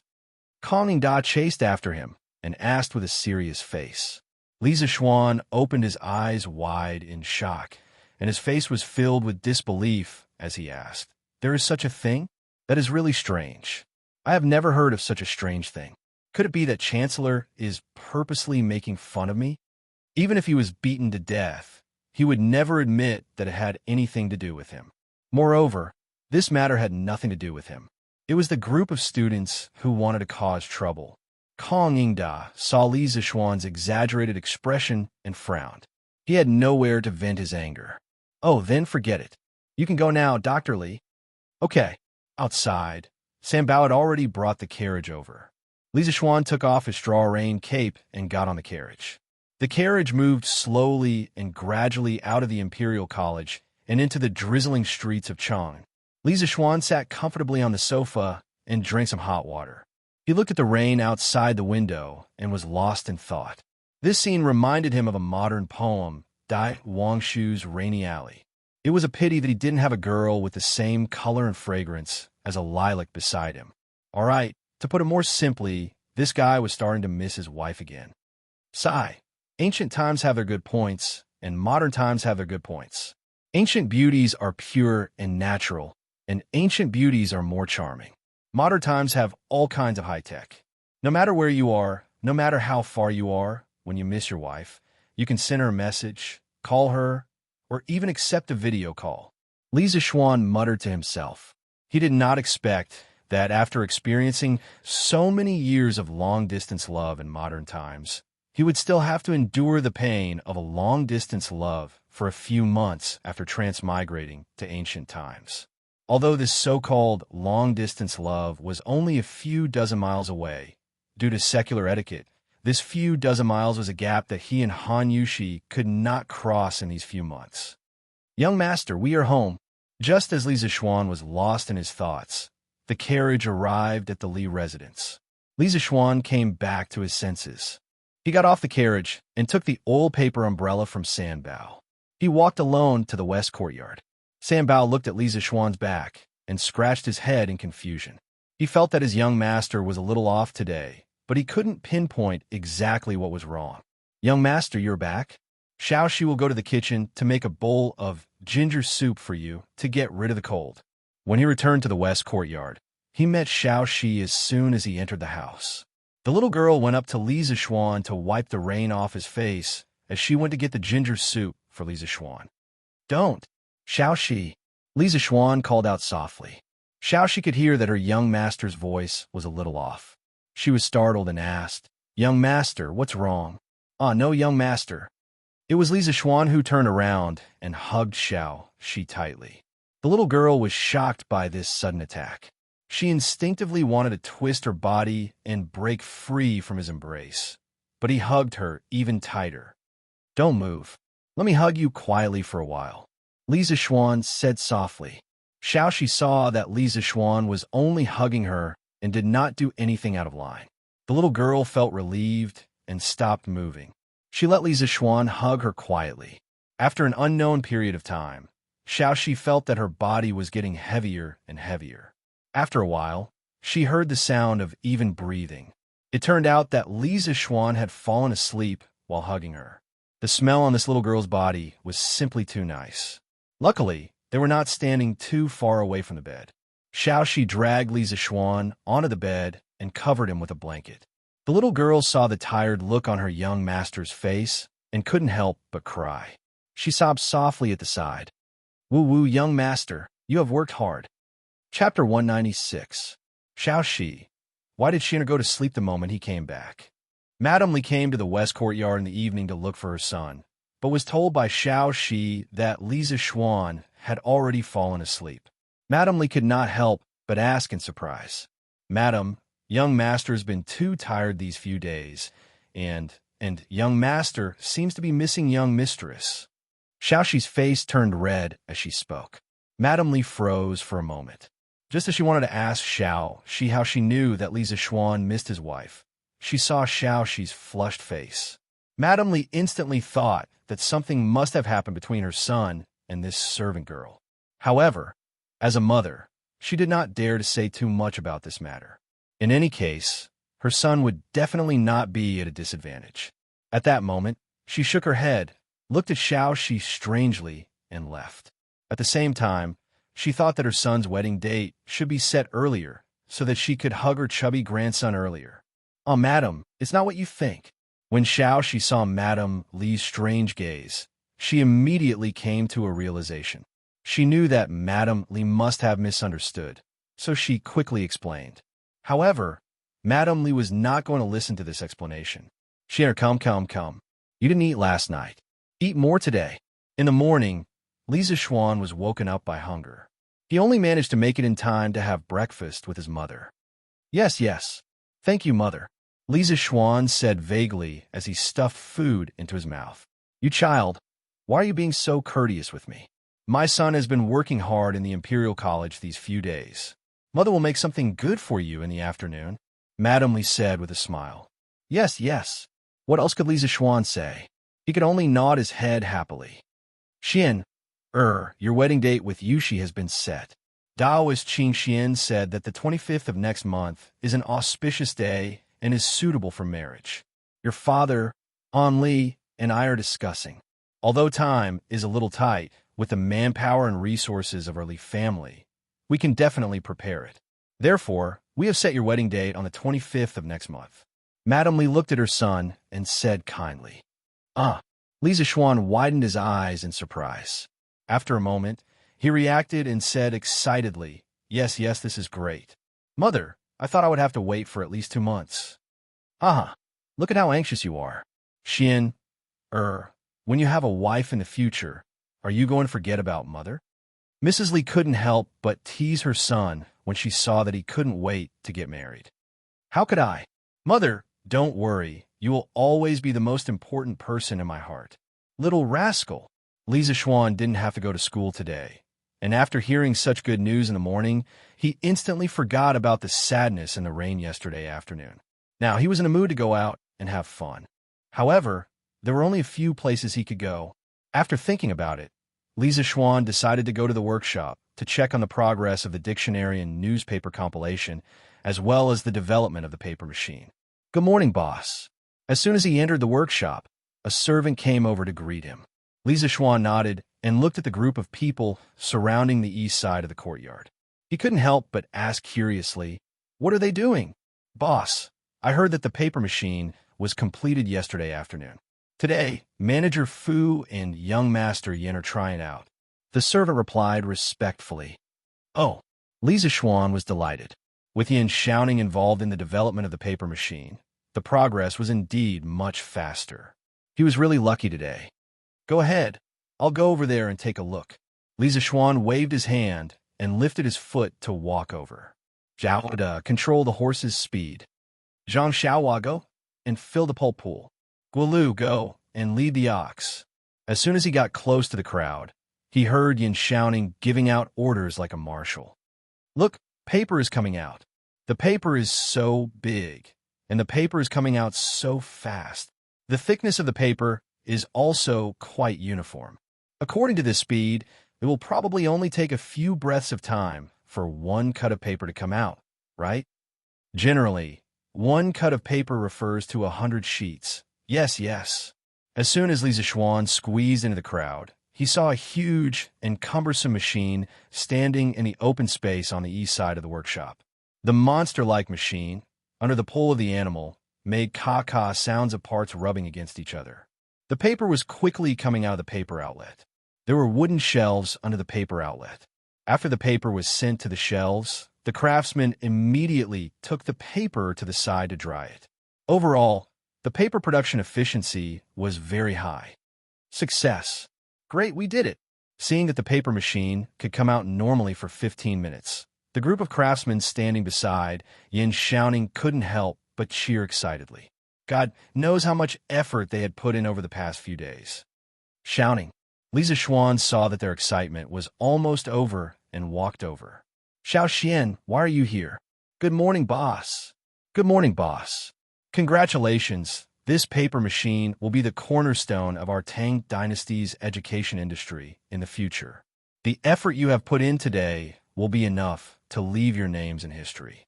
In the future, every piece of paper used by the scholars of our Tang Dynasty will be credited to you. All of you are good.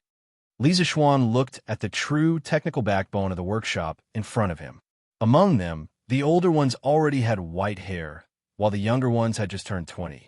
As craftsmen, they lived at the bottom of society, but their creativity was comparable to a regular army.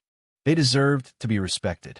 Looking at them, Li Zishuan couldn't help but think of the scientists in his previous life who worked hard on the front lines of research. They also worked hard, but a lifetime of research couldn't even compare to the money a celebrity could earn from acting in a movie. At the thought of this, Li Zishuan couldn't help but shout. He felt injustice for the craftsmen. Oh, we are good. Li Zishuan's words made the craftsmen's blood boil. They worked overtime because Li Zishuan treated them extremely well in the workshop, so they wanted to repay him. They had never imagined that the thing they made would have such great meaning behind it. Thus, these craftsmen couldn't help but cheer. All the craftsmen who participated in the development of the paper machine will be rewarded with 2 strings of cash. Now, go back and have good rest. Your health is your greatest asset. Li Zishuan looked at the craftsmen in front of him. Although most of them had excited expressions, the exhaustion in their eyes couldn't be concealed. Thus, he hurriedly had them go back and rest. Hearing that they would be rewarded with 2 strings of cash, the craftsmen who had just been satisfied on a spiritual level were now satisfied on a material level. They bowed and expressed their thanks. "Thank you, boss. Thank you, young master." Li Zishuan hurriedly waved his hand and said, Go and rest." Chapter 197. In the workshop of the strange interest pavilion, the craftsmen dispersed. Li Zishuan followed Faubert and Yin Shouting to a room and said, "Brother Faubert, Brother Shouting, thank you for your hard work these days." Faubert politely waved his hand and said, "It's no trouble at all." Yin Shouting, on the other hand, snorted in dissatisfaction. "It's really hard work. You were the one who came up with this idea. Logically speaking, you're the most suitable person to do this, and you'll be the fastest. But you just had to be lazy and leave everything to Faubert, causing us to work so hard." Li Zishuan pursed his lips. Why did this guy's tone sound like a disgruntled housewife? But when he heard the second half of Yin Shouting's sentence, he immediately complained, "Brother Shouting, I didn't slack off these 2 days. Recently, I've been teaching pinyin to the instructors of the Imperial College. I'm almost as tired as a dog." Yin Shouting was teased and laughed. He pretended to size up Li Zishuan and then teased, "Hey, little Xian, you really do look a little like a dog now." Puffed. Li Zishuan almost spat out a mouthful of blood. He said unhappily, "Chow, get lost." After joking around for a while, Li Zishuan began to talk business with Yin Shouting and the others. "Brother Shouting, how much is the output of our paper machine and the cost of producing paper?" Hearing this, Yin Shouting closed his eyes and pondered for a while. Then he opened his eyes and said, "According to my preliminary estimation, the paper production efficiency of a paper machine is about 30 to 40 times that of manual labor. Moreover, the paper produced by the paper machine has a uniform thickness and is more delicate. The quality seems to be better than the current Xian paper. Overall, the cost of our paper is about 20 copper coins per cut. As far as I know, the cost of paper for other paper mills in Chong is about 500 copper coins per cut. Moreover, their paper is still in short supply. When the time comes, not only will our paper be cheaper than theirs, but the quality will also be better. I believe that once our workshop starts producing at full capacity, the traditional Xian paper will be completely replaced by our paper." Hearing Yin Shouting's confident words, Li Zishuan was slightly surprised. He didn't expect that the paper production cost could be reduced to 1/25 of the original through the paper machine. It was really amazing. Mark said that if capital had 50% profit, it would risk everything. If it had 100% profit, it would dare to break all the laws of the world. If it had 300% profit, it would dare to commit any crime, even at the risk of being hanged. If Li Zishuan sold the paper from the workshop at the price of ordinary paper, he would earn more than 25 times the profit. This huge profit was enough to make anyone go crazy. The 3 people in the room gradually thought of this. The 3 of them were shocked by the high profit, and their breathing became rapid. Li Zishuan shook his head and forced himself to wake up. The purpose of his paper machine wasn't to make money, but to let the poor be able to read. It wasn't that he was a saint or that there was something wrong with his brain. It was just that he had promised Ma Zhou that he would let everyone in Tang be able to read. Li Zishuan had to do what he said. As for money, it was something that he couldn't earn in his lifetime. If he really wanted to make money, there were many ways. Brother Shouting, Faubert, our new paper can't be sold at an expensive price. My original intention of inventing the paper machine wasn't to make money. In my opinion, the price of the new paper should be set at 30 to 40 copper coins per cut. What do you think? Li Zishuan used 20% of his internal energy and said in a deep voice, "Wealth moved people's hearts. In the face of such a huge profit, Even Faubert and Yin Xiaoning almost lost their minds, let alone the others. Oh, absolutely not. Young master, if you set the price like this, wouldn't you offend all the paper mills in the world? At that time, a large number of craftsmen will lose their jobs. Faubert had just been awakened by Li Zixuan's shout and heard Li Zixuan's shocking price. His heart trembled, and he quickly dissuaded him. Yeah, Xiaoxian, if you set the price like this, it will be a devastating blow to the rice paper mills. Yin Xiaoning couldn't help but say. Li Zixuan frowned. Faubert and Yin Xiaoning's thoughts were still somewhat stubborn and conservative. During the First Industrial Revolution in England, it also had a devastating impact on the traditional handicraft industry. In the end, large machinery production replaced the inefficient handicraft industry, which also caused a large number of traditional craftsmen to lose their jobs. But didn't England survive in the end? Not only that, England also became the world's largest country after the First Industrial Revolution. Xiaoning, Faubert, in the future, our workshop will have batches and batches of new technology. At that time, do you still want us to adapt to the backward handicraft production of this era? The purpose of our development of new technology is to break the inefficient and backward technology of the current era. As the era progresses, so does technology. We should let people catch up and adapt to the pace of our new technology. Under the rolling wheel of the era, those who can't catch up with the new technology will be eliminated. In this era, there is no waiting and there is no sympathy. Our Strange Taste Pavilion Workshop must lead the new technology trend and promote the technological innovation of the entire Tang dynasty. Li Zixuan felt that he had to correct Yin Xiaoning and Faubert's thoughts. These two were the top technical backbone of the workshop. If their thoughts were shackled and they did things fearfully, it wouldn't be good for the development of the workshop. Good. Under the rolling wheel of the era, those who can't catch up with the new technology will be eliminated. Li Zixuan, I've underestimated you. Just when Faubert and Yin Xiaoning were still immersed in Li Zixuan's enlightening impromptu speech, Li Er's laughter came from outside the room. Li Zixuan was speechless. Why do the people of the old Li family like to eavesdrop on others? Last time, it was Li Changqian. This time, it was Li Er himself. This father and son pair was really unique. After Li Er's laughter came, he pushed open the door and entered without any hesitation. Empress Zhang's son was accompanying him. In the room, Faubert and Yin Xiaoning finally reacted. Both of them were shocked and quickly bowed.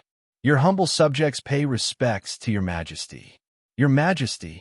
Your humble subjects pay respects to your majesty. Your majesty. Li Zixuan was helpless and could only follow suit. Although he hadn't seen Zhang's son before, this woman could wear a phoenix coronet and a red robe beside Li Zixuan. Moreover, Yin Xiaoning just said that this was the empress. He, Li Zixuan, wasn't stupid. Li Er waved his hand and laughed. Haha, all rise. Li Zixuan, come here. I just heard you say that the cost of your new paper is only 20 copper coins. Is this true? Li Zixuan was speechless. Didn't you eavesdrop just now? Why are you still asking when you already know the answer? You're really too free. Your Majesty, this is only our initial estimate of the cost. However, the final result is not far off. Even though he was cursing crazily in his heart, Li Zixuan could only answer obediently. Chapter 198. Good, good. With your cheap and high-quality paper and the upcoming Pinyin version of the Tang Dynasty Dictionary, I estimate that in less than 5 years, the scholars of Tang Dynasty will spring up like bamboo shoots after the rain. This is a great achievement for the present and benefits for the future. Li Er sat at the head of the table with Zhang's son and couldn't help but praise. Zhang's son smiled and said, I congratulate your majesty. Hundreds of years ago, Qin Huang and Han Wu failed to achieve the great cause of educating the people. Now, your majesty is likely to achieve it. Haha, the empress is right. Li Er was delighted and was very proud. Li Zixuan curled his lips. You didn't invent the paper-making machine and Pinyin, so what are you so proud of?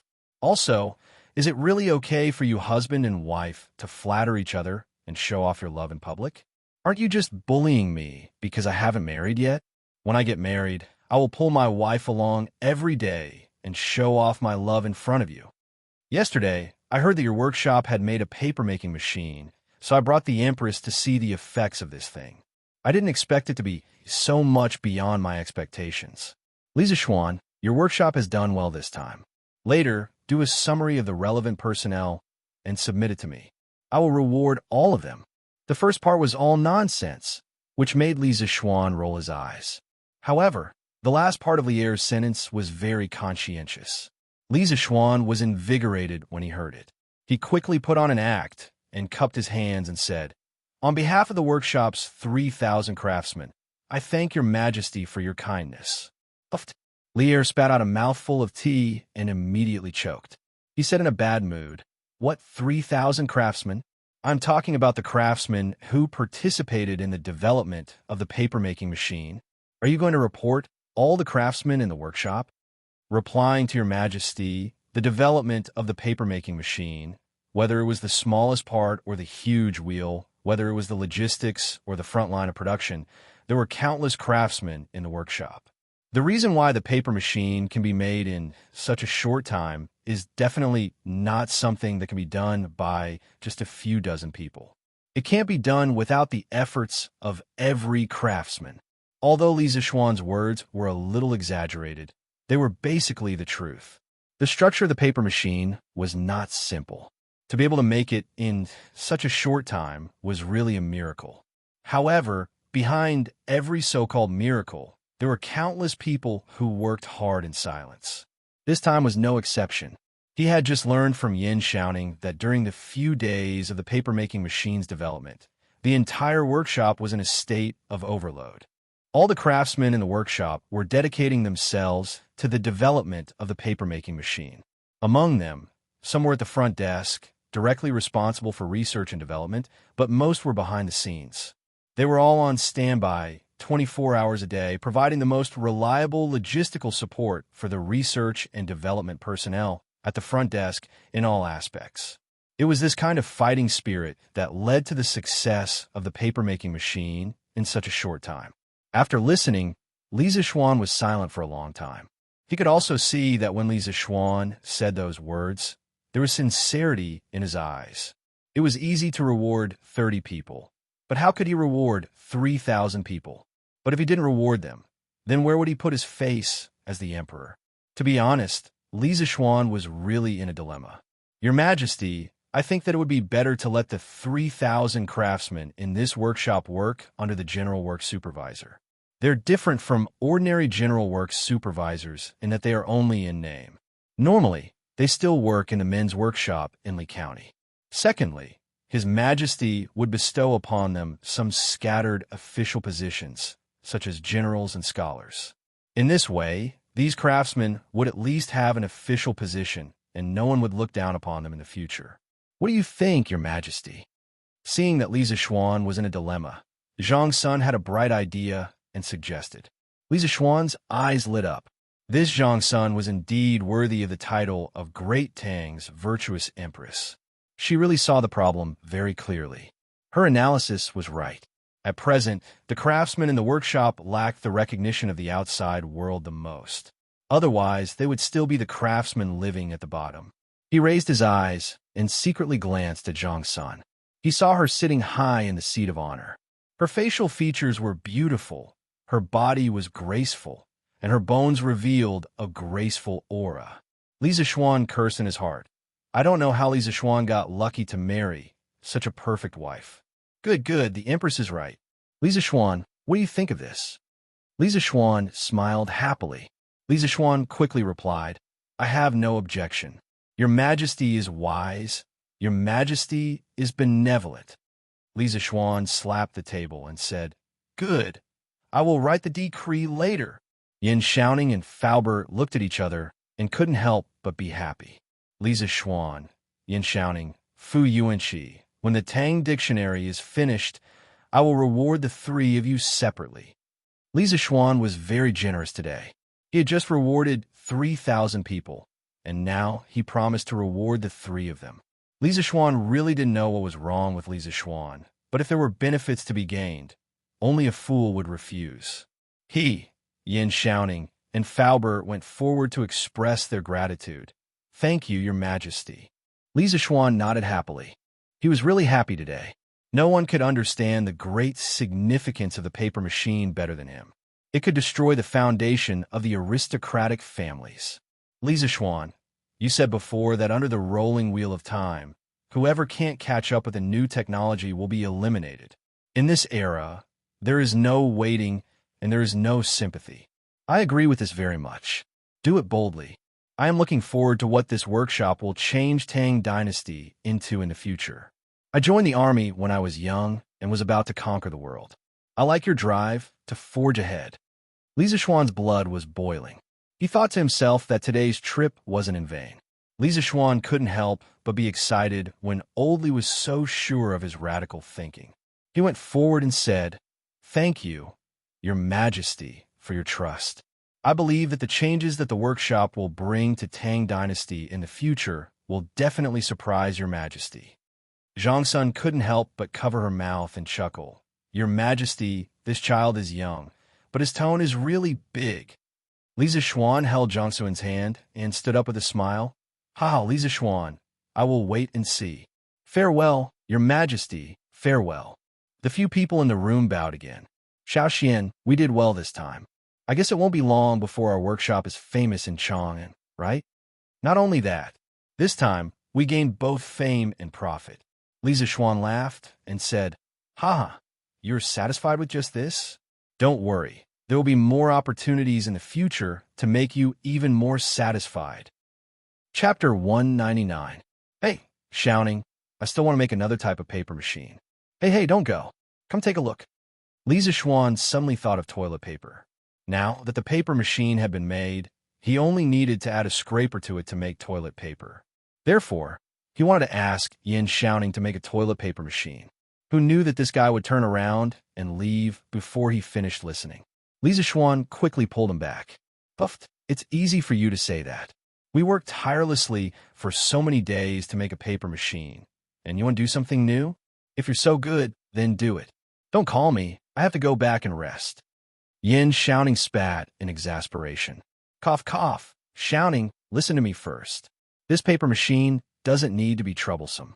Its general structure is similar to the paper machine you made before. It's just that its dryer is more special. It's a dryer with a large diameter. On the other side of the dryer, there's a scraper to remove the wrinkles from the paper." Li Zixuan pulled Yin Shouting and explained. Yin Shouting was puzzled. "If you do it this way, won't the paper be soft and fluffy? How do you write on this kind of paper?" Faubert thought for a while and nodded in agreement. "Yes, young master. The paper you make can't be used at all." Li Zixuan immediately retorted. "Who said it can't be used? This kind of paper is soft and fluffy. Wouldn't it be extremely comfortable to use it to wipe your butt in the toilet?" Yin Shouting's face was full of black lines. He was really speechless towards Li Zixuan.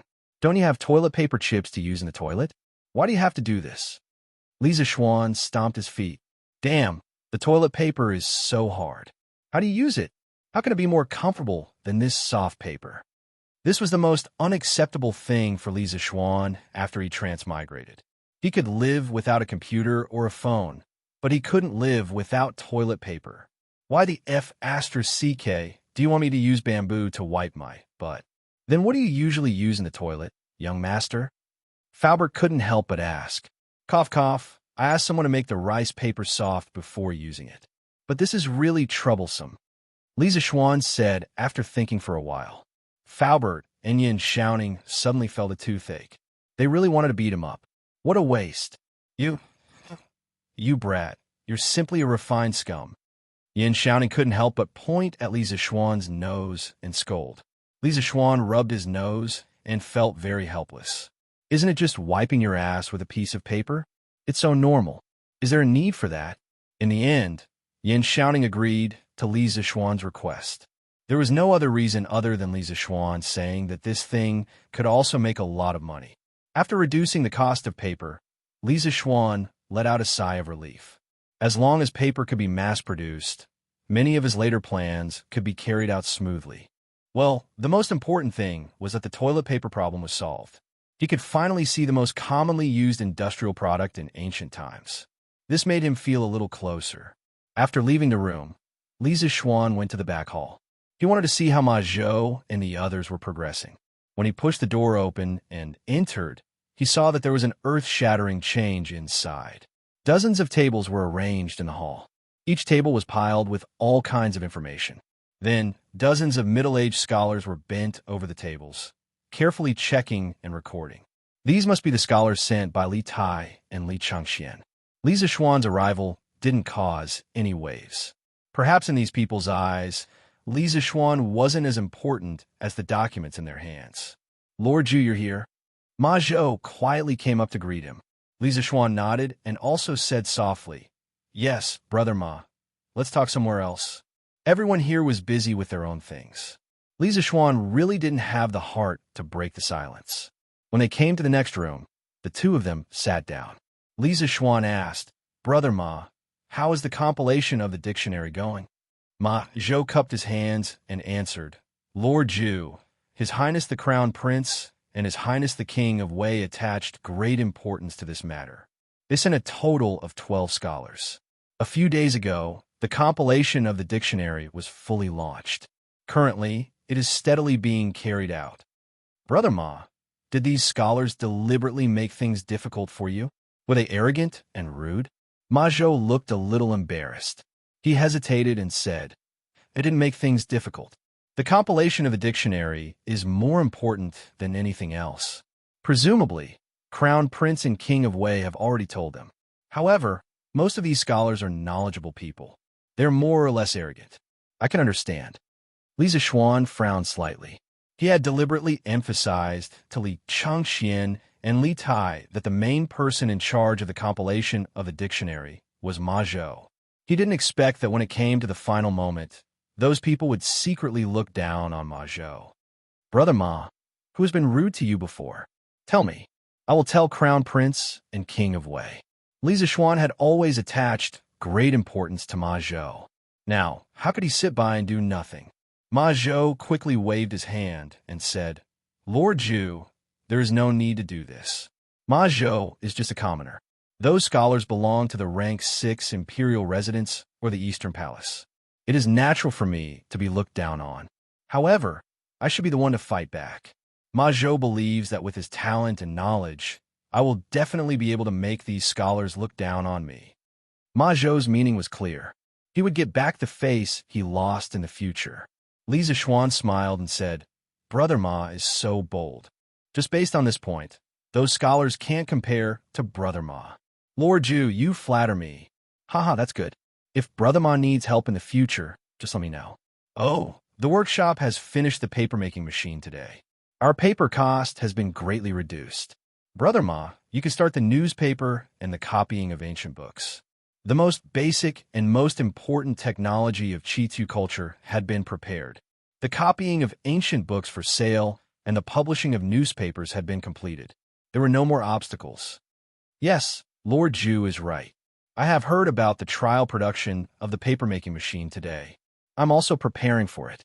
A few days ago, I have selected 10 ancient books from the King of Wei's residence. We can start printing them. In less than 5 days, we can print 400 to 500 books and sell them at Qitu Culture Bookstore." Ma Zhou spoke slowly as if everything was under his control. Li Zishuan nodded and smiled.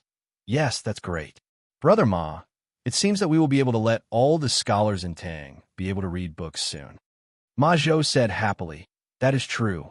Every time I think about participating in the cause of universal education, I am very excited. Now that I think about it, joining the workshop was probably the best decision I have made in my life. Oh, by the way, according to Lord Zhu's previous suggestion, I have made a new edition of the newspaper. Lord Zhu, do you think it's suitable?" Chapter 200. In the back hall of the workshop, Li Zishuan's eyes lit up when he heard Ma Zhou say that he had made a new edition of the newspaper. He said impatiently, "Brother Ma, let me take a look. Please wait a moment, Lord Zhu." Ma Zhou replied and went to get the materials. After a while, he came back in and handed Li Zishuan a stack of papers. "Lord Zhu, this is the new edition of the newspaper. Please take a look." Li Zixuan smiled and nodded as he took the papers. He opened them and looked at them carefully. Detailed explanation of punctuation. This was the first section of a newspaper. It seemed that Ma Zhou had thought about it thoroughly. He wanted people to accept punctuation as soon as possible. Next was the interactive section of the literati. Li Zixuan had said that this section could be written in classical Chinese. The content and format were not much different from last time. On Taizong Shu, in ancient times, those who were not subjects were all subjects to His Majesty. Those who were not under His Majesty's control were all under His Majesty's control. Explanation of Jingguan law. It is said, man, 3 talents, and 10,000 things are divided. Qi contains spirit, and man is the leader. Li Zixuan felt that this section was boring. He thought to himself, I'll leave this section for the literati of Tang Dynasty to spit at each other. In any case, this young master will not read it in the future. The second section was the current news. Li Zixuan was excited. He wanted to see what Ma Zhou would write this time. As soon as he saw it, he could not take his eyes off it. Shocking. Murderer is so deranged, exterminating an entire family. This content was considered normal. It only talked about a massacre that had just been solved in Xinfeng County not long ago. The process was quite complicated. As Ma Zhou did not use classical Chinese this time, Li Zixuan was very interested. He carefully read the whole story. Next article. The drunken scholar met the courtesan of the brothel and did such a despicable thing. When Li Zixuan saw the title, he thought that the drunken scholar had used the alcohol to force himself on the brothel's top courtesan. But when he looked down, he immediately vomited blood. It turned out that the drunken scholar had drunk too much and had the urge to pee, so he had peed on the side of the road. Who knew that the brothel's top courtesan had seen him and scolded the scholar for being vulgar. As a result, the two had an argument, which finally alarmed the Chong and Marshal Marquis. Chong and Wu Ho rushed to the widow Zhao Zhuangyi's house in the middle of the night, and the reason was actually like this. Seeing this title, you will definitely think that Wu Ho went to the widow's house to have an affair, right? Li Zixuan also thought so at first, but in the end, it was not the case. Wu Ho only went to the widow's house to put out the fire, and from the beginning to the end, it was just a piece of news about a fire. Shocking. A woman actually dared to do such a thing in broad daylight. What is it? You must have thought it was something embarrassing, right? In the end, the woman's skill was just a bit better, and she met a thief on the street. She was not robbed by the thief, but instead captured the thief. Shocking. Shocking. Men will be silent. Women will cry. All right, after reading up to this point, Li Zixuan was already immune to it. As expected, the content was just a notice that Qitu culture was offering a large sum of money for a literary competition. Ma Zhou was F***king trying to stir up trouble. After seeing the current news section, Li Zixuan was really shocked, and his mouth was wide open. At this moment, he really wanted to say to Ma Zhou, Brother 666666666, tomorrow please come to the UC Shock department to work. Even if you beat him to death, he would never have thought that Ma Zhou, who had received a traditional Confucian education, would be able to use the shocking words he had said last time, and so quickly learn how to use it. This was simply too much of a prank, okay? He wondered if Li Er would come and kill him if he knew that his future prime minister had been trained to such a state by him. How is it? How is it, Lord Zhu? When Ma Zhou saw that Li Zixuan had finished reading the current news section, he hurriedly asked with a face full of expectation. For this new version of the current news, he had pondered over the words Li Zixuan had said that day for a long time before he understood some of the essence, and then he tried to change it into this. Li Zixuan covered his face and said, Okay. Brother Ma, your change this time is really great. This little brother really admires you. Just print it like this, the faster the better. Now we can make our own paper. You better have Master Lu arrange for the first batch of newspapers to be printed within these 2 days. The first batch of newspapers should be printed in 1,000 copies. When the time comes, remember to recruit a group of children from poor families to help sell the newspapers. Li Zixuan was a little flustered at this moment. He was originally such an excellent and honest great scholar. How did he become like this? Whose fault is it? Anyway, it's not my fault. This young master didn't mean to be like this. Ma Zhou felt that Li Zishuan's expression was a little strange, but he couldn't figure out where the problem was at the moment, so he could only agree. Yes, Lord Zhu. Now the workshop has a lot of ready-made technologies. I estimate that I can rush out the first batch of newspapers tomorrow, and by the morning of the day after tomorrow, it could be sold in Chang'an City. Li Zishuan nodded. He had introduced another modern product into the Tang dynasty. In the future, when he had nothing to do at home, he could read the newspaper. In this era where entertainment and culture were extremely lacking, to be able to lie on the chair and read the newspaper was already a great enjoyment for Li Zishuan. Brother Ma, newspapers and dictionaries are the most important things in the future of Qitu culture. During this period of time, you have to work hard and pay attention to these two things. After this period of busy, you can go and find a group of assistants. As long as you think that it's suitable, no matter how much it costs, you have to hire them. This way, you won't have to work so hard in the future. Li Zishuan instructed. Hee. Thank you for your concern, Lord Zhu. Li Zishuan couldn't be bothered to read the last section of Dahua, Jianghu. Although he had high hopes for this section, because he could read novels from here in the future, but currently, there was only one novel written by him, so it wasn't very interesting to read it. After a while, when someone submitted a novel, he would pay more attention to this section. When he thought about it, countless scholars would fight to submit to Qitu culture, and countless wonderful novels would appear. He just had to stay at home, sleep on the chair, and listen to Xiao Shi softly reading the novel to him. If he was happy listening to the novel, he would spend a lot of money and give the novel author a big reward, so that he could quickly release more chapters for him. Damn, this kind of life, just thinking about it makes me feel good, right? This is the life of a nouveau riche second-generation otaku. Li Zishuan couldn't help but drool as he thought about it. He seemed to have discovered something amazing. Chapter 201. Selling Newspapers. Selling newspapers. Freshly printed Datong Daily. Only 5 copper coins per copy.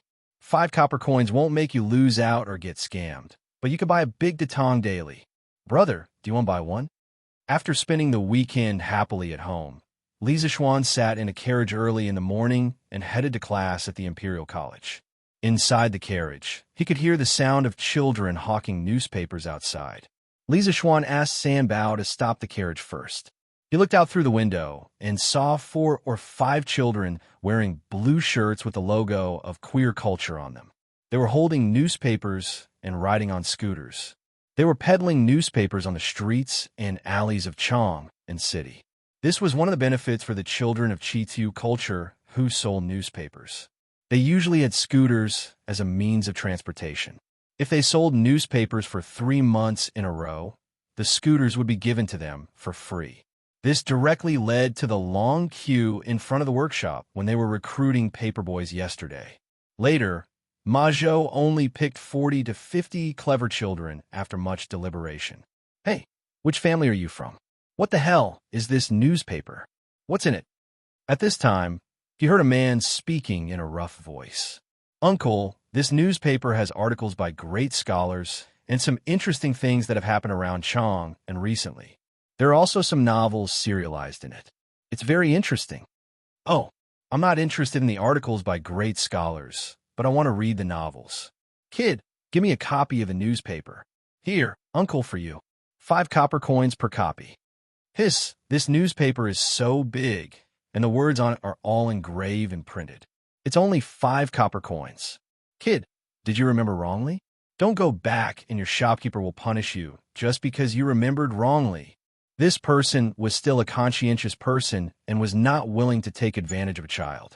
He opened the newspaper and was immediately shocked by the size of the newspaper. Such a big newspaper must be worth more than 5 copper coins. That's right. Could it be that you remembered wrongly? Even if there's nothing written on such a big piece of rice paper, it's still worth more than 5 copper coins. At this moment, a passerby walked over and looked at the newspaper in the burly man's hand. The paperboy politely bowed and cupped his hands. Thank you for your concern, uncles. But this newspaper is only sold for 5 copper coins per copy, so it can't be wrong. This was personally instructed by our manager. Oh my, is your manager an idiot? This is obviously a losing business. TSK. Quickly give me a copy. Let's not talk about what's written on it first. 5 copper coins for such a big piece of paper. When I go back and paste it on the wall, it will show that I'm a cultured person. Pfft, Dumbo, you're such a disgrace.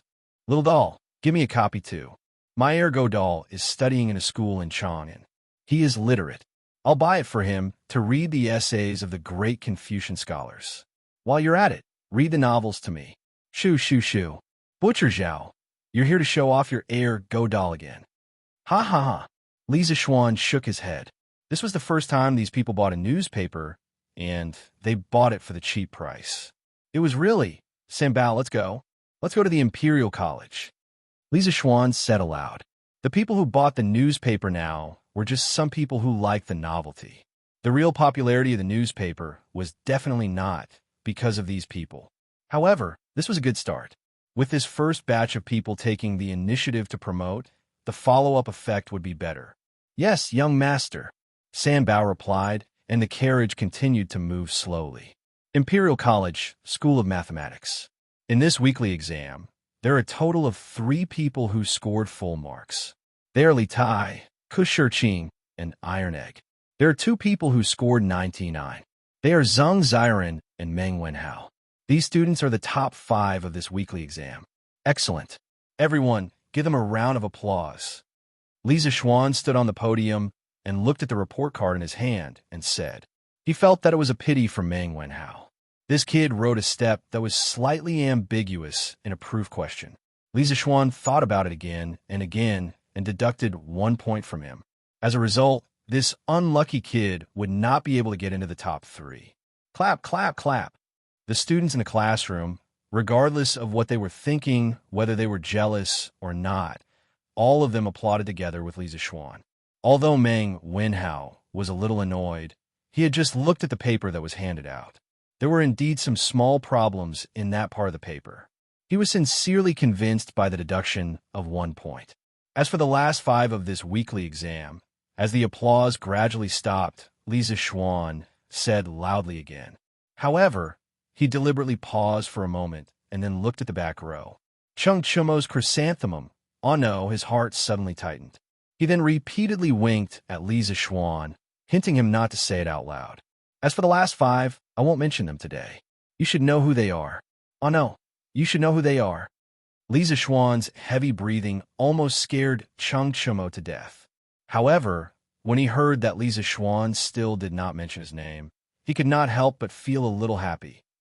There, this is the solution to the last question. Those who did it wrong, take a good look at it and clear your thoughts. You must make sure that you will not make a mistake the next time you encounter the same question. After a simple introduction of the results, Li Zishuan began to explain the test paper to them. The questions were relatively simple, so he explained them quickly. In less than 1 class, he had finished explaining. Damn, this is great. This novel is so F***ing great. This brother is too good. Suddenly, a roar came from the classroom, scaring all the students. Li Zishuan was also a little startled, but then he became angry. He quickly found the source of the sound and shouted angrily, "What the hell? Wang Meng, stand up!" Wang Meng suddenly shivered. In fact, after he shouted, he had already sobered up. Now that he heard Li Zishuan's angry voice, how could he not know that he had already eaten a pill? Sir, I was wrong. Wang Meng's face was bitter, and his voice was trembling. Li Zishuan sneered. Humph, now you know you were wrong. What were you doing just now? Wang Meng hesitated and did not dare to say anything. Li Zishuan sternly shouted, "What are you waiting for? Do you want to quit school?" Wang Meng did not dare to hesitate anymore.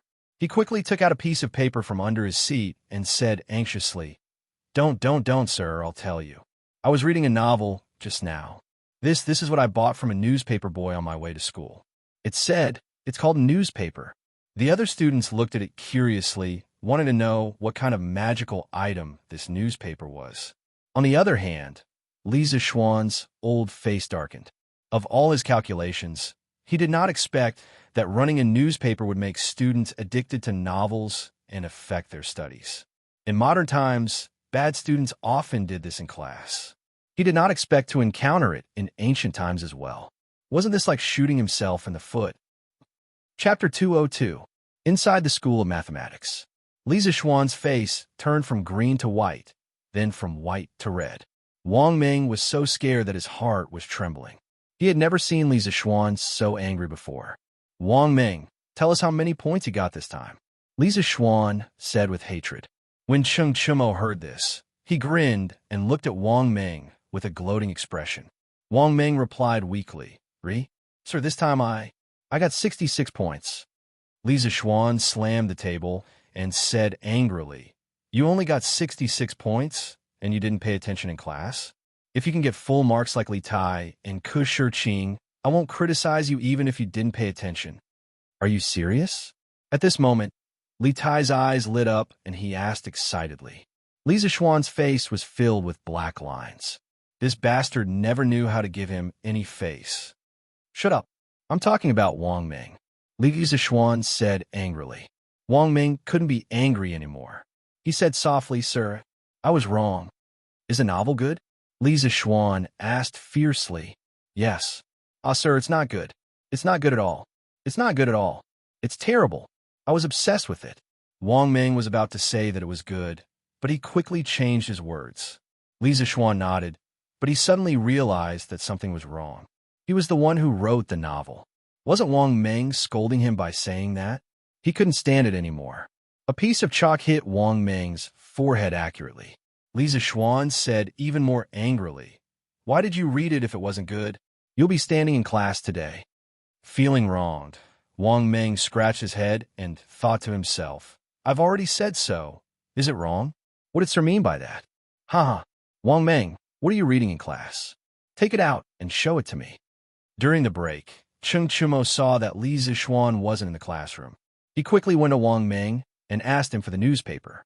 No, I won't be able to see it if I give it to you. Even though Wang Ming's legs hurt from standing for an entire class, his brain was still working fine. When he heard Cheng Chumo's words, he immediately reacted. He picked up the newspaper and hugged it tightly. Wang Ming, you're such a disloyal brat. I'm just looking at it. I don't want a newspaper. Take it out and show it to me. Cheng Chumo was so anxious that he scratched his ears and cheeks like a monkey. That's right, that's right. Wang Ming, why don't you take it out and let everyone have a look? We definitely won't take yours. If it's really good, we'll go and buy another set. Yuchi Baolin chimed in.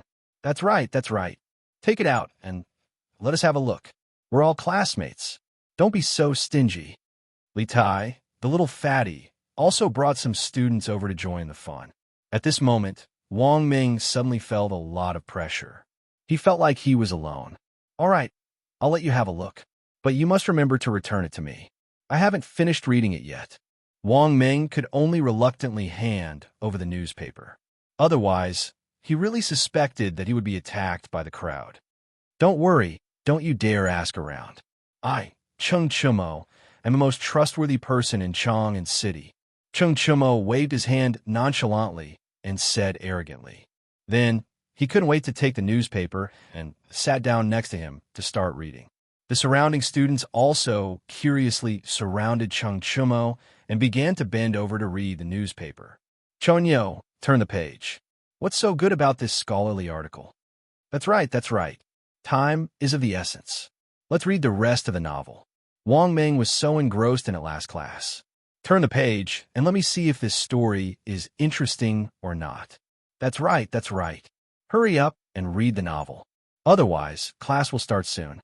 All right, I, Cheng Chumo, am not interested in these scholarly articles anyway.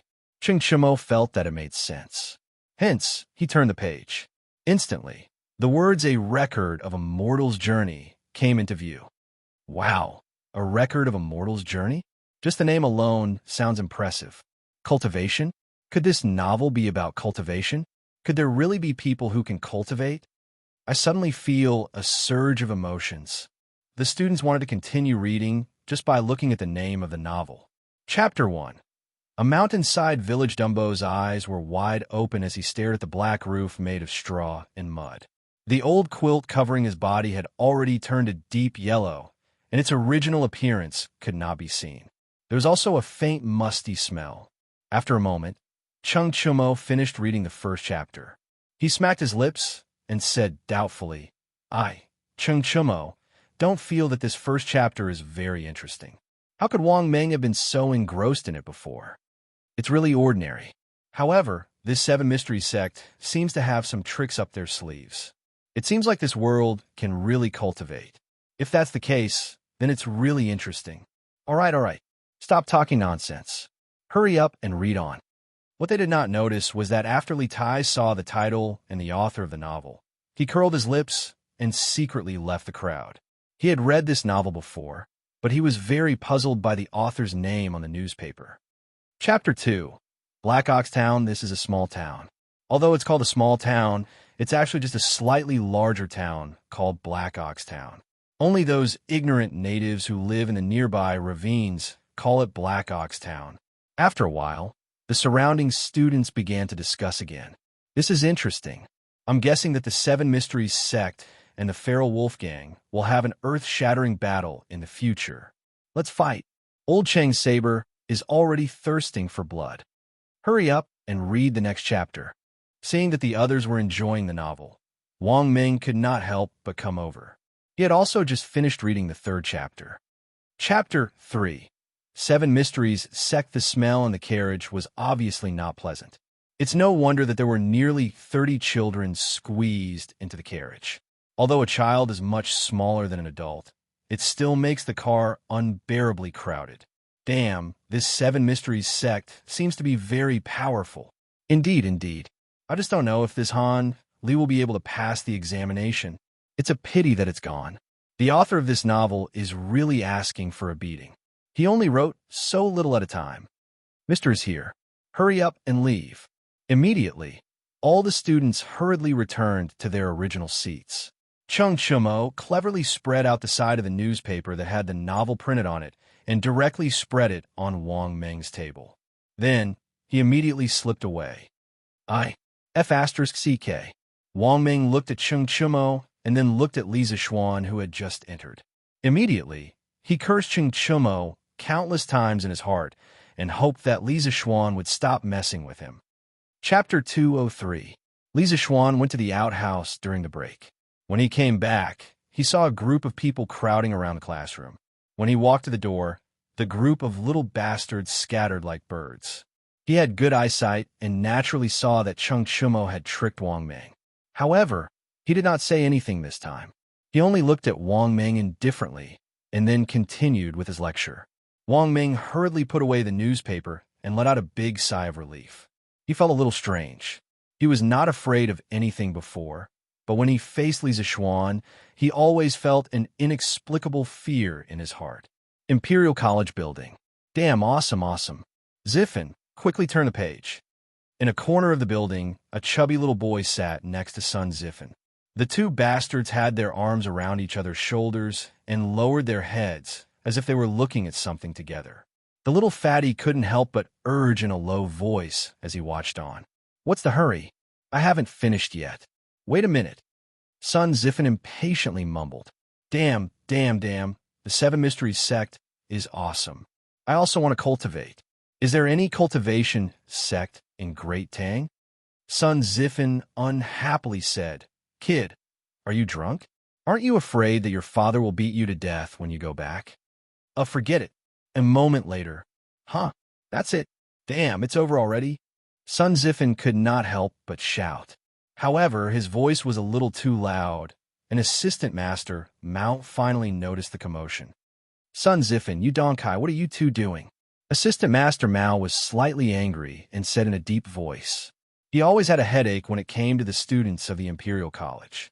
These bastards were used to being arrogant, and it was difficult to discipline them even in the Imperial College. Nothing. Teacher, you must have misheard. Sun Ziffin quickly calmed down. Then, he stood up and said with a calm face. Yes, sir. We really didn't read the novel just now. No. I mean, we didn't read the newspaper just now. No. Udonkai was not as calm as Sun Ziffin. His expression was slightly flustered, and in the end, he accidentally exposed himself. Sun Ziffin could not help but spit out a mouthful of blood. Truly, one should not be afraid of a godlike opponent, but one should be afraid of a pig-like teammate. He glared fiercely at the scammer next to him, wishing he could strangle him to death. When assistant teaching assistant Mao heard this, how could he not know that these two bastards must have been secretly causing trouble downstairs? He walked down from the podium. Yes, the podium. After the School of Mathematics introduced the blackboard chalk, the other schools introduced the podium one after another. This was because the chalk was very useful to the teachers as it could predict the enemy's moves. Teaching assistant Mao walked up to Sun Zifen and said coldly, "Take it out." Only then did Yu Dong realize that he had cheated his good brother this time. He looked at Sun Zifen pitifully. Sun Zifen felt a headache in his heart. It was as if he had forked a dog. "Teacher Mao, what do you want?" Sun Zifen really liked the newspaper now and could not bear to hand it over. He still wanted to put up a resistance. "Stop pretending. Hurry up and take out the newspaper that Yu Dongkai was talking about. Otherwise, I'll have to talk to Sun Shaoqing and Assistant Minister Yu about your performance in the Imperial College." Teaching assistant Mao was helpless against such a troublesome student, so he could only use the student's parents to threaten him. Ugh! Sun Zifen and Yu Dongcai's faces immediately fell. They were not afraid of the teaching assistant, but they were afraid of their own parents. "Here!" Sun Zifen reluctantly took out the newspaper from under the table. He was cursing teaching assistant Mao in his heart. What's the difference between a teacher who uses his parents to threaten a student and a woman who uses her pregnancy to keep a man? This teaching assistant Mao is so boring.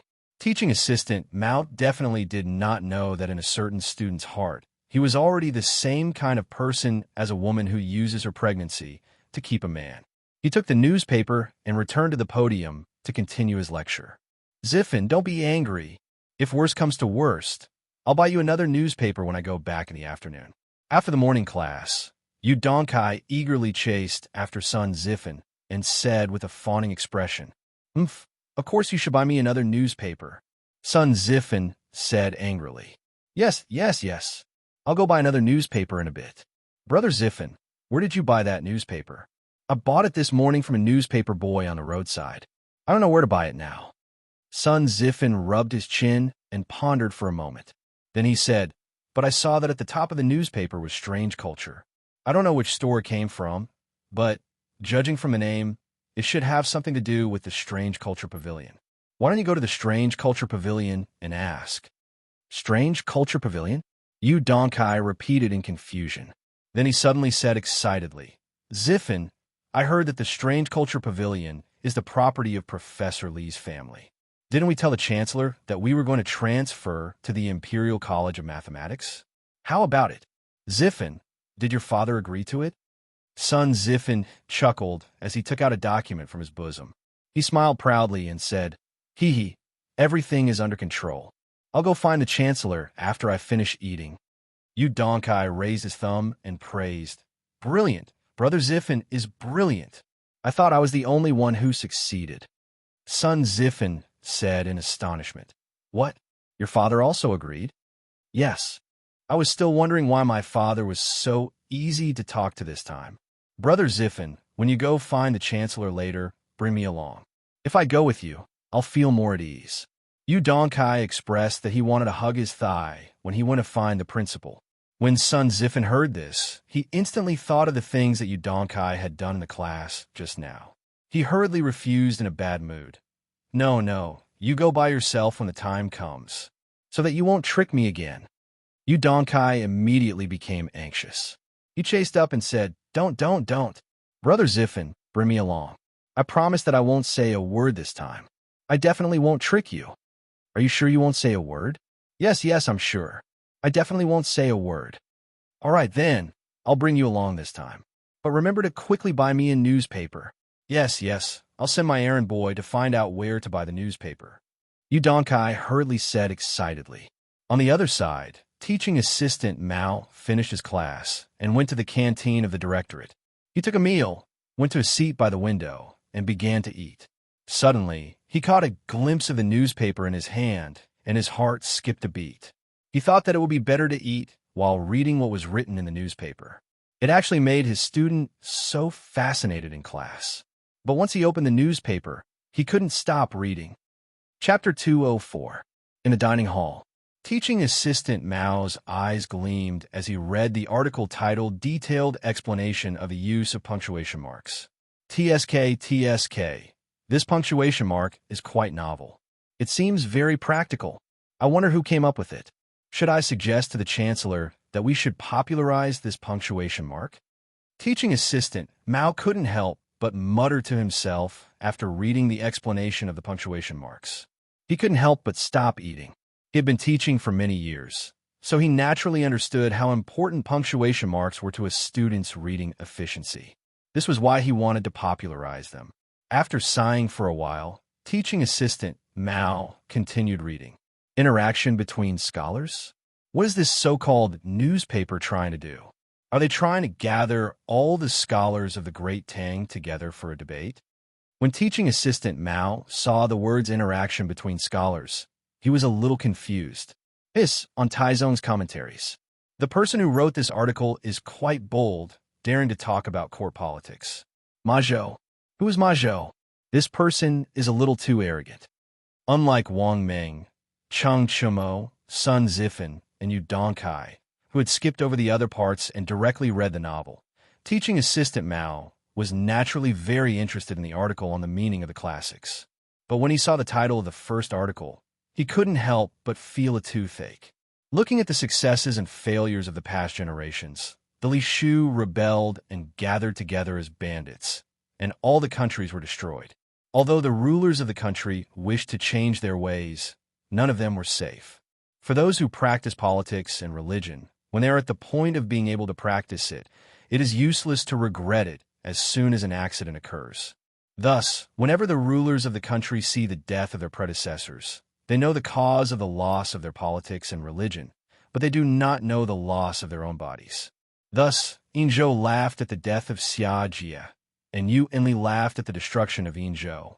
At first, teaching assistant Mao thought that Ma Zhou, a commoner, was being too impudent in discussing court politics, but as he read on, he immediately put away his contempt.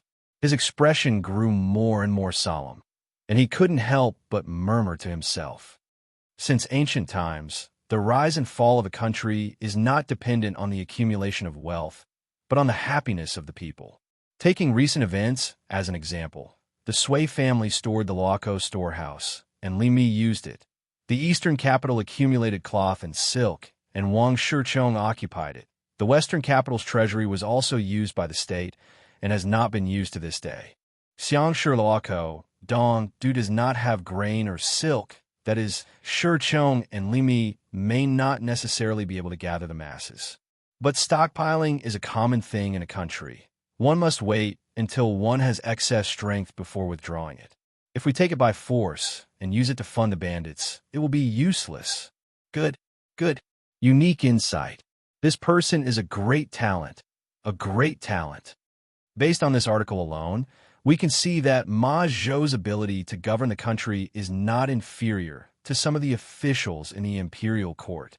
When he reached the end of the article, teaching assistant Mao couldn't help but slap the table and laugh wildly. When a scholar comes across a good article, he is more excited than when he sees a beautiful woman. In history, Ma Zhou, in the 11th year of Zhenguan era, wrote an article called Shang Tai Zong Shu and presented it to Lier. The comprehensive mirror for aid and governance had a very high evaluation of this article, and it could be called the #1 article in public security policy since ancient times. Although some of Ma Zhou's ideas had yet to reach the realm of Mahayana, it already contained many of his later political ideas. Therefore, this article could be considered an extremely rare masterpiece. How can such a great talent be unknown? Alas, there are so many talented people in the world who have been buried.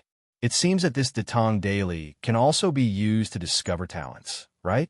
Teaching assistant Mao's interest in the newspaper was growing. He carefully smoothed out the wrinkles on the paper as if he were caressing a beautiful woman, and continued reading. Chancellor, we have something to talk to you about. The miserable Kong Ingda was once again woken up by those little bastards during his lunch break. He went to open the door with a gloomy mood. What do you want? Anyone who was interrupted during their lunch break would be unhappy. Although Kong Ingda had read the books of sages, he also had 7 emotions and 6 desires. Therefore, there was some anger in his words.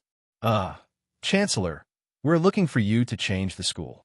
Although Sun Zifan could see that Kong Ingda was unhappy, he wasn't afraid and still told him the purpose of his visit. Oh, Kong Ingda looked at these little bastards in confusion and asked with a frown, "Didn't I tell you before that you need to get your father's permission? Why are you here again today?" Sun Zifan restrained the complacency in his heart and smiled faintly. "Chancellor, we went home and got our father's permission before we came to look for you. Chancellor, look, this is the statement written by my father to change the school. There is absolutely no mistake." Yes. Chancellor, my father also agreed. This is the statement written by my father. This is written by my father. Chancellor, please take a look. The 7 or 8 students behind him immediately scrambled for the documents in their hands and stuffed them into Kong Ingda's hands. Compared to the last time, the number of students who came to look for Kong Ingda this time seemed to be less. It was obvious that some of the students' parents didn't know much about the current school of mathematics. Kong Ingda was really a little Spartan at this moment.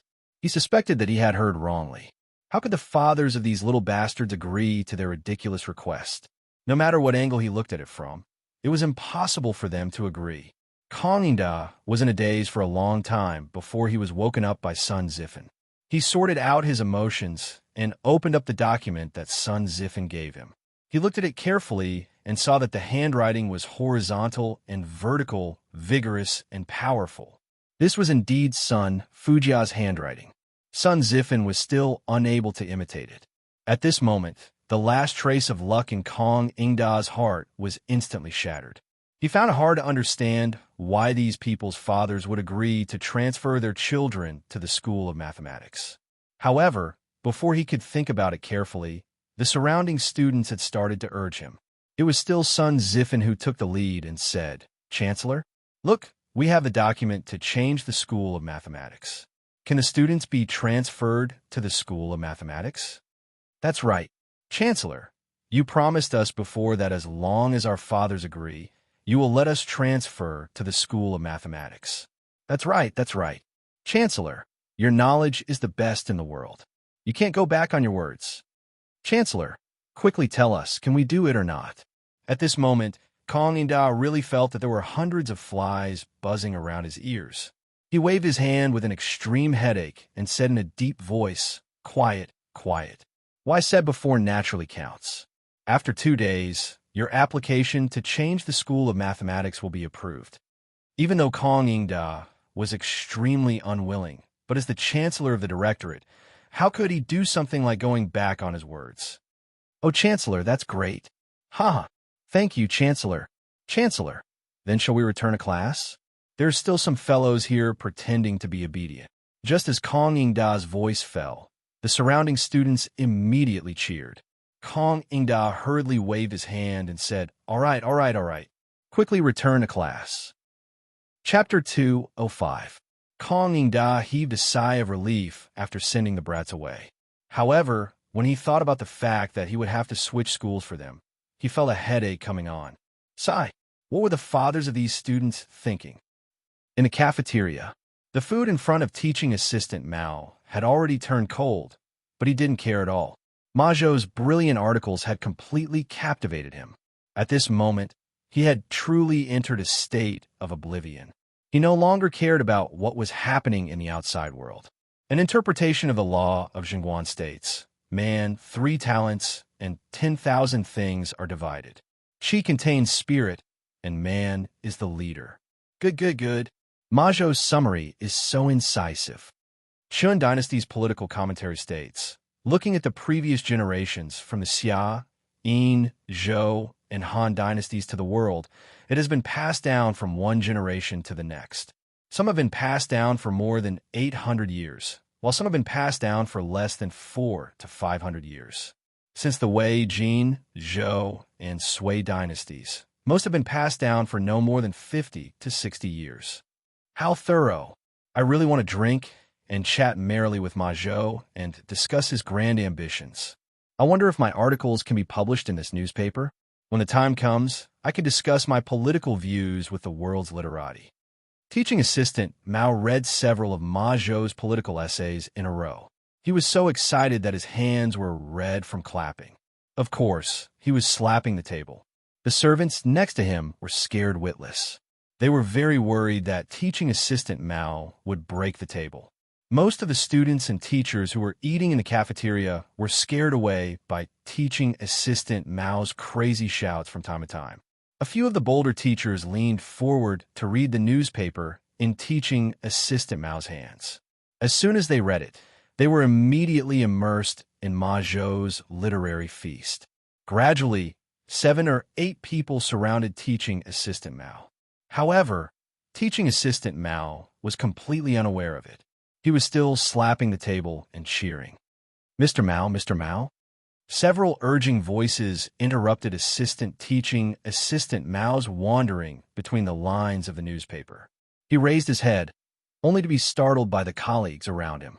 "Aya, Dr. Wang, Dr. Zheng, Dr. Su, teaching assistant Sin, teaching assistant Zhao, teaching assistant Yuan, teaching assistant Shun, why are you all here?" The white-haired old man smiled gently and said, "Assistant Instructor Mao, such a masterpiece is like fine wine in a dark alley. For people like us who have been immersed in literature for years, it's extremely attractive."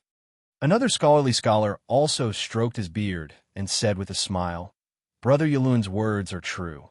This Ma Zhou quotes from the classics, scrutinizes the past and present, and picks and delves into the complex. His essay is reasonable, not a word can be added, and not a word can be subtracted. Listening to it makes people feel comfortable and tireless.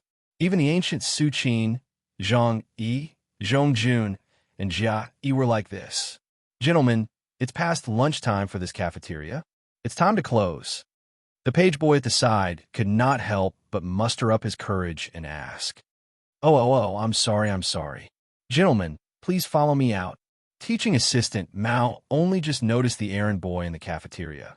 He hurriedly said with an apologetic expression, although they were teachers and were a cut above the rest, teaching assistant Mao had always been well educated. He could not bully the errand boys. That's great. Let's talk about this Datong daily together." Wang Yalun nodded in agreement. With this old scholar's words, the other teachers did not dare to object. They all followed him out of the cafeteria. The page boy bowed and thanked them profusely. Eastern Palace. Illustrious Virtue Hall. Li Chengxian leaned against the couch, carefully reading the newspaper in his hand. Since he also had 20% shares in Qitu culture, he knew a little about the newspaper. However, he did not know the details. Therefore, when he learned that the newspaper was officially released today, he specially sent someone to buy a copy and come back to read it. This Ma Zhou's ability to conduct affairs is impeccable. He's even better than some of the scholars in my Eastern Palace. It was no wonder that Li Zishuan had been so confident in Ma Zhou's abilities back in the workshop, sparing no effort to support Ma Zhou. Now, it seemed that Ma Zhou would be able to shock the world with a single feat, and he might even alarm Imperial Father. Should I recommend this person to my father? After reading Massachusetts Zhou's article, Li Chengxian fell into deep thought and could not help but murmur. After a while, he shook his head and decided to continue reading. Shocking. The culprit is actually so deranged as to exterminate an entire family. Oh, Great Tang's laws are strict. How can it be he's such an outlaw? Li Chengxian whispered doubtfully. After a while, he finished reading the article. Not bad. This county magistrate of Xinfeng County is quite quick-witted. The person who wrote this article is also not bad. The title is very attractive. Li Chengxian praised. But in an instant, he regretted what he had just said. Drunken scholar encounters brothel courtesan and actually does such unbearable things. What kind of title is this? How could such vulgar and unbearable content be published in this newspaper? Let me take a look. Half an hour later. Damn, this was written by Ma Zhou. This is simply not right. It's not what I thought before. Even someone as calm as Li Chengxian could not help but curse after reading the content of this article. But when he read the other articles, he realized that he was too young. Chang and Marquis rushed to widow Zhao Zhuangyi's house in the middle of the night for this reason. Shocking. A woman actually does such things in broad daylight. Shocking. Shocking. Men will be silent. Women will cry. Is this still the Ma Zhou that I know? Is this still the Ma Zhou that wrote so many beautiful articles before? Li Chengxian was about to vomit blood at this moment after encountering headlines one after another. But even though he knew that some of the headlines were a trap, Li Chengxian could not help but continue reading. He even had a faint trace of expectation in his heart. Perhaps this was, let him abuse you 1,000 times, but you still treat him as your first love. Wasn't this A Mortal's Journey to Immortality written by Xiao Xian? Why does it say Leather Knight? Li Chengxian had previously read the first 10 chapters of A Mortal's Journey to Immortality, so he was not very concerned about the latter part of the novel.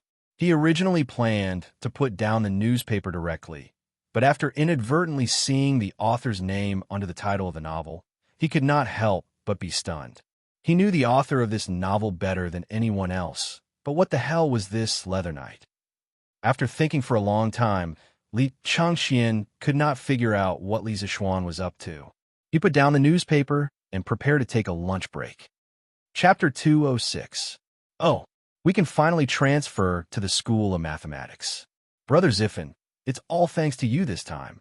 In the future, we can also take 2 days off every 5 days.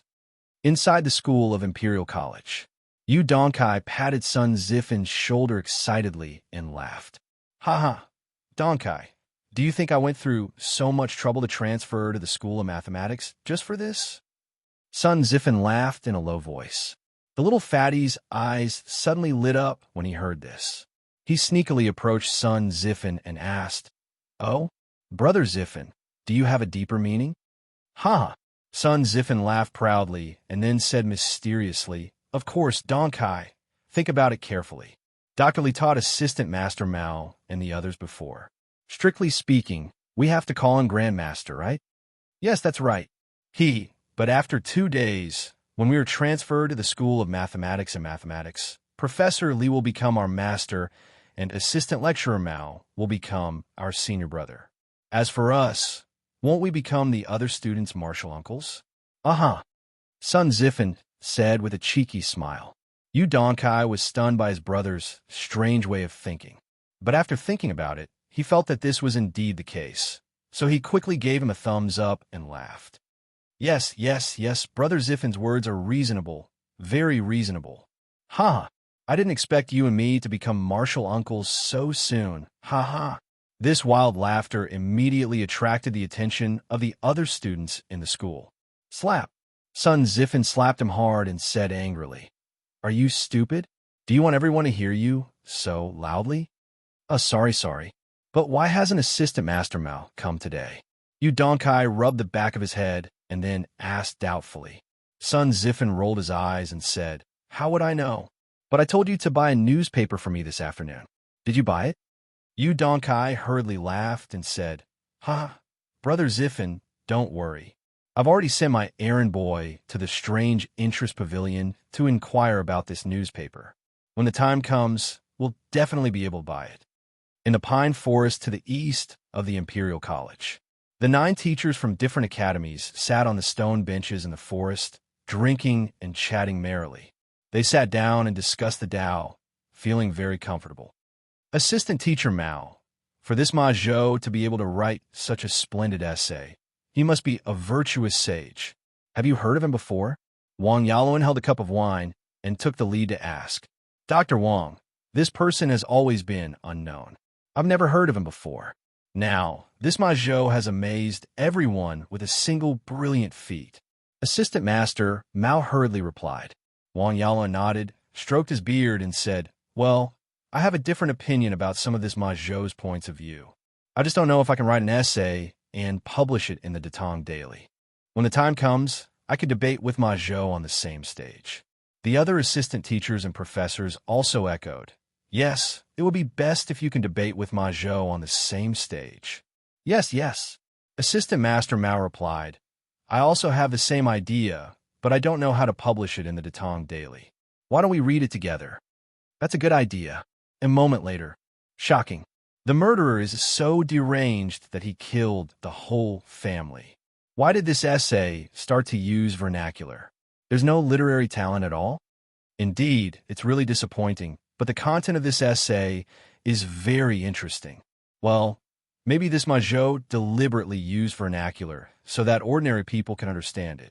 After the 9 teachers finished reading the first article, they couldn't help but discuss the huge change from classical to vernacular. Drunken scholar met the courtesan of the brothel and did such a despicable thing. Chang and Marquis rushed to widow Zhao Zhuangyi's house in the middle of the night for this reason. Shocking. A woman did such a thing in broad daylight.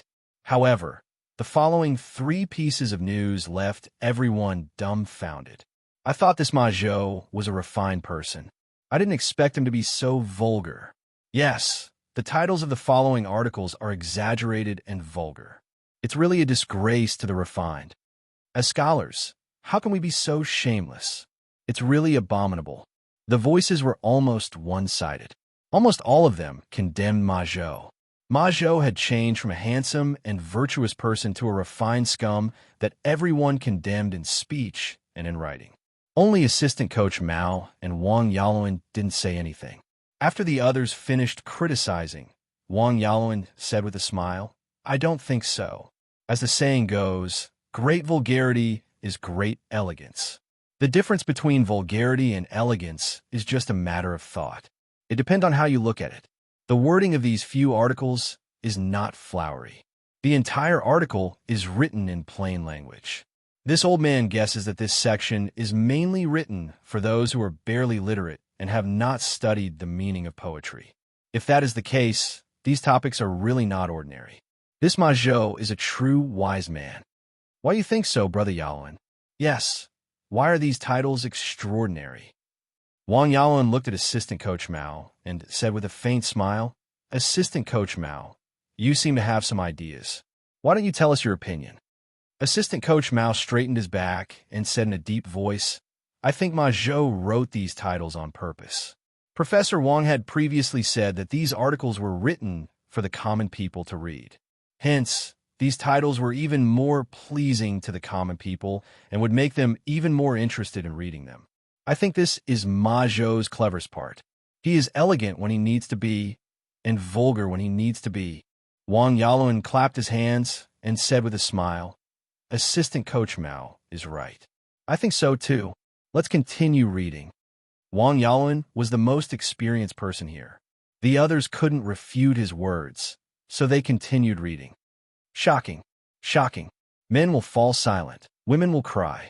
Everyone was gradually getting used to these exaggerated titles, so they didn't make a fuss this time. However, when they saw the content, they were all shocked. Huh? Datong Daily is collecting manuscripts from everyone? It's not limited to men or women, and the pay is very generous. This is a very novel idea. Dr. Wang, do you want to send your masterpiece to this strange culture to try? That's right. Professor Wang, your essay on the Confucian classics is flawless.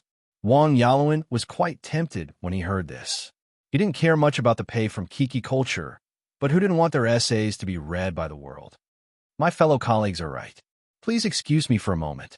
I'll go write an article and debate with Ma Zhou.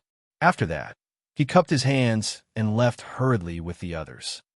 Chapter 207. Excuse me for a moment. I almost forgot that I still have to teach the students. Assistant Lecturer Mao exclaimed when he saw the time. After bidding farewell to everyone, he hurried to the Imperial College. While he was in a hurry, an idea popped up in his mind. Since the Tong Daily is offering a high price for everyone's essays, should I give it a try? Unlike Wang Yaluan, who was well off, Assistant Lecturer Mao's salary was relatively low. If his essay was accepted, he could become famous and earn money to support his family. Wouldn't that be perfect? With that in mind, Assistant Lecturer Mao quickened his pace. Good morning, sir. Assistant Lecturer Mao had almost doubled the usual 30-minute journey. He stood on the podium and coughed dryly. Ahem. Sir, I was delayed by something earlier. In the afternoon, everyone will study by themselves and revise what I explained this morning. Assistant Lecturer Mao's mind was elsewhere.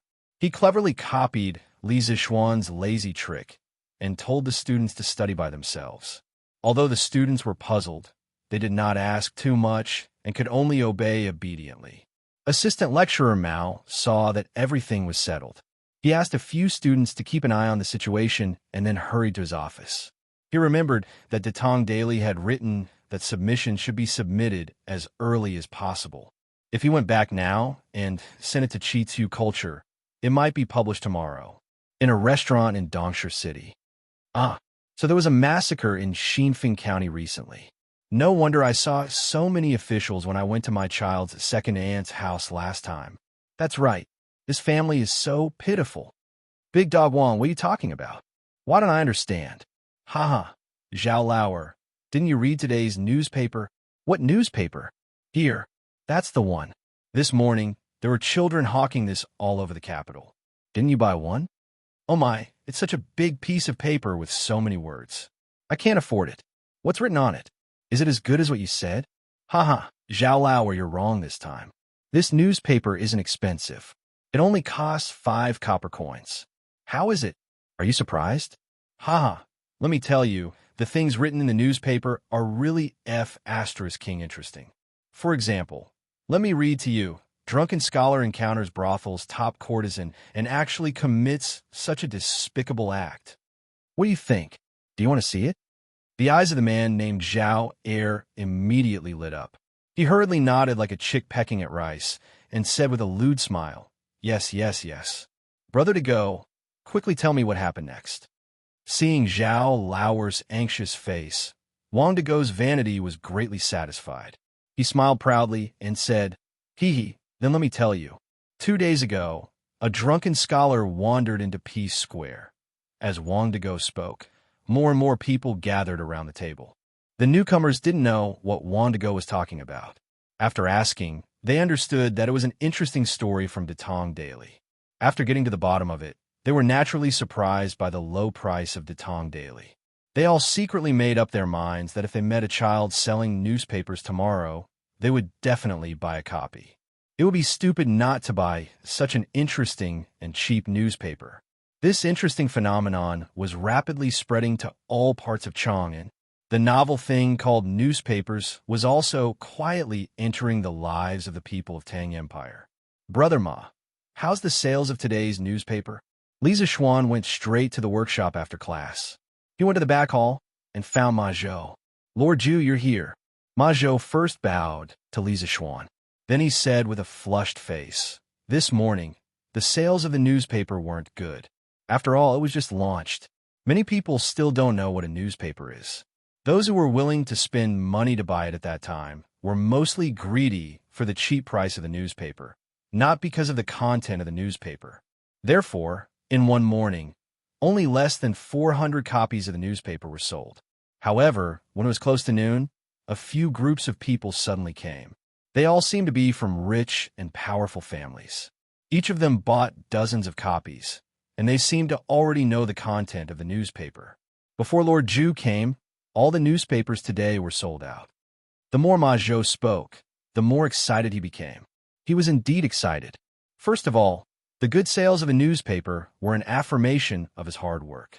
Second of all, in the first edition of the newspaper, there were many proud works that he had been brewing for a long time. Now, they were widely praised in Chang'an. His political views and ambitions would be read by countless people. He was very likely to become famous in one fell swoop. Li Zixuan looked at the excited Ma Zhou and smiled meaningfully. Haha, now that Brother Ma is going to become a big celebrity in Chang, and it won't be long before the officials in the imperial court know that there is such a talented and virtuous person among the people. At that time, maybe His Majesty will also be alarmed. Brother Ma's day of meteoric success will not be far away. Li Zixuan was right. Gold would shine no matter where it was. If Li Er knew about Ma Zhou, this kind of genius, he would definitely spare no effort to recruit him. According to the historical records, in the 5th year of Jingguan, Li Er requested that every official in the imperial court write an article about the gains and losses of the current political situation. At that time, Ma Zhou was only a follower of Chang He. This person was very important. He was a trusted aide of Taizong. That year, when the Xuanwu Gate was changed, Chang He was the one who guarded the Xuanwu Gate. Chang He was a military general and did not know how to write. When he saw that the emperor wanted him to write an article, he could not help but feel anxious. When Ma Zhou heard this news, he wanted to repay the emperor's kindness and took the initiative to write the article for Chang He. Chang He was very happy and let Ma Zhou write it for him. A few days later, Chang He presented the article that Ma Zhou had written about the current political situation to Li Er. After Li Er read it, he was shocked. He knew that Chang He was not good at writing. How could he write such a thorough article? He did not believe that this was written by Chang He and asked Chang He if he had written it. Chang He was an honest person and did not take credit for himself. He honestly told Li Er. When Li Er heard that there was such a genius under Chang he was very happy and immediately wanted to meet this genius. He did what he thought and ordered someone to call Ma Zhou over from Chang He's residence. However, he did not expect that Ma Zhou would be so arrogant. The attendant that was sent over came back alone. Not only was Li Er not angry, he sent someone to invite Ma Zhou again. After sending out 4 envoys, he finally managed to invite the arrogant Ma Zhou to the imperial palace. This was the famous story of Taizong's 4th invitation to Ma Zhou in history. Li Zixuan had heard their history teacher talk about it in his previous life. Therefore, he purposely said it today to see how Ma Zhou would respond. In fact, he was not confident that he could keep Ma Zhou. After all, the temple of Qitu culture was still too small and could not accommodate a great god like Ma Zhou. Compared to Li Er's great temple, Qitu culture did not have any attraction. What kind of person was Ma Zhou? Naturally, he could tell that there was another meaning in Li Zixuan's words. He was stunned. After a moment, he solemnly cupped his hands and said, "What are you talking about, Lord Zhu? Ma Zhou was just a homeless scholar in Chang'an. I am indebted to Lord Zhu for not abandoning me and being willing to help me in a business together. That is how Ma Zhou is today. Now that Qitu culture has just taken shape, I will definitely not leave." Chapter 208. Even if His Majesty summons me at this time, I will never do such a treacherous thing. I remember Lord Zhu once said that you want all the scholars in Tang to be able to read books. At least before this great wish is realized, I will not leave. In the back hall of the workshop, Ma Zhou looked at Li Zixuan and said sincerely. Li Zixuan was touched. Unlike modern people who chased after fame and fortune, ancient scholars had integrity. This was the first time he had experienced such a scholarly character. Haha, Brother Ma, you are a man of noble character and unquestionable integrity. I was right about you. But don't worry, Brother Ma. The scale of court culture will become bigger and bigger in the future. It will not bury your talent. Moreover, Brother Ma's future will not be bad if you work in court culture. Just like now, didn't you become famous in Chang, and because of the first issue of the newspaper? After listening to Ma Zhou's sincere words, Li Zixuan could not help but laugh happily. Ma Zhou nodded in agreement and said, "Haha, Lord Zhu is right. Ma Zhou has been wandering around for so many years, and I am a little indifferent about the future. The most important thing for a person is self-cultivation. A talented person will get the future he deserves no matter where he is." That makes sense. Gold will shine no matter where it is. The two talked and laughed for a while. Unknowingly, their relationship became closer. Lord Zhu, the first batch of books has about 300 copies of each book, a total of 15 books. It is estimated that the printing will be completed in the next few days. How is the preparation of our bookstore? Ma Zhou took the initiative to ask. Li Zixuan pondered and said, "Brother Ma, don't worry about this matter. I have already bought a shop next to Court Pavilion. The interior has been renovated and it can be opened at any time. In the future, this shop will be used to sell new paper, books, and newspapers. The shop will be named after court culture. What do you think, Brother Ma?" Li Zixuan had already asked Wang Zhong to contact someone about the shop. Wang Zhong was in charge of paying for the shop and finding someone to decorate it. He had always been a good hands-off shopkeeper.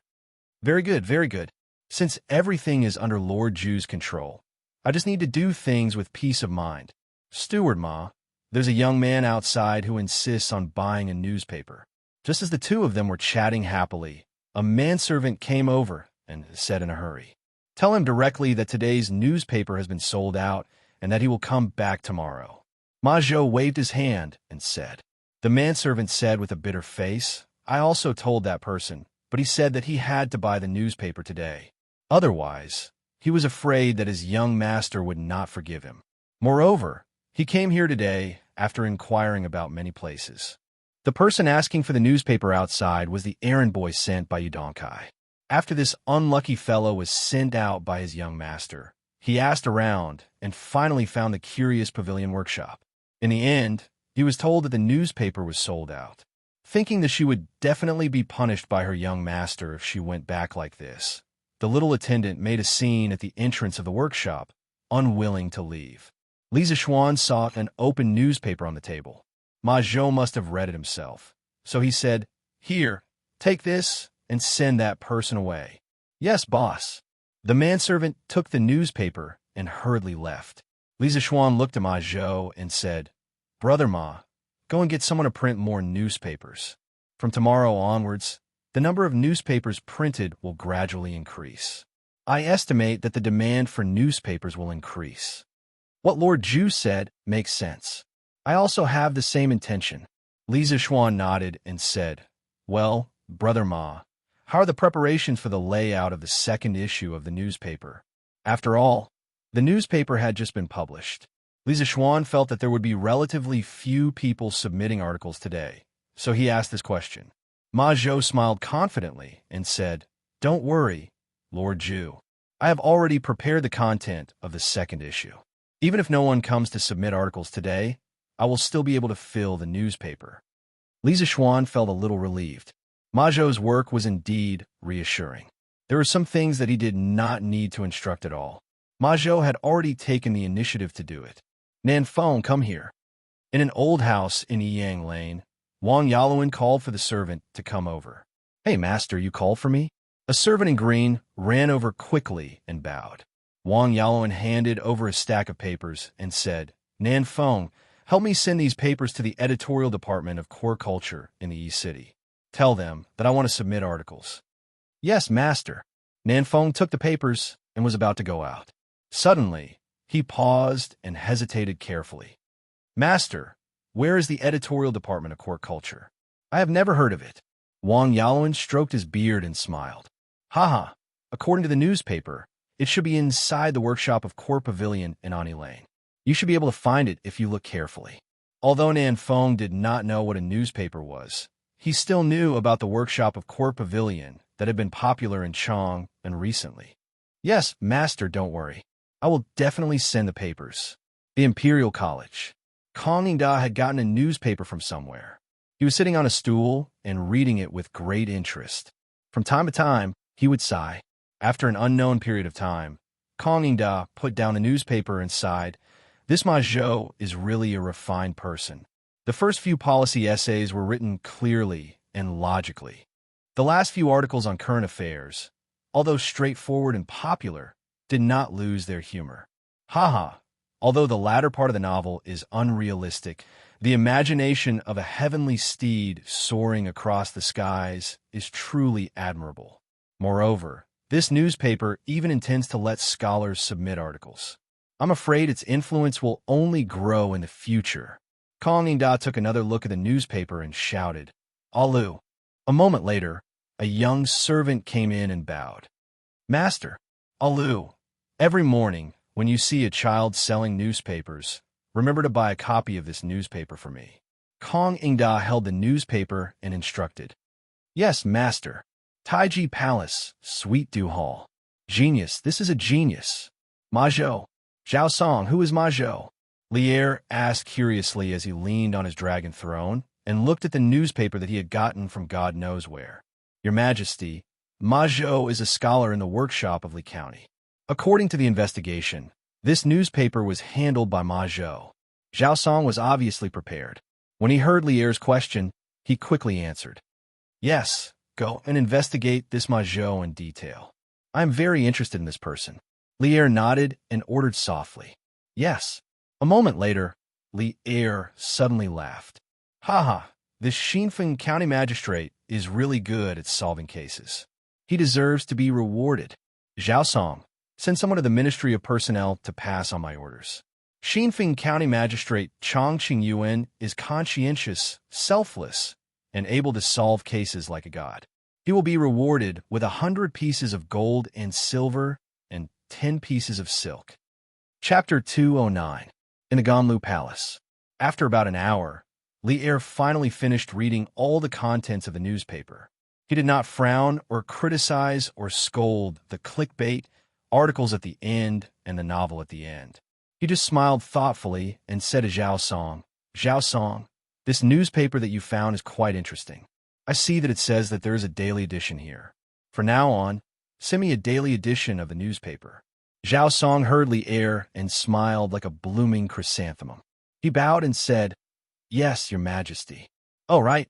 How much is the price of this newspaper?" Li Er thought for a while and said, "Your Majesty, the price of this newspaper is 5 coins per copy. It's so cheap.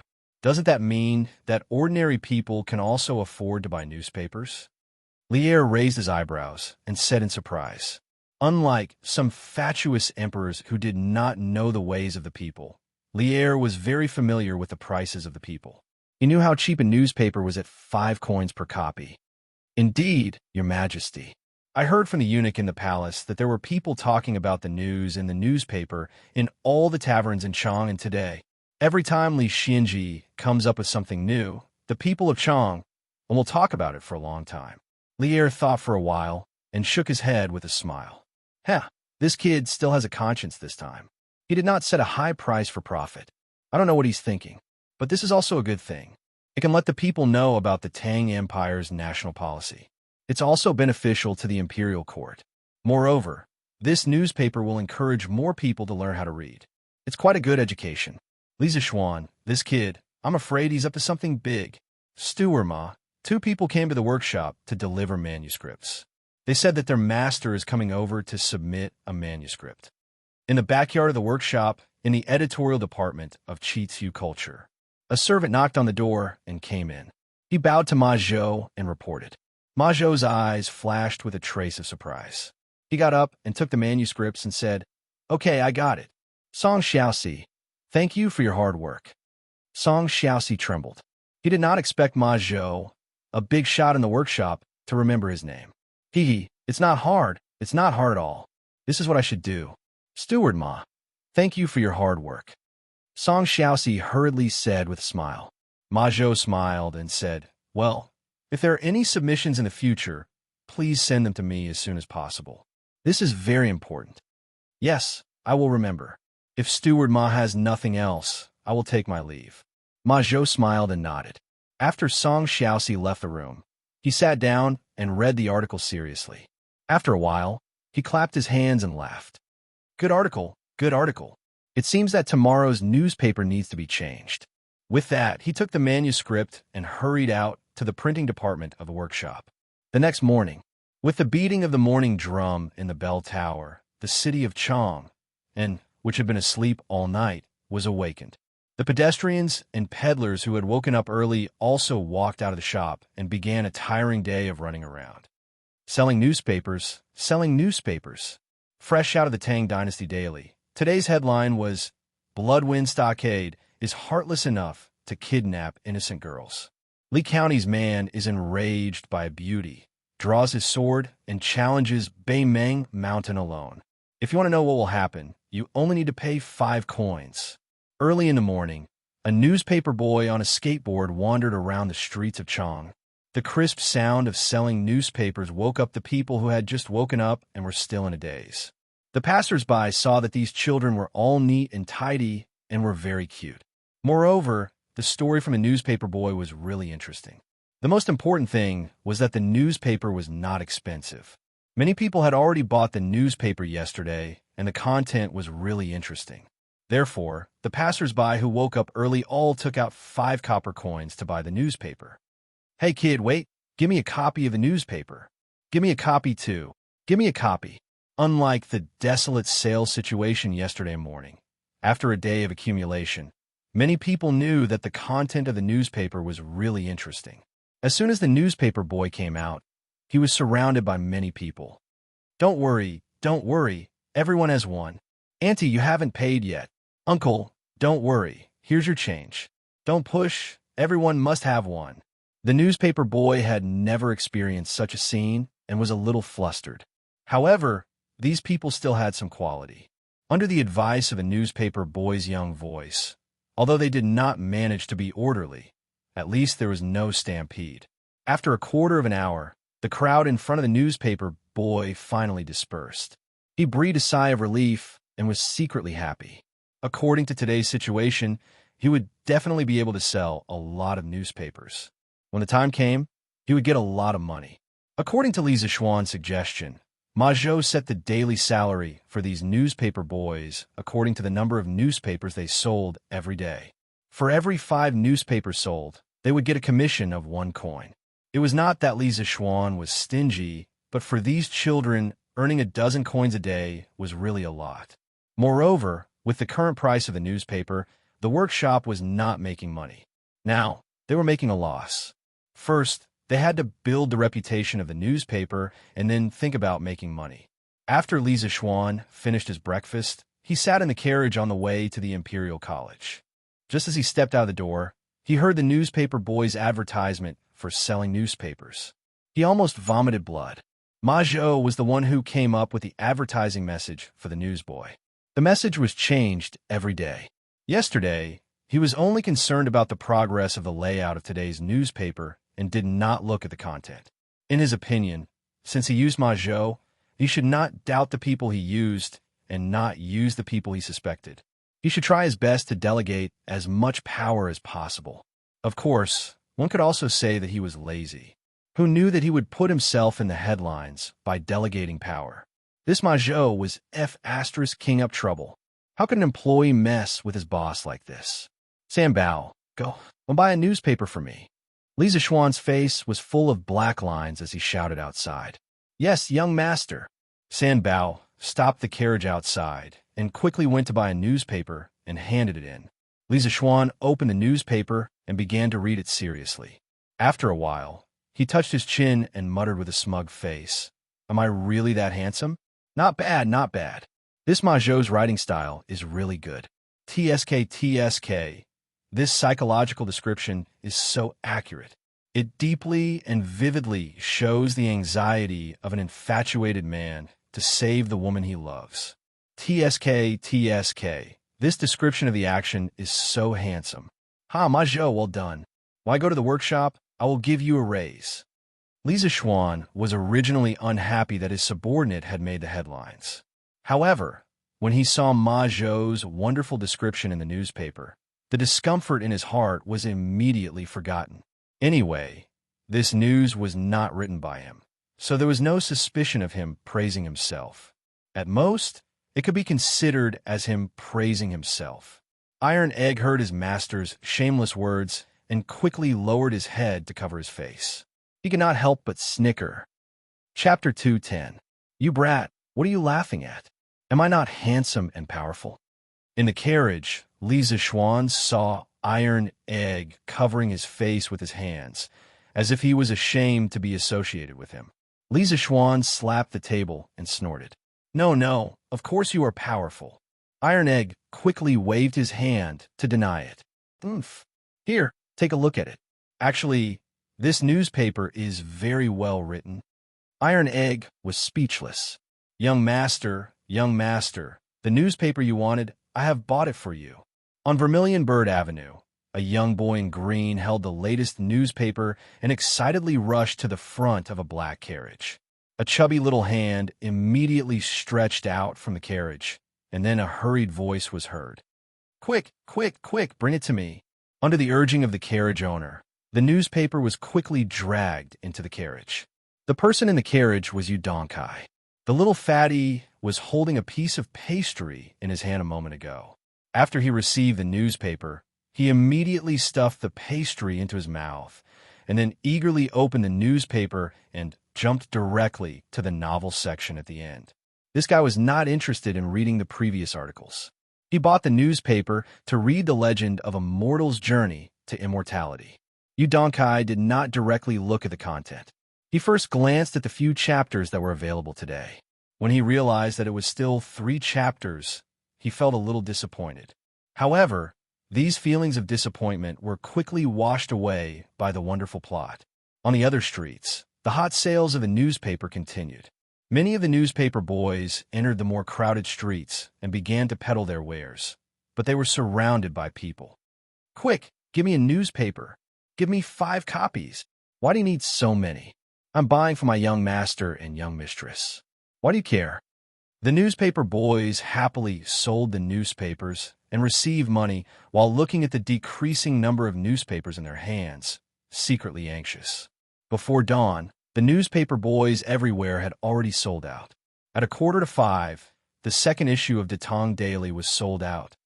"Uncles, aunts, brothers, and sisters, I am very sorry. Today's newspaper is sold out. Please buy more tomorrow."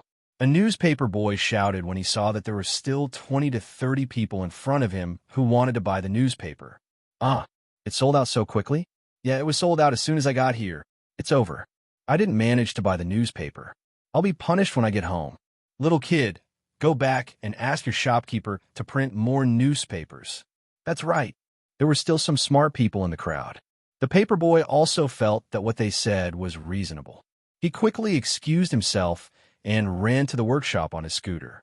Strange Interest Pavilion Workshop. Steward Ma, bad news, bad news." Song Xiaoxi rushed over anxiously. Ma Zhou's expression suddenly changed. He quickly got up and asked, "What's wrong? What happened?" When Song Xiaoxi saw Ma Zhou's expression, he knew that Ma Zhou had misunderstood. He quickly explained, "Steward Ma, it's not a bad thing. Today's newspapers have all been sold out. The newsboys have all returned."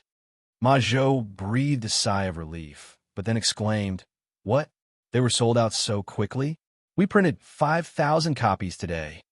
But they were indeed sold out. A lot of people didn't manage to buy them, but they were still clamoring to buy them. "Steward Ma, what should we do now?" Ma Zhou thought for a while and decisively said, "Print more.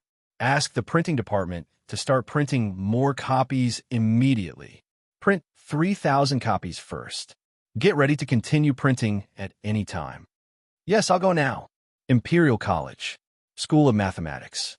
After the painful lesson of Wang Meng last time, no one dared to read novels during class this time. However, this didn't stop them from reading novels after class. "Hey, Wang Meng, did you read the newspaper today?" After class, Cheng Chimo ran to Wang Meng's side and proudly said, "Oh, I bought it when I came this morning, but I didn't have time to read it." "Why? How many chapters did Leather Knight update today?" Wang Meng took out a piece of pastry and stuffed it into his mouth. He pulled out the newspaper from under his seat and said in a muffled voice, "Hee, it's still 3 chapters today." Speaking of which, Hanli has already become an unnamed disciple of the 7 Mysteries sect. Furthermore, Dr. Mo has taken a liking to him and accepted him into the God Hand Valley. Dr. Mo even passed on a nameless chant to Hanli. "Woo woo woo. Hey, what are you doing?" Ching Chumo hadn't finished bragging when Wang Meng covered his mouth. "F***CK. Can you stop talking? You've already said everything. What's the point of reading it?" Wang Meng said hatefully. After spending so much time together, Cheng Chumo, Li Tai, Qin Huayu, and the others had already become familiar with the others. When they were mischievous, they didn't care about each other's identities. Pay. Did you not wash your hands? It stinks." Cheng Chumo turned on his insulting mode again. Wang Meng angrily said, F***CK. You're the one who didn't wash your hands. I was just eating." Li Tai looked at the two with a look of superiority. He already knew the first 10 chapters of a mortal's journey to immortality. If it weren't for Li Zishuan's strict order not to reveal it to others, this little fatty would definitely run out to Ching Chumo and Wang Meng and spoil their faces. "Hey, Wang Meng, I didn't buy the newspaper today. Let's read a novel together. After reading A Mortal's Journey to Immortality yesterday, I almost couldn't sleep. Yes, yes, yes, me too. Let's read it together. Hearing that Wang Ming had a novel to read, 3 to 5 students immediately surrounded him. Kushirqing, you actually read the newspaper too? Cheng Chumo saw that Wang Ming couldn't cause any more trouble and was preparing to return to his seat. Suddenly, he saw Kushirqing, the university tyrant, in everyone's eyes, flipping through the newspaper. Cheng Chumo immediately approached him, as if he had discovered a new continent. Why can't I read the newspaper? Many of the articles in this newspaper are very well written, and some of the current affairs are also well written. Just by reading this newspaper, you can know the world's affairs without going out. Kushirqing looked at Cheng Chumo strangely and asked, so he was reading the newspaper to study. Cheng Chumo was a little frustrated. He shook his head and said, "It's okay. I'm just casually asking." After saying that, he was about to leave, but he still asked somewhat unwillingly, "Then don't you want to read the latter part of the novel? It's very good." Kushirqing said matter-of-factly, "Of course I read it. Although the writing of this novel is not good, the creativity is really novel. I usually read the first part of the novel before reading it." "Oh." Cheng Chumo nodded and turned to leave, feeling a little hurt. Suddenly, Meng Wenhao's voice came from behind him. "Hey, Chumo, can you lend me your newspaper?" Meng Wenhao said, somewhat embarrassedly. 5 copper coins for a newspaper was very cheap for others, but for Meng Wenhao, he was still somewhat reluctant to buy it. Now that everyone was saying that the content in the newspaper was very interesting, he also couldn't help but want to read it. Cheng Chumo looked at him and then nodded. "Okay, no problem. I'll give it to you." Thank you, thank you." Imperial College teaching room. During the break between classes. "Hey, Ziffin, did you read the newspaper today?" Yes, I read it. It's very interesting, but it's a pity that there are only 3 chapters. I really want to catch this Leather Knight and make him write a few more chapters." Sun Ziffin's face first had a look of reminiscence, but then a look of hatred appeared on his face. Yeah, this person is really hateful. He only writes 3 chapters a day and always keeps people in suspense. Yu Donkai also said with hatred. Chapter 211. Li Zixuan had no idea that he was being targeted by the 2 little bastards. He was taking advantage of the break between classes to rest on the sofa in the carriage in front of the classroom. It wasn't that he was lazy, but it was really tiring to stand and lecture for a long time. At this moment, he truly understood how difficult it was to be a teacher in his previous life. It was indeed a respectable profession. Outside the classroom of the Imperial College, Assistant Professor Mao also took advantage of the break between classes to come out. Unlike Li Zixuan, he didn't have a luxurious caravan. Assistant Professor Mao came to the grove and sat on a large rock. He hurriedly flipped open the newspaper to see if his article had been accepted. "Hey, Assistant Professor Mao, have you read the newspaper today?" At this moment, a white-robed scholar walked over and said with a smile, "Oh, Assistant Professor Tsin, I asked the servant to buy the newspaper today, but I haven't had the time to read it yet. I took advantage of the break between classes to have a look." The scholar was Assistant Professor Tsin from the Four Gates Academy, who had discussed Tao with him yesterday. At this moment, Teaching Assistant Tsin said with a smile, "Then, Brother Mao, quickly take a look. Both your and Dr. Wang's articles have been published in today's newspapers. I've already read them.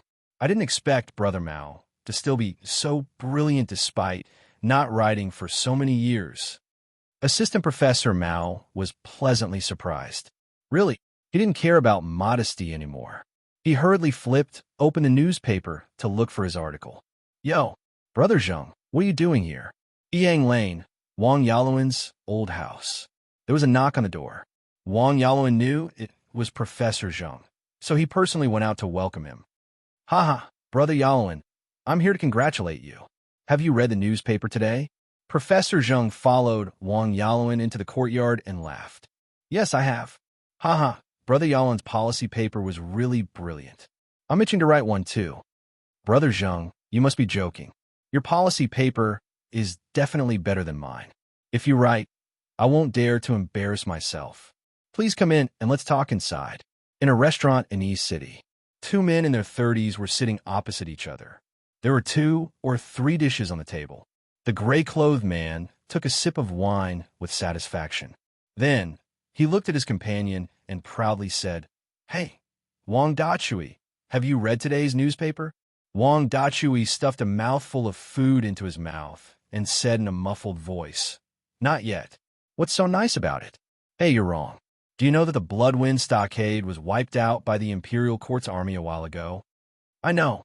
I saw those bandits at Yinqing Gate that day." "Then do you know why these mountain bandits were suddenly exterminated after occupying Mount Mang for so many years?" "I don't know about that. I was also wondering earlier. Aren't those mountain bandits quite famous on the Greenwood Path? How did they get wiped out all of a sudden?" Haha, that's the headline of today's newspaper. It said that the Bloodwind Stockade abducted innocent girls. A man from Lee County was so angry that he drew his sword and challenged Mount Mang alone. Let me tell you, the process was King brilliant. Wang Dachui's eyes lit up, and he immediately became interested. He hurriedly said, "Hey, then Brother Zhao, quickly tell me about it. What's the point of talking about it? I'm not a storyteller. You might as well buy a newspaper. It's only 5 coins. Nowadays, how many people in Chong and City don't read newspapers?" The gray-clothed man looked disgusted. He was just short of saying, "You don't even read newspapers. You're already out." Wang Dachui was sweating profusely. He didn't expect that he couldn't chat happily with others just because he didn't read the newspaper. "Damn, I'll buy it. It's not like I can't afford it. Waiter, help me buy a newspaper. Here, the extra coin is your reward." The waiter was speechless. This situation was not unique. Today, it was happening everywhere in Chong and City. In this era, where there was a general lack of entertainment, a trivial matter could be talked about for a long time. The news in the newspaper just happened to be the topic of many people's leisure conversations. People who had never read newspapers naturally felt that they couldn't chat well. Therefore, as long as their families were not particularly poor, they would buy a newspaper and read it. This was a new thing. Once it had a certain number of fans, it would become popular in the later stages without additional publicity. Because the initial fans would take the initiative to introduce this new thing to the people around them. Eventually, the fans would snowball and become larger and larger. After the morning class, Li Zixuan left the teaching house.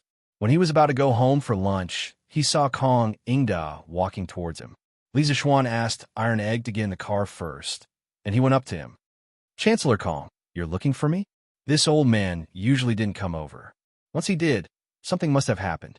As for whether it was a good thing or a bad thing, Li Zixuan secretly calculated in his heart. It seemed that the probability of something bad happening was higher. It's not a big deal." Kong Ingda looked around, paused, and said in a low voice, "I've read today's newspaper. Generally speaking, it's not bad. However, I still want to say one more thing. Young people should be more humble. You must not be arrogant and boast about yourself." After Kong Ingda finished speaking, he patted Li Zixuan and left directly. He didn't give Li Zixuan a chance to explain.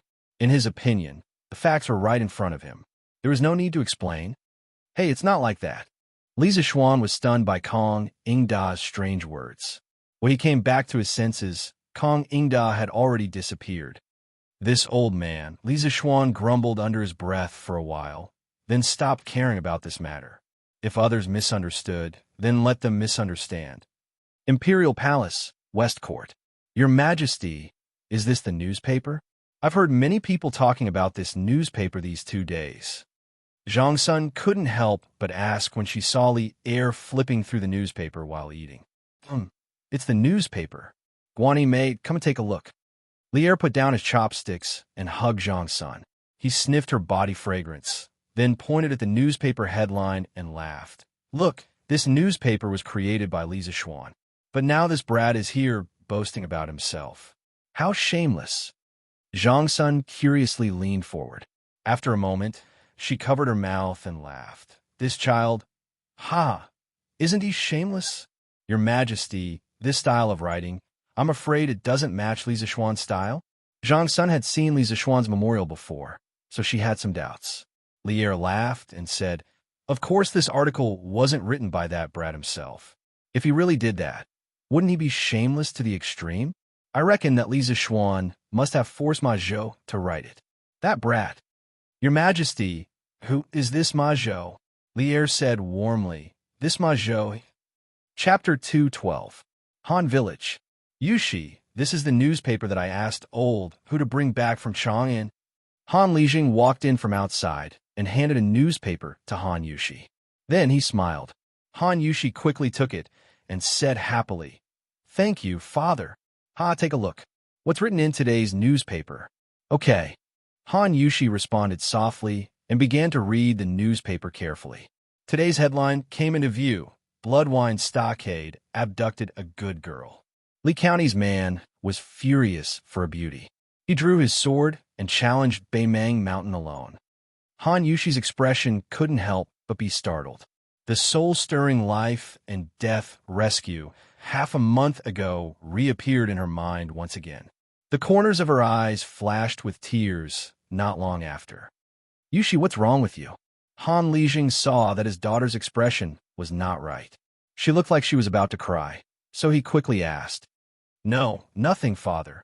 Today's newspaper is very interesting. I want to take it back to my room and read it carefully." Han Yushi immediately realized that she had lost her composure. She quickly wiped the corner of her eyes and forced a smile. Although Han Lijing felt that something was wrong, he was a father. He was always separated from his daughter's inner world. Some things were not good to ask in detail. He could only nod and say, "Okay, you go. Yushi, if you have anything unhappy, you can go to Qin's mansion in Chang and talk to your adoptive mother. Although you can't see Xiao Xian before you get married, you can still go to your adoptive mother's house." Ever since the marriage between the Han and Li families was confirmed, Han Lijing changed the way he addressed Li Zixuan from young master to little Xian. It wasn't because he was arrogant, but because he was considering his daughter's life after marriage. If he continued to call Li Zixuan young master, it would unknowingly lower his daughter's status. "Okay, thank you, father. I'll go back to my room first." Han Yushi's heart was warm. She stood up and said. Han Lijing nodded.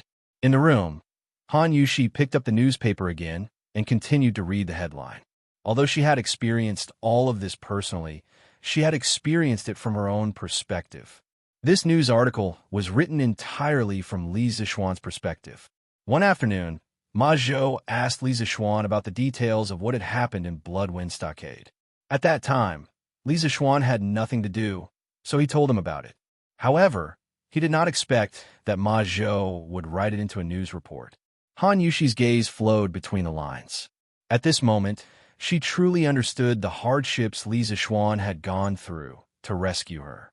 That kind of helplessness and despair, that kind of hysterical madness, once again touched Han Yushi's heart. In the eyes of others, these descriptions might be a little exaggerated, but to Han Yushi, who had personally experienced the kidnapping incident, everything was so real. The actual situation was even more dangerous than what was written on it. "Young master, I'm afraid Yushi will never be able to repay what she owes you in this lifetime." As Han Yushi watched, she could not help but cover her mouth and cry bitterly. And Elaine, Strange Interest Pavilion Workshop. "Steward Ma, those 3,000 copies of the newspaper have been sold out again. Do you want to continue to print more?" Song Xiaoxi ran in with sweat all over his face and said anxiously, "What?" Ma Zhou was really shocked. He stood up and said, "That's 3,000 copies of the newspaper. They were just sent out less than 4 hours ago. How could they be sold out so quickly? It's only noon now. Go and ask the printing department to print another 2,000 copies of the newspaper. Even if they're sold out again, we won't print them today."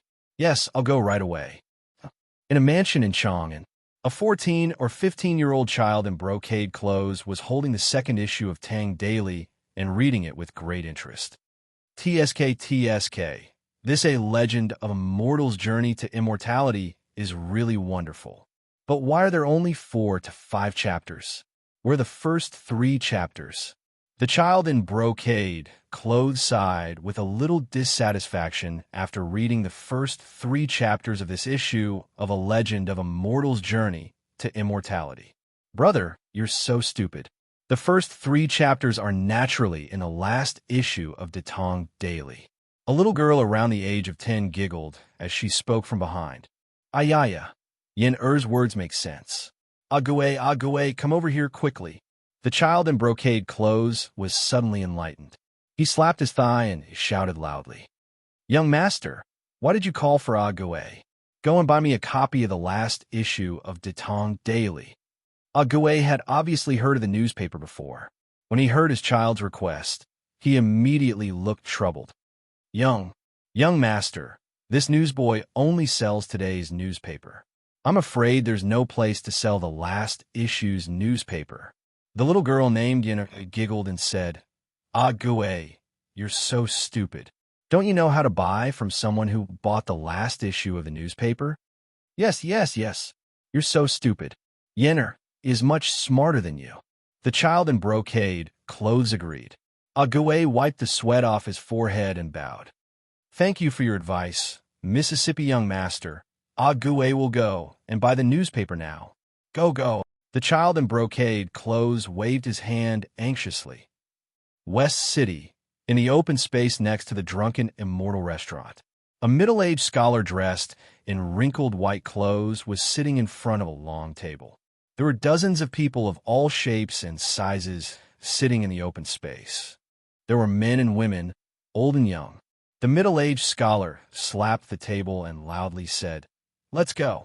That Han Li, who tried his best, did not pass the 7 Mysteries sex entrance trial. In the blink of an eye, he reached the top of the cliff. In front of him, there were 6 children sitting cross-legged and resting. Wu Yan was talking to an old man in his 50s who was wearing a dark blue robe and had his hands clasped behind his back. Hall Leader Yu and Enforcer Wang were standing beside him.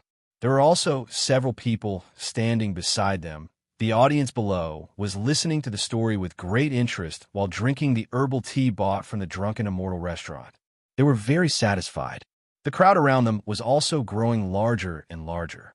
Shopkeeper, do you want me to drive this poor scholar away? The storyteller actually dared to talk about our Drunken Immortal restaurant. How hateful! In front of the Drunken Immortal restaurant, a young servant said to Shopkeeper Liu, who was listening to the story, Drive your ass. Shopkeeper Liu unhappily slapped the back of the young servant's head and angrily said, Didn't you see how much tea this Hitizui brought to our Drunken Immortal restaurant? Although tea is not as expensive as wine, many a little makes a mickle. No matter how small a mosquito is, it's still meat. Yes. Shopkeeper Liu is wise. Go. Go bring me another pot of tea. This story is quite interesting. Shopkeeper Liu waved his hand and comfortably sat back on the stool, leisurely listening to the story. Gradually, Hitizui's 6th chapter of the legend of a mortal's journey to immortality came to an end. During Dr. Mo's time in the 7 Mysteries sect, although the disciples have never seen his skills and do not know the strength of his martial arts, he has used his brilliant medical skills to save the lives of many disciples. Therefore, although he is often expressionless and rarely speaks, he is still respected by the disciples of the 7 Mysteries sect. Dear guests, today's story has come to an end. This Hitizui's life is not easy. If you have money, come and support me. If you don't have money, come and support me. That's it. That's right, it's too fast. I haven't heard enough yet. Be content. Today, Hitizui told 6 chapters in one go. The first 3 chapters of the legend of a mortal's journey to immortality are already very difficult to read. Yesterday's newspaper didn't have much. That's right. I specifically came here to listen to the first 3 chapters. And Hitizui, well said. Here, this money is your reward. Thank you for your support. Chapter 213. As night fell, the workshop of Chitu Pavilion was still brightly lit. Ma Zhou bent over the table and was writing something. He had been eating and living in the workshop for the past 2 days. Although it was tough, Ma Zhou was excited. The first day of Datong daily sales volume was 1,000 copies. The second day's sales volume soared to 10,000 copies. Moreover, it was still in short supply. According to this, the sales volume in the next few days would increase at an amazing speed.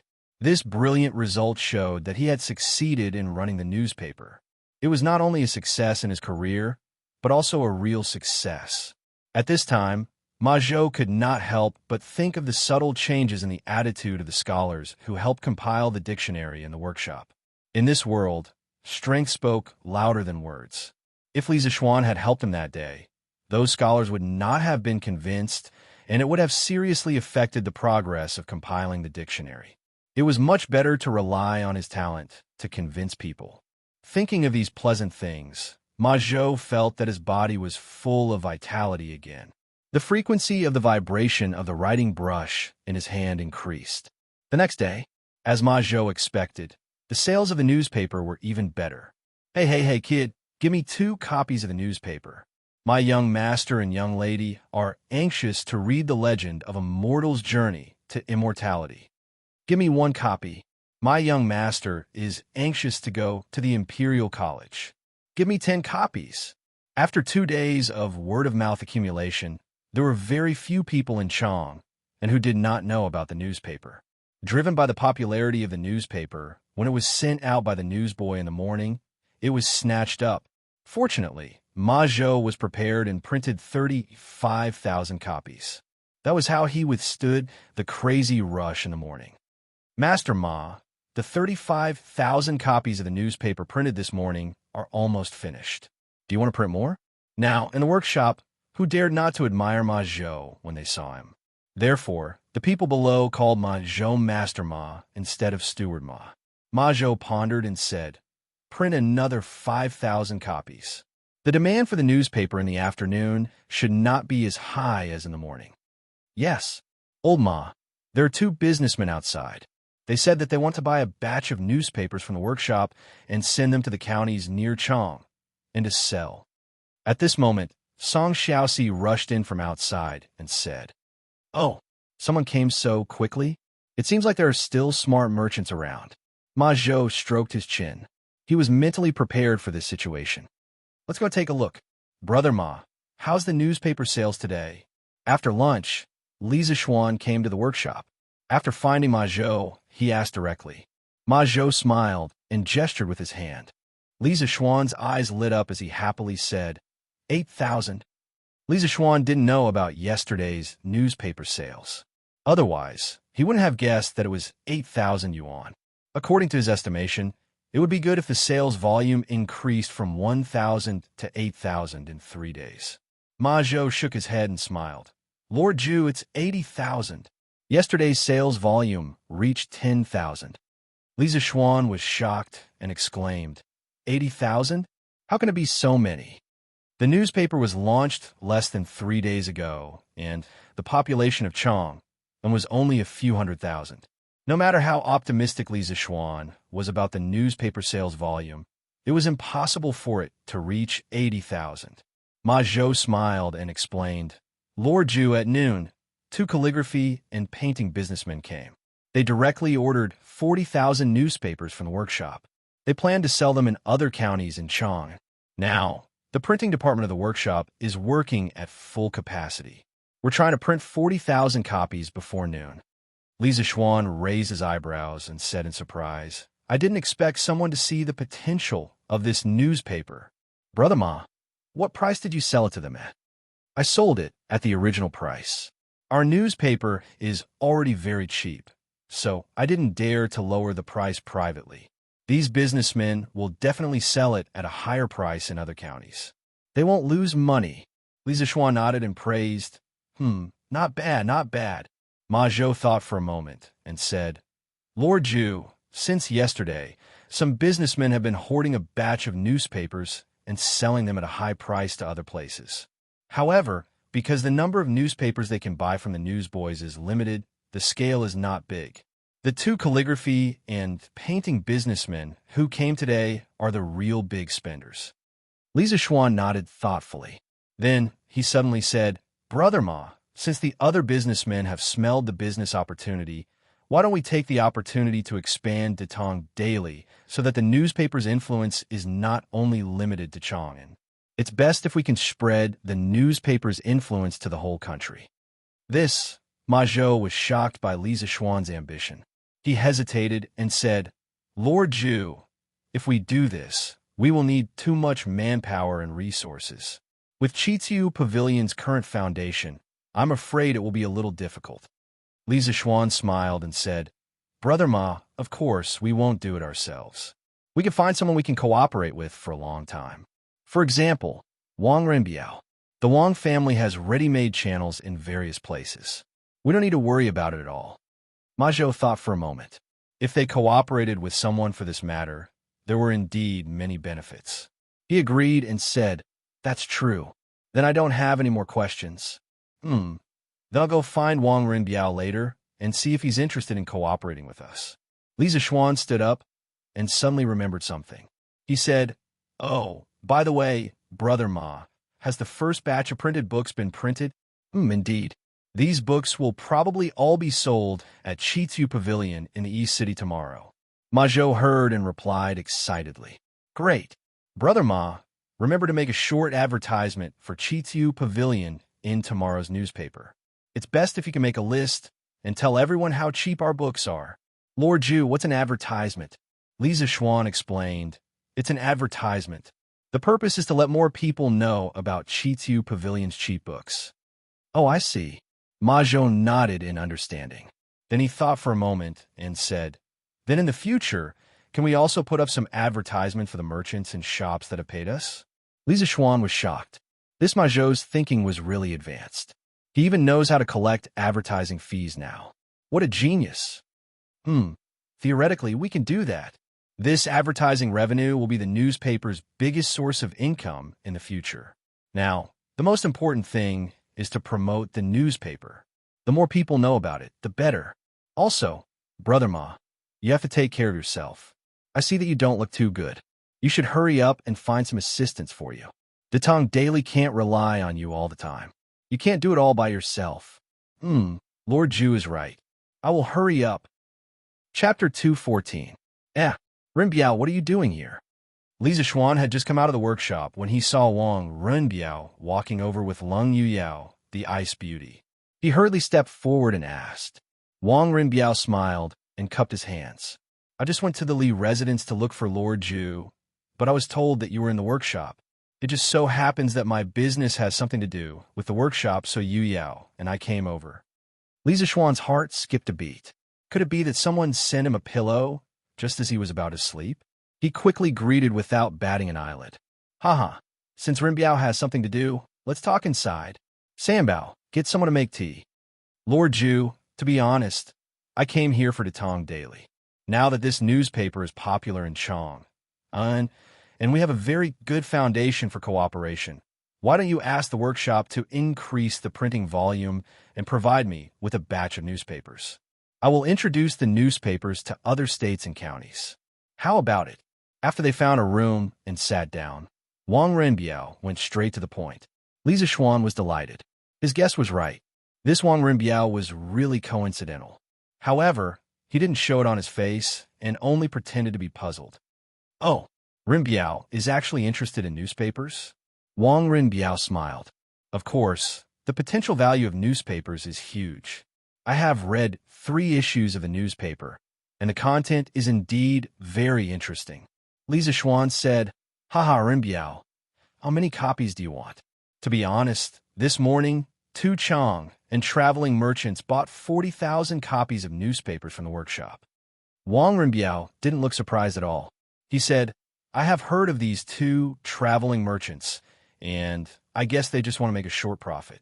Lord Zhu, what you need is a long-term cooperation, and I can satisfy that. I can buy 100,000 copies for the first batch, and then I can increase it according to the specific sales volume of each state and county. These newspapers will be sent to other states and counties through our Wang family's various business routes. Li Zishuan was taken aback. This was truly extravagant. He had asked for 100,000 servings, and this was only the first batch. Were all the children of aristocratic families so rich? Renbiao, aren't you afraid that you won't be able to sell so many newspapers and that they will rot in your hands? The results of a newspaper have already been tested by the people of Chong. I don't believe that something that can become popular in Chong and will not be popular in other provinces and counties. After we introduced the scooter and drunken immortal to other places, they became popular among many people. Li Zixuan liked working with Wang Renbiao because of his decisiveness, wisdom, and straightforwardness. Hearing Wang Renbiao's words, he smiled and said, "Good. Since Renbiao is so straightforward, I will also be straightforward this time. The workshop will sell you at least 100,000 copies of the newspaper at the price of 9 copper coins per copy. Don't bargain with me." The two businessmen in the morning both bought it at the original price of 5 copper coins per copy. Wang Renbiao had a look of joy and said happily, "All right, then this Wang will thank Lord Zhu very much. But can Lord Zhu start supplying me with the first issue of De Tong Daily? The Legend of a Mortal's Journey to Immortality at the back of a newspaper is really interesting. If it is not complete, I am afraid that the people of other provinces and counties will not be satisfied." When Li Zixuan heard Wang Renbiao say this, he knew that this guy was most likely a fan of novels. So he nodded and said with a smile, "Yes, no problem." Wang Renbiao suddenly said mysteriously, "Lord Zhu, do you know who Leather Knight is?" Li Zixuan was stunned and asked, "What's wrong? Are you looking for him?" I just wanted to write a few more chapters every day. Currently, there are only 3 chapters a day. As readers, it is really tiring to wait for him." Li Zixuan was sweating profusely.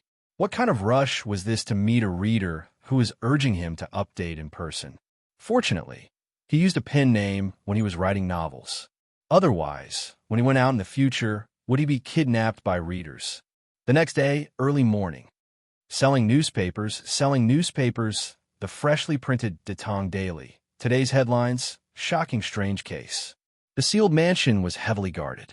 Why would a beautiful young woman mysteriously die in broad daylight? Gentlemen, if you want to know what happened after her death, you only need to spend 5 coins to read it. Now, every morning, the people of Chong and had a new hobby, which was to buy newspapers and read them.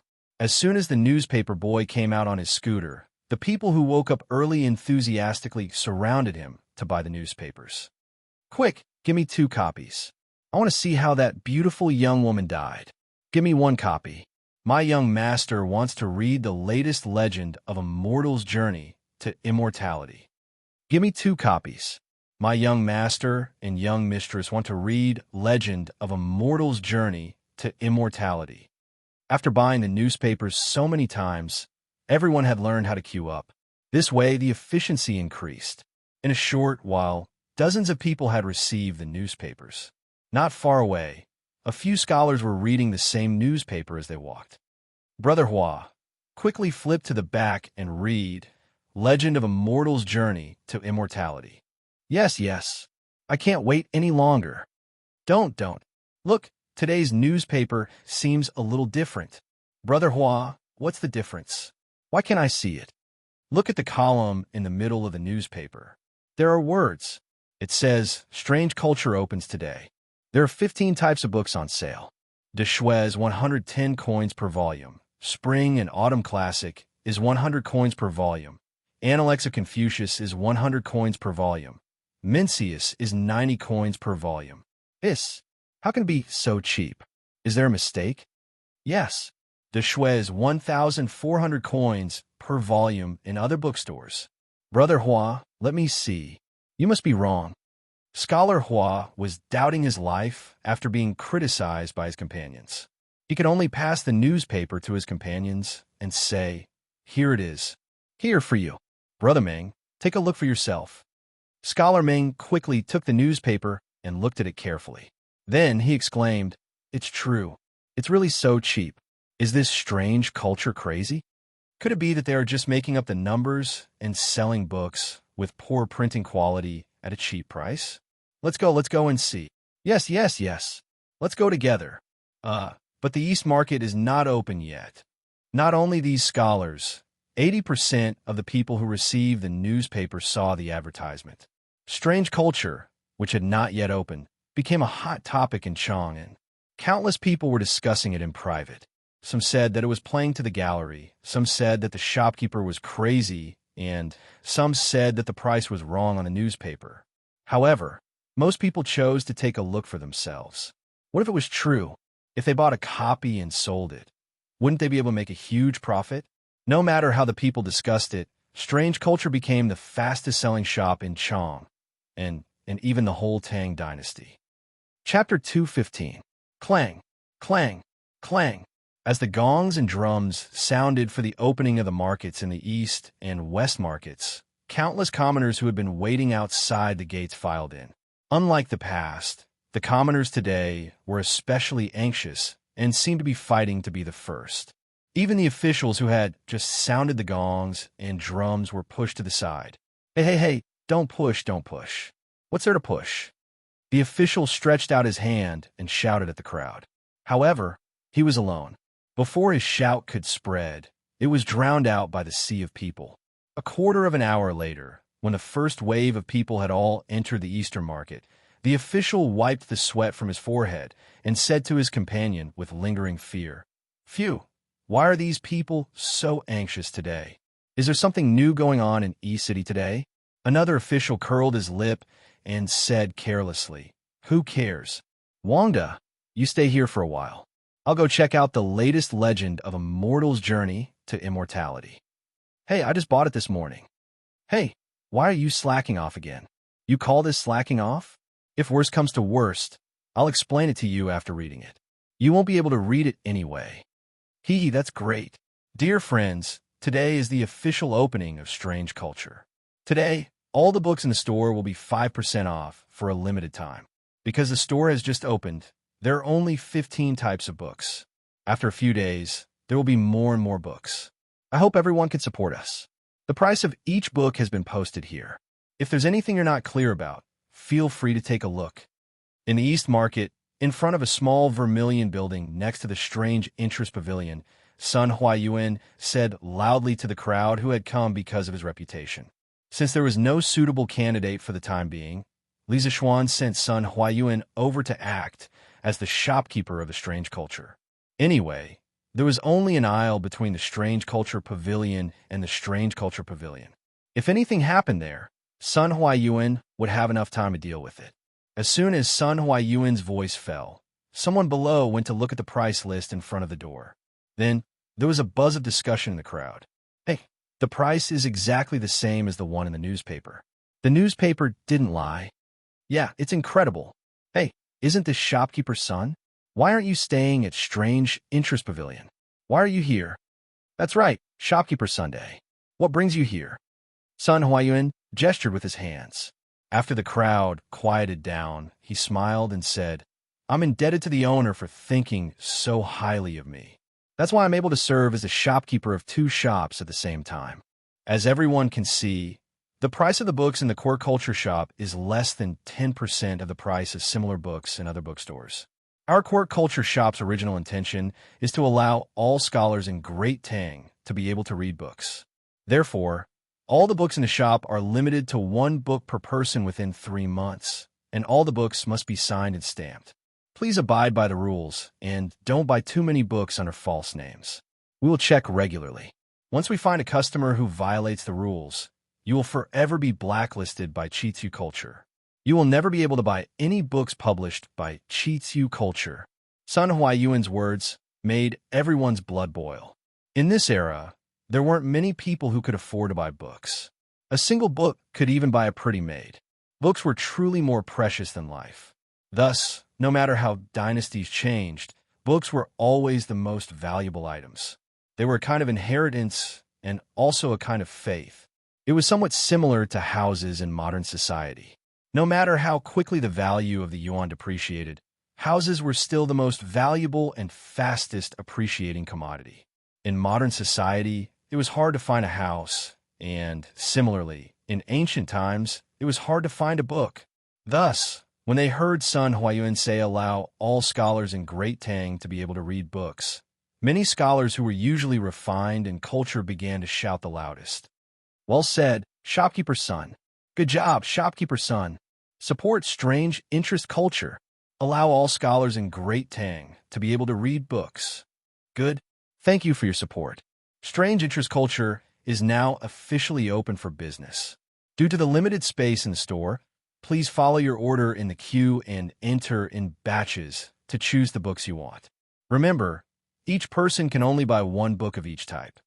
Sun Huayuan clapped his hands and announced the official opening of Strange Interest Culture. The crowd below couldn't help but cheer loudly. The 10 or so lucky people at the front of the queue hurriedly rushed into the store in excitement. Among these 10 or so people were the scholars who had first discovered the advertisement in the newspaper in the morning.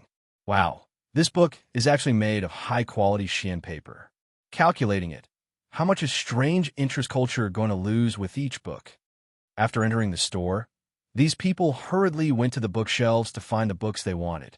One of the scholars picked up a book and flipped through it. When he touched the paper, he immediately exclaimed in disbelief. That's right. They actually used such high-quality paper. Just how high is the cost of this book?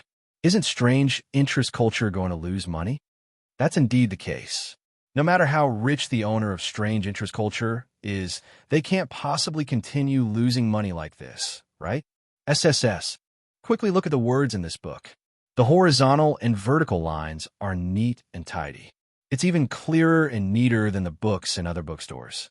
This printing quality requires a lot of engraving skills from the carving craftsman. Damn, I thought the reason why Strange Interest Culture's books were sold so cheaply was because they were crudely made. I didn't expect that whether it was the paper or the printing quality, it was so much better than other books. Moreover, it was sold so cheaply. Crazy. Crazy. This Strange Interest Culture is really crazy. Such good books at such a price, I really want to buy all of them. Unfortunately, I can only buy one of each. Shopkeeper, give me one of each of these 15 books. Shopkeeper, I also want one of each. Here, I'll give you the money. Sun Huayuan replied with a smile. Okay, a total of 1,701. Hey, Brother Hua, I didn't bring enough money when I went out today. Can you lend me some? Don't worry, I'll return it as soon as I get back. A scholar touched his shriveled pockets and suddenly looked dejected. It was not easy to get to the front of the queue, but he did not bring any money. What a painful realization. He looked at his classmate and friend and quickly asked for help. No one could bear to give up such a good opportunity. If he could buy it, it would be a profit. Okay, here for you. The scholar, surnamed Hua, thought for a moment, and then handed a golden bean to that person. Hey, Brother Hua, lend me some money too. I still need 501. If I don't buy such a good book today, I'm afraid I'll regret it for the rest of my life. Yeah, Brother Hua, you can't leave us in the lurch. The other two scholars saw the situation and quickly went up to him. Such a good book. Even if you have to borrow money, you have to buy it. If you miss this village, there won't be another shop like this. Chapter 216. The first batch of people who went in almost all bought a book of each kind. When they came out, they all carried a thick stack of books and were all grinning from ear to ear. The people who were queuing behind were secretly anxious when they saw this situation. The people in front had bought a lot, so it was very likely that they would have nothing when it was their turn. Sun Huayuan couldn't help but frown and say, "Everyone, please try your best to pick the books you need and leave some opportunities for others. In the future, the supply of books from Strange Culture will definitely increase. You don't have to rush to buy every book." Although he said that, not many people listened to him. The people who went in later still returned with a full load. If the supply of books today reached 100 types, these people might really buy 100 books. It was like a modern house. A house on a certain street was generally priced at around 8 million yuan. If a developer suddenly announced that his house in the same area would only cost 6 or 700,000 yuan, wouldn't many people go crazy just thinking about that scene? Even if the developer reminded them that there would be many houses at this price in the future and that they shouldn't rush, would people believe it? They only knew that this price was unique. If they could get it, they would make a profit. Who cared about whether they needed it or not? Who cared about the price in the future? Butcher Zhao, why did you buy so many books? Are you illiterate? A burly man at the back of the queue couldn't help but scold a fierce-looking man who had just come out of Strange Culture with books in his arms. Although I'm illiterate, these books are nice to look at home. Smell the fragrance of the books. Look at the paper, TSK. It's so cheap, wouldn't it be a pity not to buy it? Besides, blacksmith foam, Aren't you King illiterate as well? Why are you here to join the fun? Butcher Zhao hugged the books he had just bought and scolded back with a look of superiority. Blacksmith Feng straightened his neck and said, "Although I'm illiterate, my son is literate. Can't I buy books for my Ahu? You're a butcher. Isn't it a waste to buy so many books?" "Bah, you're the one who's wasting. Your Ahu is only 8 years old. How many words can he recognize? Stop bragging here." The two burly men began to argue with each other as they spoke. A disgrace to the educated, a disgrace to the educated. How can such books of sages be wantonly trampled by you? A young scholar dressed in coarse cloth saw this scene and couldn't help but rebuke angrily with a flushed face. "That's right. All of you are illiterate. Why are you fighting with us for the sage books? That's right. These books are for us scholars. What are you guys doing here?" The young scholar's words immediately resonated with many of the poor scholars. These people were the people who were in need of cheap books in strange culture. Usually, they couldn't afford to buy books, so they had to endure the supercilious looks of others and borrow here and there. Today, they finally heard that there were cheap books for sale here, but when they came to take a look, they saw that there were so many irrelevant people rushing to buy them. Wasn't this just causing trouble? People like Butcher Zhao and Blacksmith Feng, who were illiterate, probably came to buy books with the intention of reselling them to others for a large sum of money. This was because these books could be easily sold for 10 times the profit. It was impossible for others not to be tempted. This was a bit like some of the property speculators in modern times. They didn't buy a house to live in, but to resell it for money. For the time being, people like Butcher Zhao could be called book speculators. Butcher Zhao and Blacksmith Feng were still arguing with each other a moment ago, but in the blink of an eye, they were denounced by dozens of scholars. Even though the Tang people revered martial arts, these scholars still had a very high status in the eyes of these common people. The two of them looked at each other and were a little scared. They planned to escape with their tails between their legs. "Humph. Who said that only scholars can buy books? Can I buy for my child? Can I buy it and learn it myself? Who was born knowing how to read?" In any group, there were 2 or 3 daring people. Butcher Zhao and Blacksmith Feng were scared, but it didn't mean that the other book speculators would be scared. Just look at them. Seeing that they were about to become street rats that everyone wanted to beat, a curly-bearded man couldn't help but refute. "Big Brother Huang is right. Can't I buy books for my child? Did I violate any laws of the Tang dynasty? You're not convinced? Are you going to scold your mother when she buys books for you?" This was the type of person who scolded the streets. Old Wang's wife is right. Besides, shopkeeper's son said that everyone in the Tang dynasty should be able to afford to read. What's wrong with us buying books and learning them ourselves? This was the type who secretly changed the concept. "You're spouting nonsense." Shopkeeper's son clearly said that all the scholars in the Tang dynasty should be able to afford to read. "You're not a scholar." Immediately, a quick-witted scholar reprimanded. Right. Shopkeeper's son already said that these books are prepared for scholars. What are you all doing here? Only scholars can buy books. All of you go away. Why do you care if I buy books for my son? That's right. You're not convinced? If you're not convinced, come and beat me up. Pooh, he's such a shrew. You're simply unreasonable. Who are you calling a shrew? Husband, someone is scolding your wife. Aren't you going to do anything about it? Who? Who dares to scold my ruhua? You're asking for a beating. Io. A gentleman uses his mouth, not his fists. You dare to hit someone? So what if I hit you? As a scholar, your mouth isn't clean. You're not worthy of being called a scholar. Yes, hit him. You have no respect for the law. You all really have no respect for the law. The people on both sides blamed each other. The more they argued, the more chaotic they became. In the end, when one of them made a move, it was as if a spark had been thrown into a pile of gunpowder, causing an explosion.